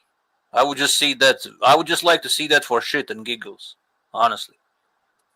But I think he should retire after Rolly fight. Yeah, go ahead, bro. If Pacquiao fights Rolly, it's gonna be the same thing. He's just gonna win a decision. He's gonna get robbed. I think that's what's gonna happen. You think he's gonna get robbed against Rolly, bro? That's the thing, though. Why would Pacquiao fight Rolly? He doesn't have a belt. He has no belt. Pacquiao wants to fight for a title. You're right, but I would kind of like to see it just like I said for shit and giggles, for nothing else than that. And then I would prefer for Pacquiao after that to retire because he didn't even impress me against Barrios. He looked very slow. You know, he looked like an old man basically, which he is. He's an old man. Shit, he looked like an old man. He impressed me because I didn't think he was gonna fight. That I didn't think he was gonna look that good, bro. I thought he didn't look great. He did like an old ass man. He was slow. You know what I'm saying? Way slower than what we've seen him. He was all balanced. You know what I'm saying? His defense wasn't the greatest. He was still parrying. He was still catching shots, but Rolly got elevated. Oh yeah, that's true. Yeah, you're right. Yeah, Rolly did get elevated. Yeah. Oh yeah. Bro, I think even old Pacquiao has a chance to whoop. Yeah. Pacquiao will beat Rolly. He probably should fight Rolly and then retire, because Rolly lost to that old ass Barroso, man. Pacquiao definitely will beat him. Yeah, 100%. Yeah, Pacquiao would definitely beat that Rolly. But like I said, man, I don't know. They might try to rob him. I don't know. You know what I'm saying? I think what's it called? I seen Johnny Boy's video. He said Pacquiao's like the most robbed fighter in history. I think he is, bro. Yeah, I saw that. No, I really think Pacquiao is the most robbed fighter in history. I think he is. His recent videos were interesting. Well, he's got two of the biggest robberies of the Bradley and Horn loss of the recent era. Yeah, Bradley, Horn. Bradley. Yeah. You know what I'm saying? I think the Barrios fight was close. You know what I'm saying? I still think he won. You know, 'cause I rewatched it again, so I thought he won. You know what I'm saying? Marquez won. I mean, that wasn't a robbery, but the judge they had it a 10-7, but it was a 10-6 because Pacquiao dropped him 3 times. Yeah, like the ref didn't count it. You know what I'm saying? So if the ref counted that shit, the judges counted it, he probably would have got the W, bro. That's what makes it fucked. I think the ref did count it. The judges didn't count it, though. Yeah, the judges didn't count it. Yeah, you're right. Yeah. The judges give it 10-7 instead of 10-6. That was just a mistake. The judge did probably, Yeah. Yeah, so he got fucked over then too, man. You know what I'm saying? So yeah, Pacquiao's been fucked over a lot, bro. Saying that though, I thought Marquez, just to keep it fair, I thought Marquez beat Pacquiao in the third fight. I've got to keep it real, Oh yeah, I said that before. Yeah. Yeah, I've watched that fight a couple times. One point I thought Pacquiao won. Another time I thought Marquez won, bro. I haven't watched it in a while though, so. But the last time I watched it, I had Marquez winning. Yeah, I got them 2 apiece. I got Pac winning the first 2, and then Marquez winning the next 2.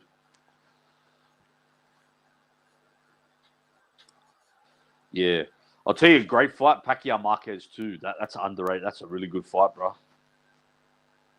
Oh hell yeah, man! I love that fight. Yeah. Yeah, that's a very good fight. He said PBC don't want Pacquiao to break for his record for most beat champions. I believe that shit, bro. I believe that shit. They would do everything not to get Pac the decision. Yeah, that's what I'm saying, bro. They might try to rob him against Rolly, but I don't know. We'll see, bro. I don't know. You know what I'm saying? He'll have to win convincingly though. To be, you know what I'm saying? But Rolly's trash, man. I mean, he's not that good, bro. I'm not, you know. I wouldn't be surprised if Pacquiao beats him.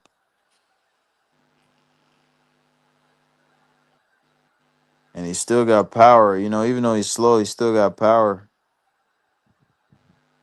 Yeah, he does. He does. Yeah, and he's still awkward. He's still an awkward fighter, you know. It's kind of tough to figure out for these young dudes because these young dudes never fought a guy like that. That's what I'm saying. Barrios was confused when he fought Pacquiao. Even though he was old as fuck, he was still confused from the angles and you know what I'm saying? And you know, he's still got some speed. You know what I'm saying? And power. So that kind of confused Barrios a bit. What do you guys think about like this whole Brian Norman versus Haney situation? Like, who do you guys would win in that fight if they actually fight each other? I'm not sure personally. Like, what do you guys think? I got Haney, man. Like, I could see Norman winning. You know what I'm saying? That's one of my questions. Will Haney be able to take a shot from Norman, like a clean shot? Yeah. You know what I'm saying? But then again, it's like, can Brian Norman cut the ring off? You know what I'm saying? Can he get to Haney? Because you know Haney's gonna box and move. So can he get Well, to Haney? Can he cut the ring off? successful. He looks successful cutting the ring off against this Japanese guy, but the Japanese guy's footwork sucks ass. So that's why he, you know, that's why Norman didn't have any issues cutting the ring off against. Yeah. Sasaki. So I don't really know. Like from what I saw, it seems like he knows how to cut the ring off. But like you said, it's hard to even cut the ring off against Haney because he's running so much. I don't know, bro. that fight is a tricky one. It's a tricky fight, bro. Honestly, I don't know who to pick. That's what I'm saying. I've seen Norman fight before. I seen him fight that guy at the Robert Garcia's gym, Santillan. I seen him fight that guy. He stopped that guy. That was a pretty good performance. But bro, I don't know, man. That Santillan, he beat Rocha. He beat Alexis Rocha. Yeah. I'm gonna have to watch that fight because I haven't seen much of Norman. From what I've seen, he looks like he's like a decent fighter, but definitely like more athletic, more power, like we were saying. Yeah. So, if gun to my head from the little I've seen of him, I'd probably pick Haney to win a decision. Yeah. Like, I could be wrong. Maybe he catches Haney too big, too fast. Yeah, from what I've seen, though, I'd slightly lean to Haney. Yeah, he's kind of like he's like a counter puncher, boxer puncher type of guy. He's like athletic, just like Outlaw said. So I expect Haney to win. 'Cause I think Haney got more skills. And like I said, I don't know. I don't think Brian Norman's fought a style where a dude can like box at range and shit like that. Yeah, that's true. You know what I'm saying? So that's my only question. Can he fight a dude that box at range? Can he cut the ring off against a guy like Devin? Because if Devin fights the way he did his last fight, I don't see Norman touching him, bro. I don't see him touching him with shit. I see what you're saying. Yeah. But also I really didn't saw much of Brian Norman. Like I saw this Sasaki fight. I only saw like a couple of highlights before that. I never really watched any of his previous fights, so it's kind of hard to judge. Japanese fighter he knocked out, that dude's not that good. That guy. Yeah, exactly. Sasaki's trash, but yeah, he's trash. But this guy still looked kind of impressive while beating the shit out of him. I ain't gonna lie. You know. But the opponent is trash. I'm gonna be honest, bro. If you see a fucking Japanese fighter, if you see him fighting at a higher weight than fucking bantamweight, he's most likely trash. True, bro. that's true. No, that's true. Yeah, 100%. Like look at Nakatani. Nakatani's trash. He was trash, absolute trash. The Suzuki guy, Murata, trash. All them dudes are trash. If they're not at bantamweight, if they're not at fucking straw weight, they're not that good, bro. Unless Yeah. unless it's Sakuraba from MMA, they're not good. Yeah, they're not good, bro. Sakuraba is. He always fought bigger guys, bro. Yeah, I don't think he ever fought smaller guy than him in his entire career. Yeah, I don't think so either. That's why I had to shout out quickly. Yeah, exactly. Yeah. But you know what? That is because not many Japanese are that weight, so they don't really have much they don't really grow up. They probably find it hard to find sparring against guys their own Exactly. Yeah, how is the welterweight Japanese gonna fight sparring partners, bro? Because not many of them are welterweights. Well, you know what they are, DJ? They're probably just the low-level journeyman. That's all they would be in Japan. Yeah. Very average, journeyman type fighters. That's who they But have. they are terrific, bantamweight and those divisions under bantamweight. They are terrific in those divisions. And that's what most size Japanese kind of are. A lot of Japanese are. So they've got more depth in those weight classes, And, Exactly. Yeah. I'm trying to think of even fighters above Duran fought a few. He fought some Japanese guy that was actually good. I think his name was Gutsu Shimatsu, right? That's him. Yeah, he beat Buchanan.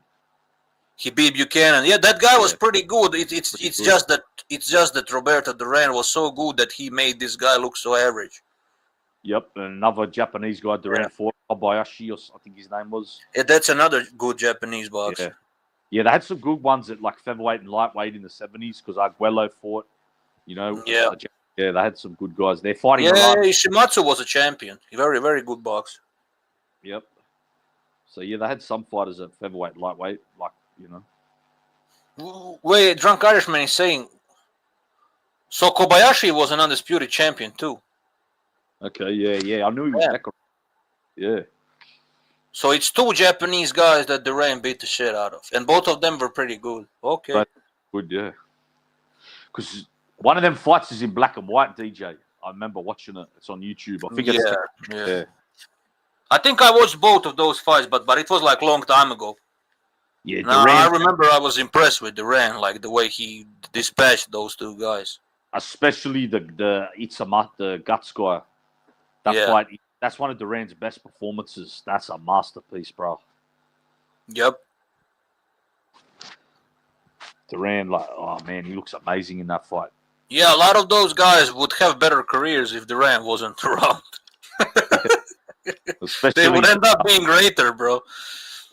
Esteban de Jesus, he would have been Oh, Esteban would be big if there was no Duran, bro. Esteban would be really remembered like a champion. Yep.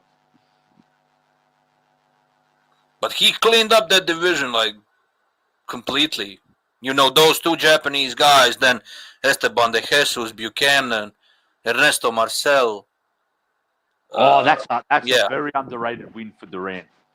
Because Marcel was he was like a Rigondeaux. He's like a master boxer. Yeah. He beat Arguello, DJ. That Marcel. He schooled him, bro.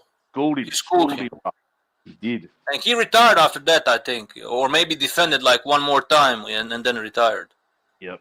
Yeah. So that's another great win by Duran. Shame though that the fight's terrible quality, bro. That fight, him and Duran.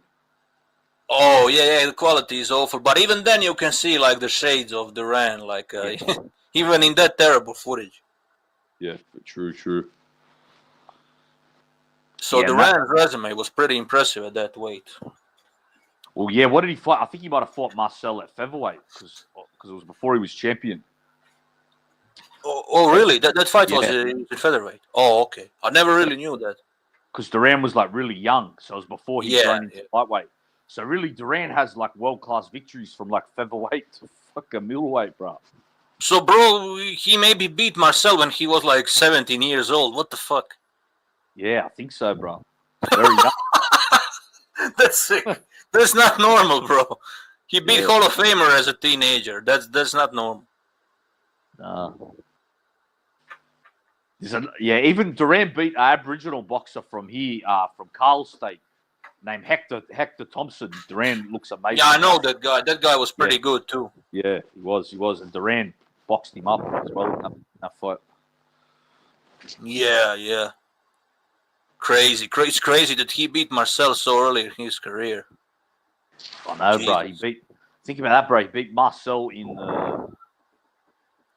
I don't know what year would that have been. Maybe that was like early in his career. I didn't even look it up. I'm just guessing. But maybe I should look it up. I don't know. Let me see Roberto Duran.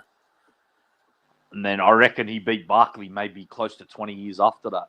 So he's got crazy. That's insane, bro. Yeah, I need to look that shit up. I'm really like curious now. So he's got world class Let's see. from featherweight to middleweight. Ernesto Marcel. Bro, that was like his 17 fights. It was in 1970. 1970. Year 1970. Yeah. And it was his 17 fights when he beat Ernesto Marcel. Wow, what a fighter, bro. And he was I was close, bro. I was pretty close. He was 18 years old. 18 years old and he already whooped Ernesto Marcel. It's retarded, bro. Yeah, the only hardcores know how great Duran is. Like, even, like... And then in 26th fight, he beat Kobayashi. And he was only 20 when he beat Kobayashi. Wow. And he was only 21 when he whooped Ken Buchanan. So he was pretty young when he was whooping all of these older, experienced guys. Wow, what victory you have, bro? Yeah, sorry, what did you say, bro? What victories to have? By 21, he beat Buchanan, Marcel, and Kobo. That's crazy. That's crazy, bro. And he beat Ishimatsu. When he beat Ishimatsu, he was 22. Yeah, wow. And he beat this other guy, bro, Ray Lampkin. He was like a good American fighter. That guy probably would have been something if it wasn't for Duran. Yeah, that was only a year later. That was like only a year later. He knocked out Ray Lampkin in the 14th round. Yep, knocked him That out. was 1975. He was 23 years old when he did that. Yeah. It seems like he had almost like 7 or 8 fights per year on average. Super active, yeah. Yeah. And he would also fight these guys in between fights. Like in between his defenses, he would fight like a couple of other guys. Yep, Crazy. like Chavez. Yeah. Keep busy, Like stay busy fights. But I can't even imagine fighters these days doing that. Like having these in between fights, in between defenses. They never That's would. crazy. They never would, no. There's even there's another fight. I don't think it's ever. He beats the Sal Mambi. He was a future champion, but I don't know if that fight's ever been on YouTube or not. Yeah, it says it's 1976 when he beat Mambi. That match it was in Florida, Miami Beach. I don't think I never watched that. I've never been able to see that fight because I always, Yeah, trying to me watch neither.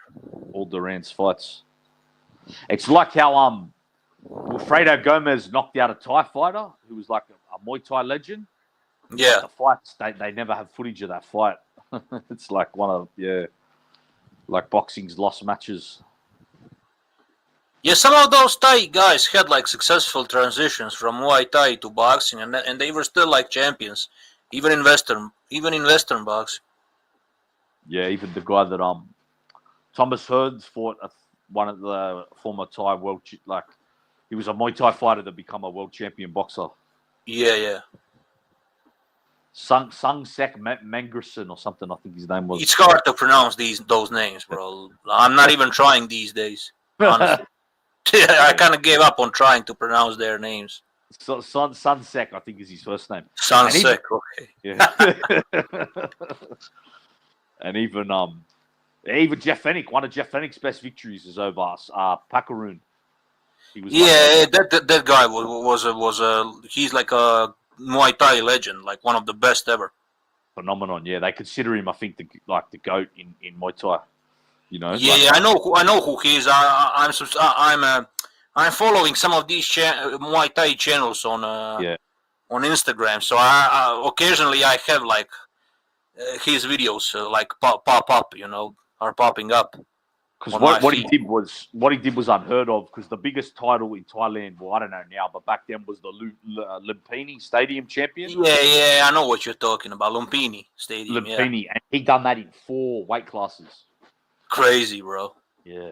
So he's basically like a Sugar Ray Robinson of Muay Thai. Exactly, yeah. And then to even add to his greatness, he crosses over and becomes a boxing world champion. And then he ends up being champion in another sport, bro. That's crazy. Yeah, and beats good fighters. Like he knocked out Lupi Pintor. Yeah, that's crazy, bro. Lupi Pintor. Yeah. And even if you watch Pakaroon DJ, he's like a master boxer. Like he's like a. He almost looks like a Ty Purnell. How slick he is. Like he's slick as fuck southpaw. Like Yeah. Like really slick southpaw, but Fennec just was a monster pressure fighter. So Fennec just, got on the inside and, wore him out. Yeah, but I don't know. Like Buakav is still my favorite. I'm not even sure if he's like the greatest. I don't even know because I never did like a research. So I don't have opinion. But like he's still like my favorite Muay Thai guy. I just like watching him. I just like his style. He's like a. We'll see. It's all about destruction with him. Like he's a technician, but he's so fucking destructive in a ring. That's why I like him. Well, what he so in just strictly Muay Thai, from what I understand, he's not like at the level of those. But what he has over them is that he crossed over to K1 and had. Yeah. I see what you're saying. Yeah, so he tested himself outside Thailand. Outside Thailand, yeah, and he even did better because the other ones didn't transition as well as him. That maybe were none of them came even close. Bro, they changed K1 rules just to not have him winning all of those tournaments. He already won like 2 of them, and they changed some rules. I think they banned like they basically put like a restriction on the knees. Like you can only like kick your opponent with knees like 1 or 2 times, and then he did that multiple times before that rule. So they kind of restricted him in that way. They restricted his knee attacks. And they fucked it. Yeah, the clinch up. They got rid of the clinch game. A lot of the. Yeah. It's all just because of him, bro. Because they were so scared of him winning that tournament for 5-6 times in a row. Yeah. True story, bro. I think there is some documentary I can send you on a social media, So they even robbed him 1 year. Even after that, against Andy Sauer, they robbed him. That was a pure robbery. Yeah, like Andy Sauer's a legend, fucking icon, but he got a gift that year. Even the other guy, I'm not sure if it was Nicky Holzken. Not Nicky Holzken, Kraus. Kraus, he also got gift against Buakav once. Yeah, I remember that. Yeah, he did too. I remember that. Yeah. And Giorgio Petrosan fight. He even fought Giorgio Petrosan. I'm not sure if that was in K1 or some other organization. And that fight was a draw. But a lot of people thought Buakav won. That might have been. I'll have to rewatch. Let me check where that was, because I remember that fight too. It was really competitive. Super competitive, yeah. I only saw highlights. I ain't gonna lie to you, bro. I only saw highlights, but I need to watch like a complete fight once, so then I will have like a better opinion. See, that's what makes, even though Petrosian maybe didn't, but that's what makes Petrosian such a master too. He was a great Muay Thai. He was a great Muay Thai fighter too, because he was great. He was great. Because he did kickboxing and Muay Thai. Like he fought a lot of times in Thailand and stuff. I remember early on. Oh yeah. Yeah, but especially what he did in kickboxing, he's one of the like greatest kickboxers ever. Like probably top 5. Definitely. Some people even think he's the best. I'm not sure about that, but yeah. Yeah, He's up there. I think he might have. What he might have is a case. I think he's the most skilled head-to-head kickboxer. Like. Yeah. He looks like, oh man, he's like watching like it's like poetry in motion, him as a kickboxer. He's like crazy how skilled he is, Yeah, he's very, very fucking skilled. Yeah. That's skilled, bro. He put on a lot of masterclasses. Yeah. But I saw his fights and all that, but I need to see like even more of him. Like I maybe saw like a couple of his fights. Yeah, and I can see that. I can see why people think he's the greatest, but I'm gonna see even more. I'm gonna try to see even more fights. So, yeah. Yep. Yeah. Watch all his maybe like K1 when he won that was like prime Petrosian, when he won those ones, and then he won a glory title after, and yeah. Yes, he did. He was a glory champion. I think he was even one championship champion too. Yep. Yeah, he come back years later and won that. Like, and he was kind of like old, well, not old, but like mid-30s, like. Yeah, bro, he was a champion in these multiple different organizations. Organizations, yeah. That tells you everything. Like that tells you how on how high level he was. Well, in one, they were trying to make him and Yodson Klai. That was going to be like the super fight. They put them both in a tournament, but Yodson Klai lost in the semi-final. And then Petrosian beat someone else to win the title. Yes, yeah, I see what you're saying.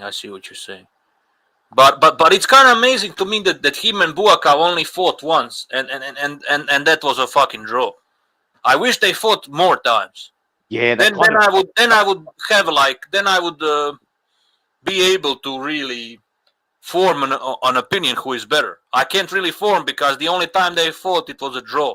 So it's kind of hard to say who is better out of those two. I'm a bit biased toward Buakaw, but I can't say I can't say openly that he's better because they only fought once. They kind of missed each other because when Petrosian hit K1, but Buakaw was kind of like a bit older, like coming to it, like they kind of just missed each other because same as like Petrosian never fought Masato either, stuff like that, I don't think I think Petrosian's first K1 was like maybe 2009, like late 2000s, because he's a lot younger. Yeah, he's a younger guy out of those two. Yeah, so he kind of missed. It would have been good if he was a few years younger and we saw him against Prime Sauer, Prime Masato, Prime Kraus, Prime Buakaw. That would be fucking interesting. Yeah, especially Buakaw fight. That would be insane. Yeah, it really would have, man. Yeah, I'm not even sure when they fought. What was that like a? Was that a K1 or it was actually K1. It was in Stockholm, Sweden, and it was a split draw. It was in 2007. 2007. So yeah. Yeah. I'd say Petrosian would have been 21, 22, something like that. I'd say.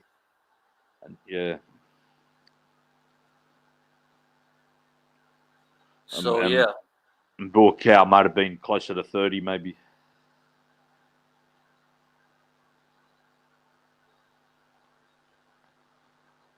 What's with this? It's Showtime. Was that also like some kickboxing organization?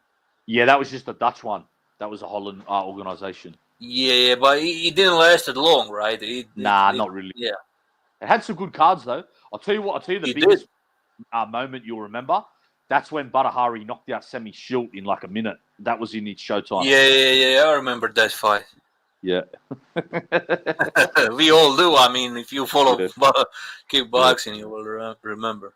Yeah.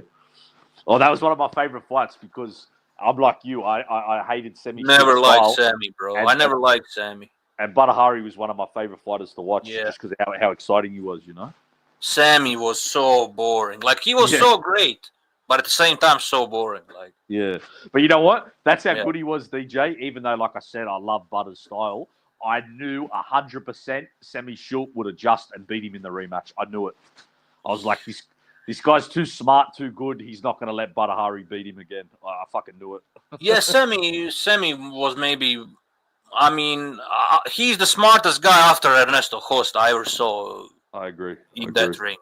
I'm talking heavyweights now. He's the second smartest guy. Yep. And he also knew, like I said, he knew how to use his size. He was very efficient at that. And defensively, he was also very good. Not a great head movement, because he can't have a great head movement. Motherfucker was like 6'10" or some shit. So he didn't really had like a great head movement or anything, but he actually had a good footwork for that size. Definitely. You know, I'm talking for that size. And he was also very efficient at blocking punches. A lot of those punches he would block. So as much as I hate him, he was fucking great. You know, I can't deny the greatness. Front kick was like a great jab. You know that. Oh my god, that front kick was Jesus. Imagine being hit by that, bro. Scary. It's scary even to imagine. You know he was a decent MMA fighter as well, DJ. Yeah, he was like nowhere near kickboxing days, but yeah. No, but like top 10 maybe at his best. I think he was a top 10 heavyweight at one stage. Because that's Fedor's first fight in Pride was against Semi Shul. Yeah, I know. I remember that fight. Fedor fucked him up really bad. Yeah. Yeah. I think it went to floor, and then he made Sammy looked like a fucking, completely out of touch. Yeah, and Fedor was the most dangerous motherfucker on the ground in the world. Sambo wrestling, yeah. Yeah, like Fedor. That same year, Fedor beat up Nogueira on the ground. That was considered like no one thought anyone could go to the. Yeah, you kicked yourself out, bro. You kicked yourself out. You kicked yourself out, Outlaw.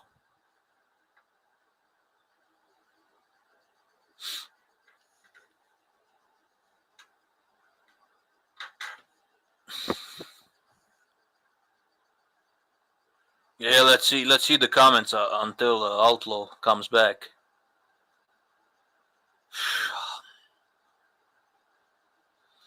Yeah, the comment section is basically you guys arguing, nothing special. Let's see the new comment. Oh, your phone died. That's okay, bro. That's fine.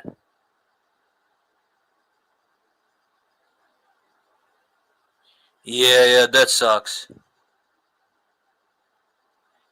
Yeah, I think I'm gonna end this anyway. I need to go to job very soon, so I need to get ready. Fuck, bro. I don't want to go, but I need to do it. So, yeah. Take care, guys. Peace. See you next time.